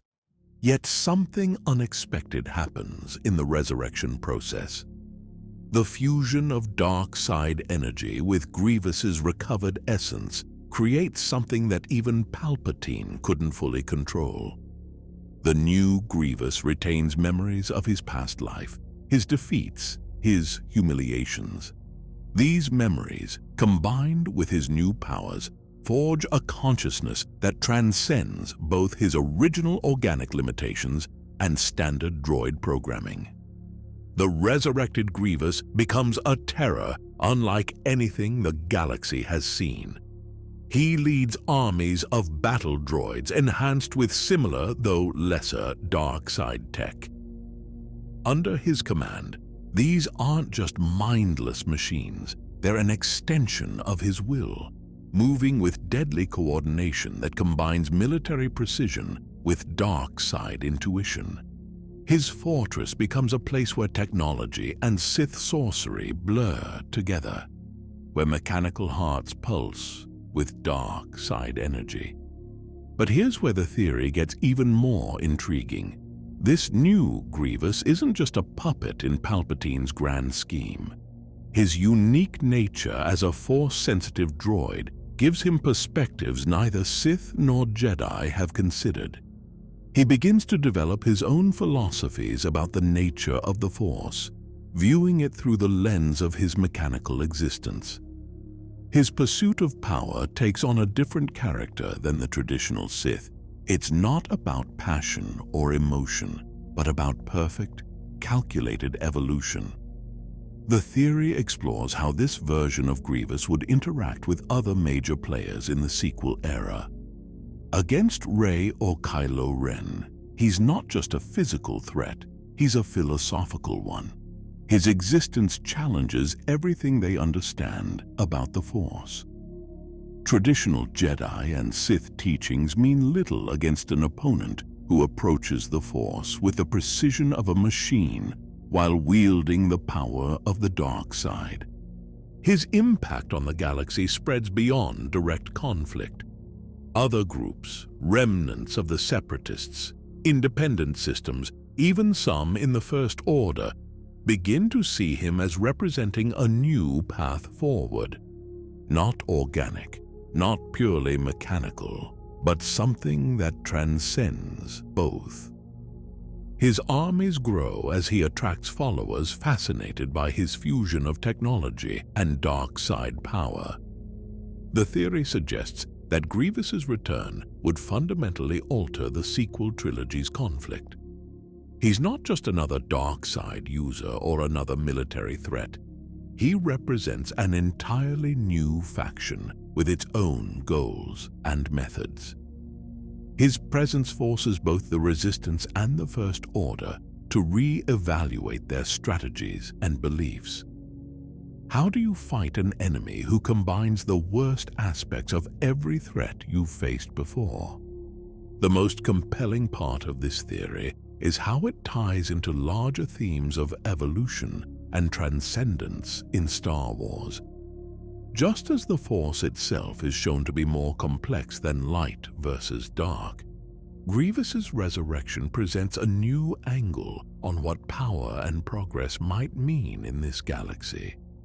His existence raises questions about the nature of consciousness, the limitations of both organic life and artificial intelligence, and the true scope of what the Force can achieve. In this version of events, Grievous becomes more than just a returned villain. He's a harbinger of a possible future where the lines between living being, machine, and Force user blur into something entirely new. His resurrection isn't just about adding another threat to the story. It's about expanding the boundaries of what's possible in the Star Wars universe, while staying true to the established rules of both technology and the Force. The threads of destiny sometimes take generations to fully unravel. When Darth Maul sought out Ahsoka Tano during the Clone Wars, offering an alliance to stop Darth Sidious, He spoke a truth she wasn't ready to hear. Years later, watching the galaxy burn under Imperial rule, those words haunted her dreams. But this theory takes that moment of refused alliance and transforms it into something far more significant, a delayed convergence that could reshape the entire sequel era. Time has a way of shifting perspectives. After witnessing the fall of the Republic, the rise of the Empire, and the devastating impact of Sidious's machinations, Ahsoka carries the weight of that refused alliance. Meanwhile, Maul's survival through the ages isn't just about persistence, it's about patience. His understanding of Sidious's true nature, born from bitter experience, has only grown sharper. When their paths cross again, it's not as former enemies, but as two beings who've outlived their original purposes. Ahsoka, no longer bound by Jedi doctrine, has seen enough to know that traditional views of the Force fail to prevent catastrophe.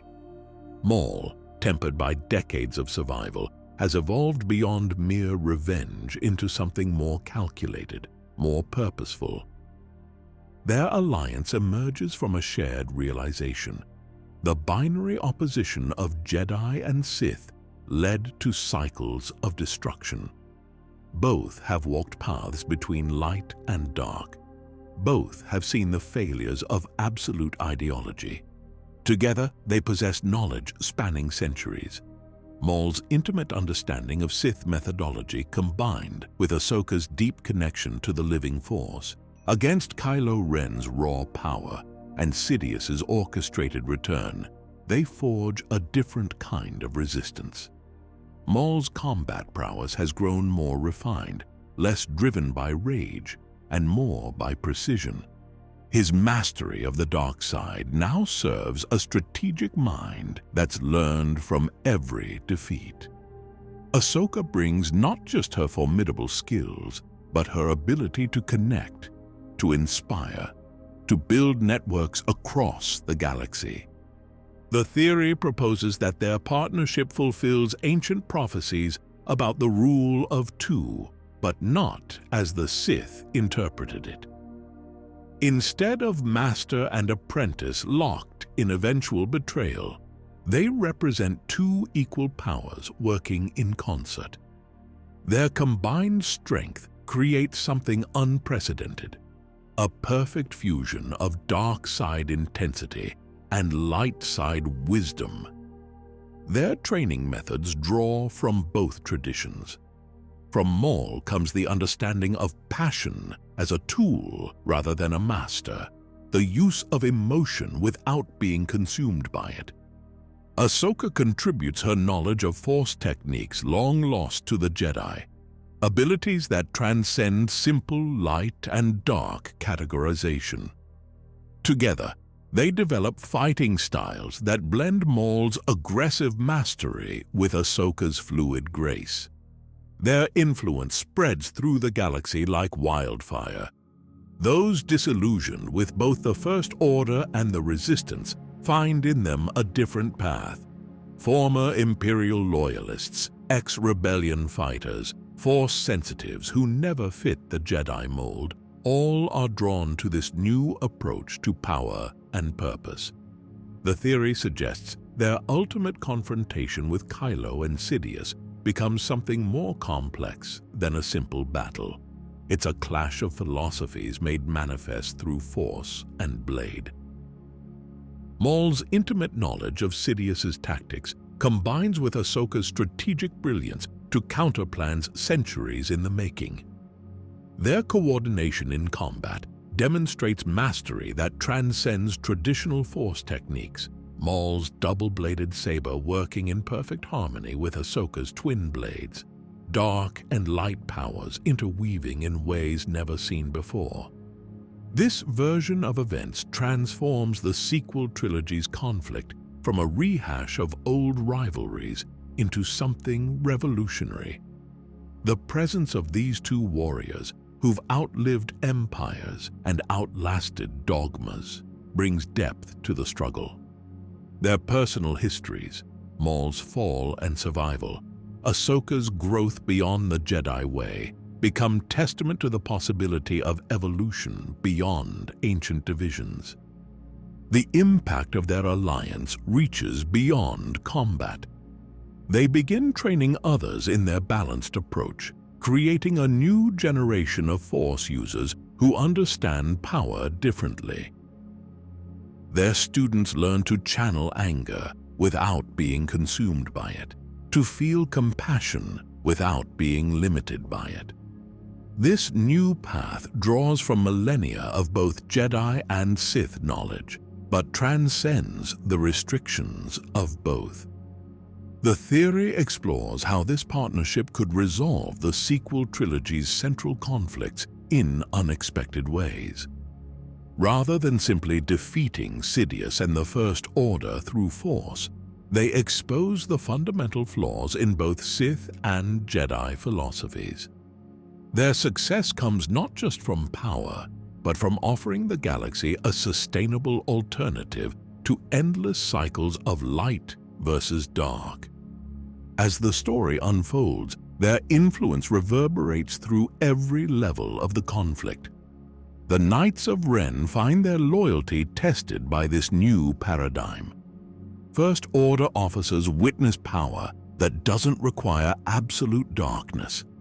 Resistance fighters see strength that doesn't demand rigid adherence to light side principles. The entire galaxy begins to understand that balance isn't about choosing sides.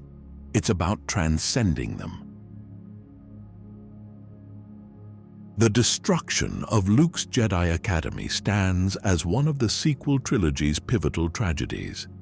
But there exists another timeline, another possibility, where that fateful night played out differently, where Luke Skywalker's dream didn't end in flames and betrayal, but flourished into something greater than the old Jedi Order ever achieved.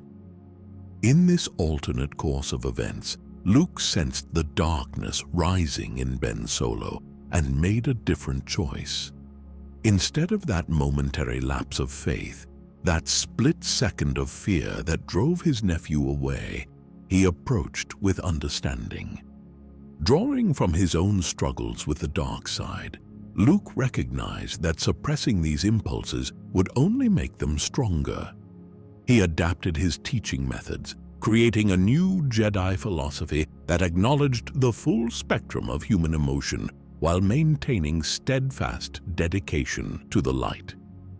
The Academy grows into a beacon of hope across the galaxy. Unlike the rigid hierarchies of the old Jedi Order, Luke's school embraces diversity in both teaching methods and student backgrounds.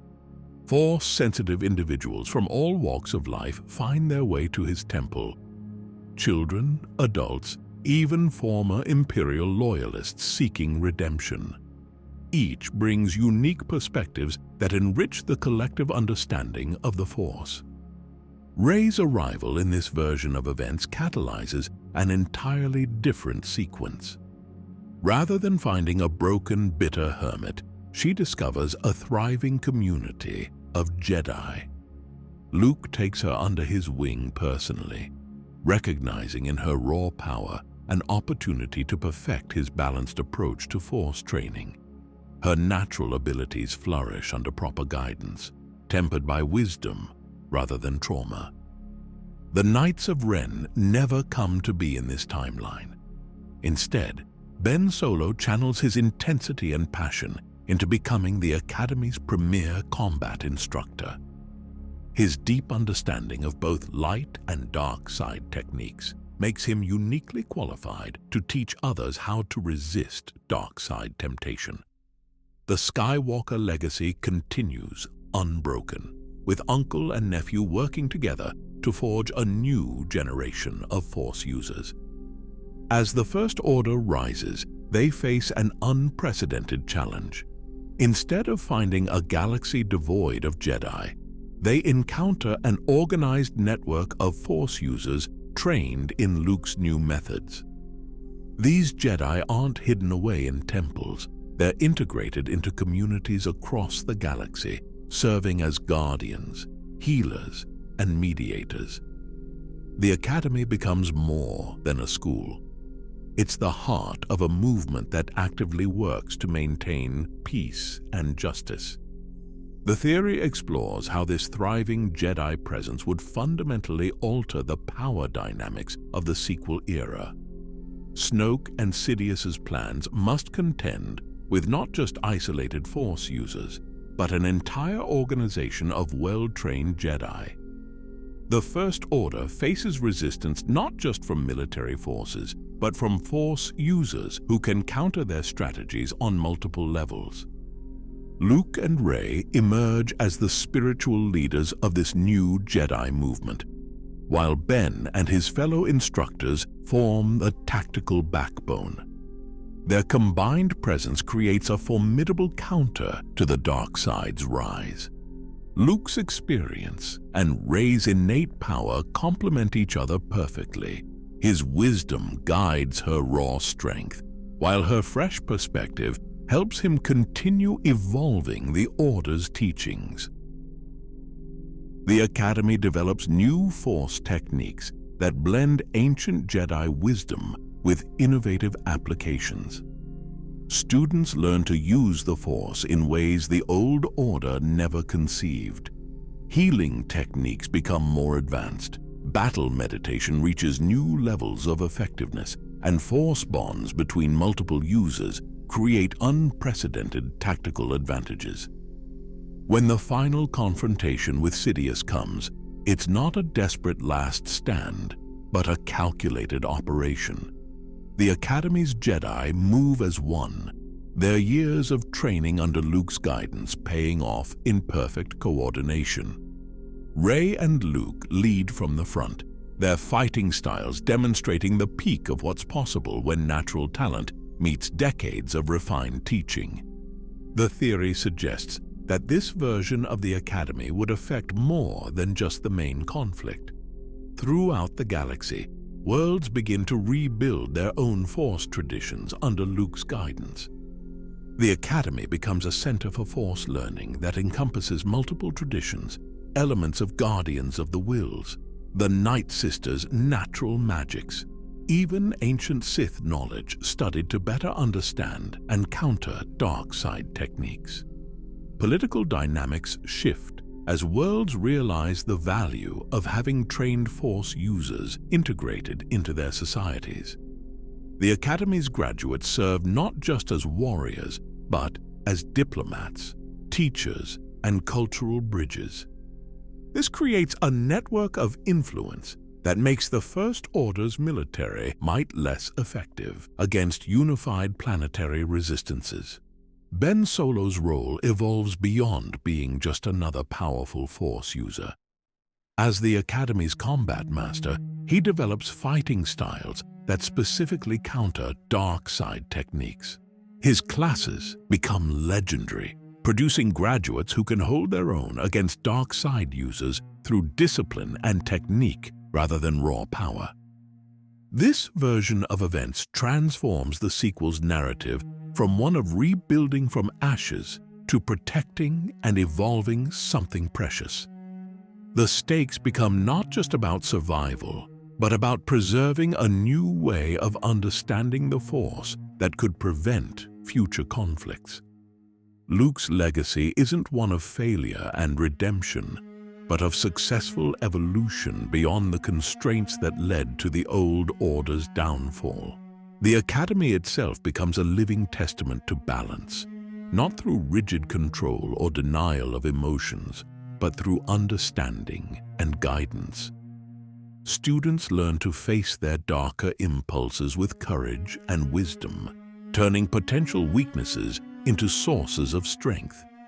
This approach proves more effective at preventing dark side turns than the old Order's methods of suppression and denial. Everyone feared the wrong shadow. While the galaxy trembled at whispers of Snoke and rumors of Palpatine, a different darkness took root in its heart. Darth Maul, the apprentice who refused to die, the warrior who crawled back from madness, had spent decades turning every defeat into a lesson in patience.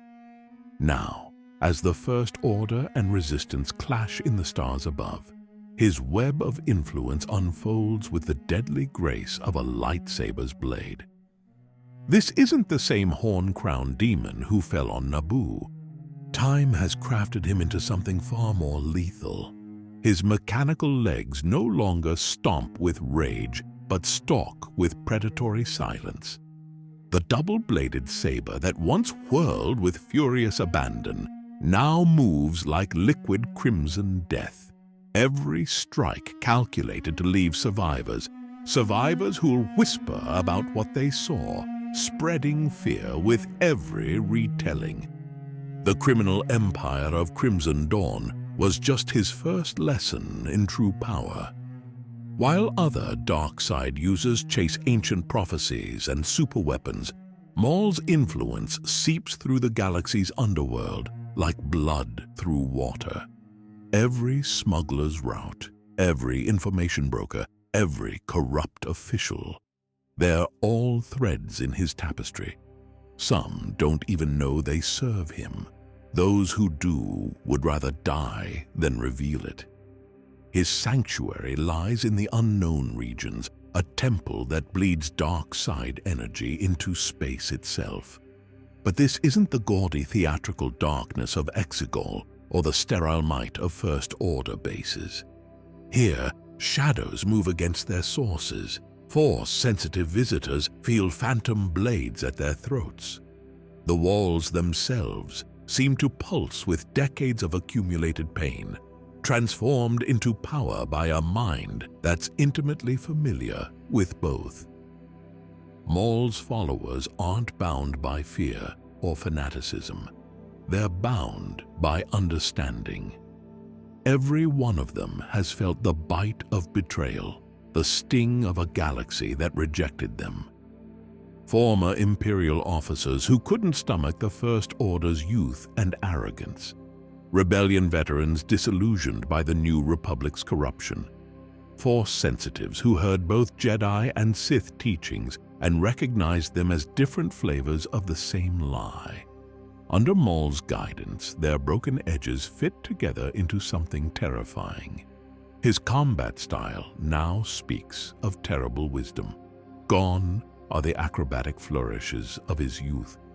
Each movement flows into the next like oil, his saber staff leaving crimson echoes in the air that make it impossible to track the true blade. Those few who survive dueling him speak of feeling their own anger and fear turned back against them, their every strike seeming to strengthen him rather than wear him down. The Force bends around him in ways that defy classification. Neither purely Sith nor dark side zealot, he's spent years studying every tradition he could uncover. Ancient Night Sister magics twist together with forbidden Sith alchemy. Stolen Jedi teachings corrupt into their dark mirrors. He doesn't just touch the Force, he reshapes it, leaving wounds in reality that never quite heal. When Rey and Kylo's Force dyad emerges, Maul recognizes it instantly, not as a threat, but as a painful echo of power's ability to bridge broken things. He doesn't seek to destroy their connection. Instead, his agents whisper different truths to each of them, planting seeds of doubt that flower into thorned vines of mistrust.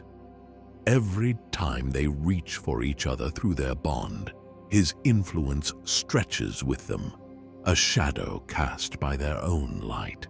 His revenge against the galaxy unfolds like a venomous flower. The First Order's mighty fleet discovers too late that their fuel suppliers answer to hidden masters. Resistance bases find their secret coordinates leaked by allies who don't realize their minds were turned months ago. Both sides blame each other, never seeing the crimson strings making them dance. This isn't just another bid for galactic domination. Maul's vision reaches deeper, born from a lifetime of watching empires rise and fall. He doesn't want to rule the galaxy. He wants to remake it in the image of his own broken reflection. A place where every certainty breaks, where no loyalty survives unmarred, where the very Force itself learns what it means to be shattered and reforged. Each appearance he makes is precision-crafted theater, a First-Order garrison annihilated, with one survivor left to speak of red blades moving in impossible ways. A resistant stronghold found empty, its defenders vanished like smoke. A sacred site defiled with symbols that make Force sensitives bleed from the eyes. Every story spreads through the galaxy like a virus, transforming hope into whispered dread. His knowledge of the Force has evolved into something that makes even other dark side users recoil. Having died and returned, having touched the edges of madness and built a palace there, his understanding transcends mere power. He doesn't bend the Force, he breaks it, creating ripples of wrongness that feel like violated natural laws. The dark side doesn't flow through him, it bleeds. The final pieces of his grand design snap into place like the ignition of his legendary saber staff. The First Order, the Resistance, the whispered hopes of Rey, the burning ambitions of Kylo Ren, all of them dance to a tune he's been composing since before they were born. Every victory they achieve, every battle they win, somehow leaves them weaker, more isolated, more vulnerable to the crimson shadow spreading across the stars. And that's where the true terror lies. Because Maul doesn't just want to rule the galaxy, he wants to remake it in the image of his own fractured journey. Every Force-sensitive child who questions their path, every soldier who doubts their cause, every leader who fears their own decisions, they're all taking their first steps into his web. In the end, his greatest weapon isn't his lightsaber or his mastery of the dark side. It's the simple, devastating truth that everyone, deep down, understands what it means to be broken and reforged in darkness.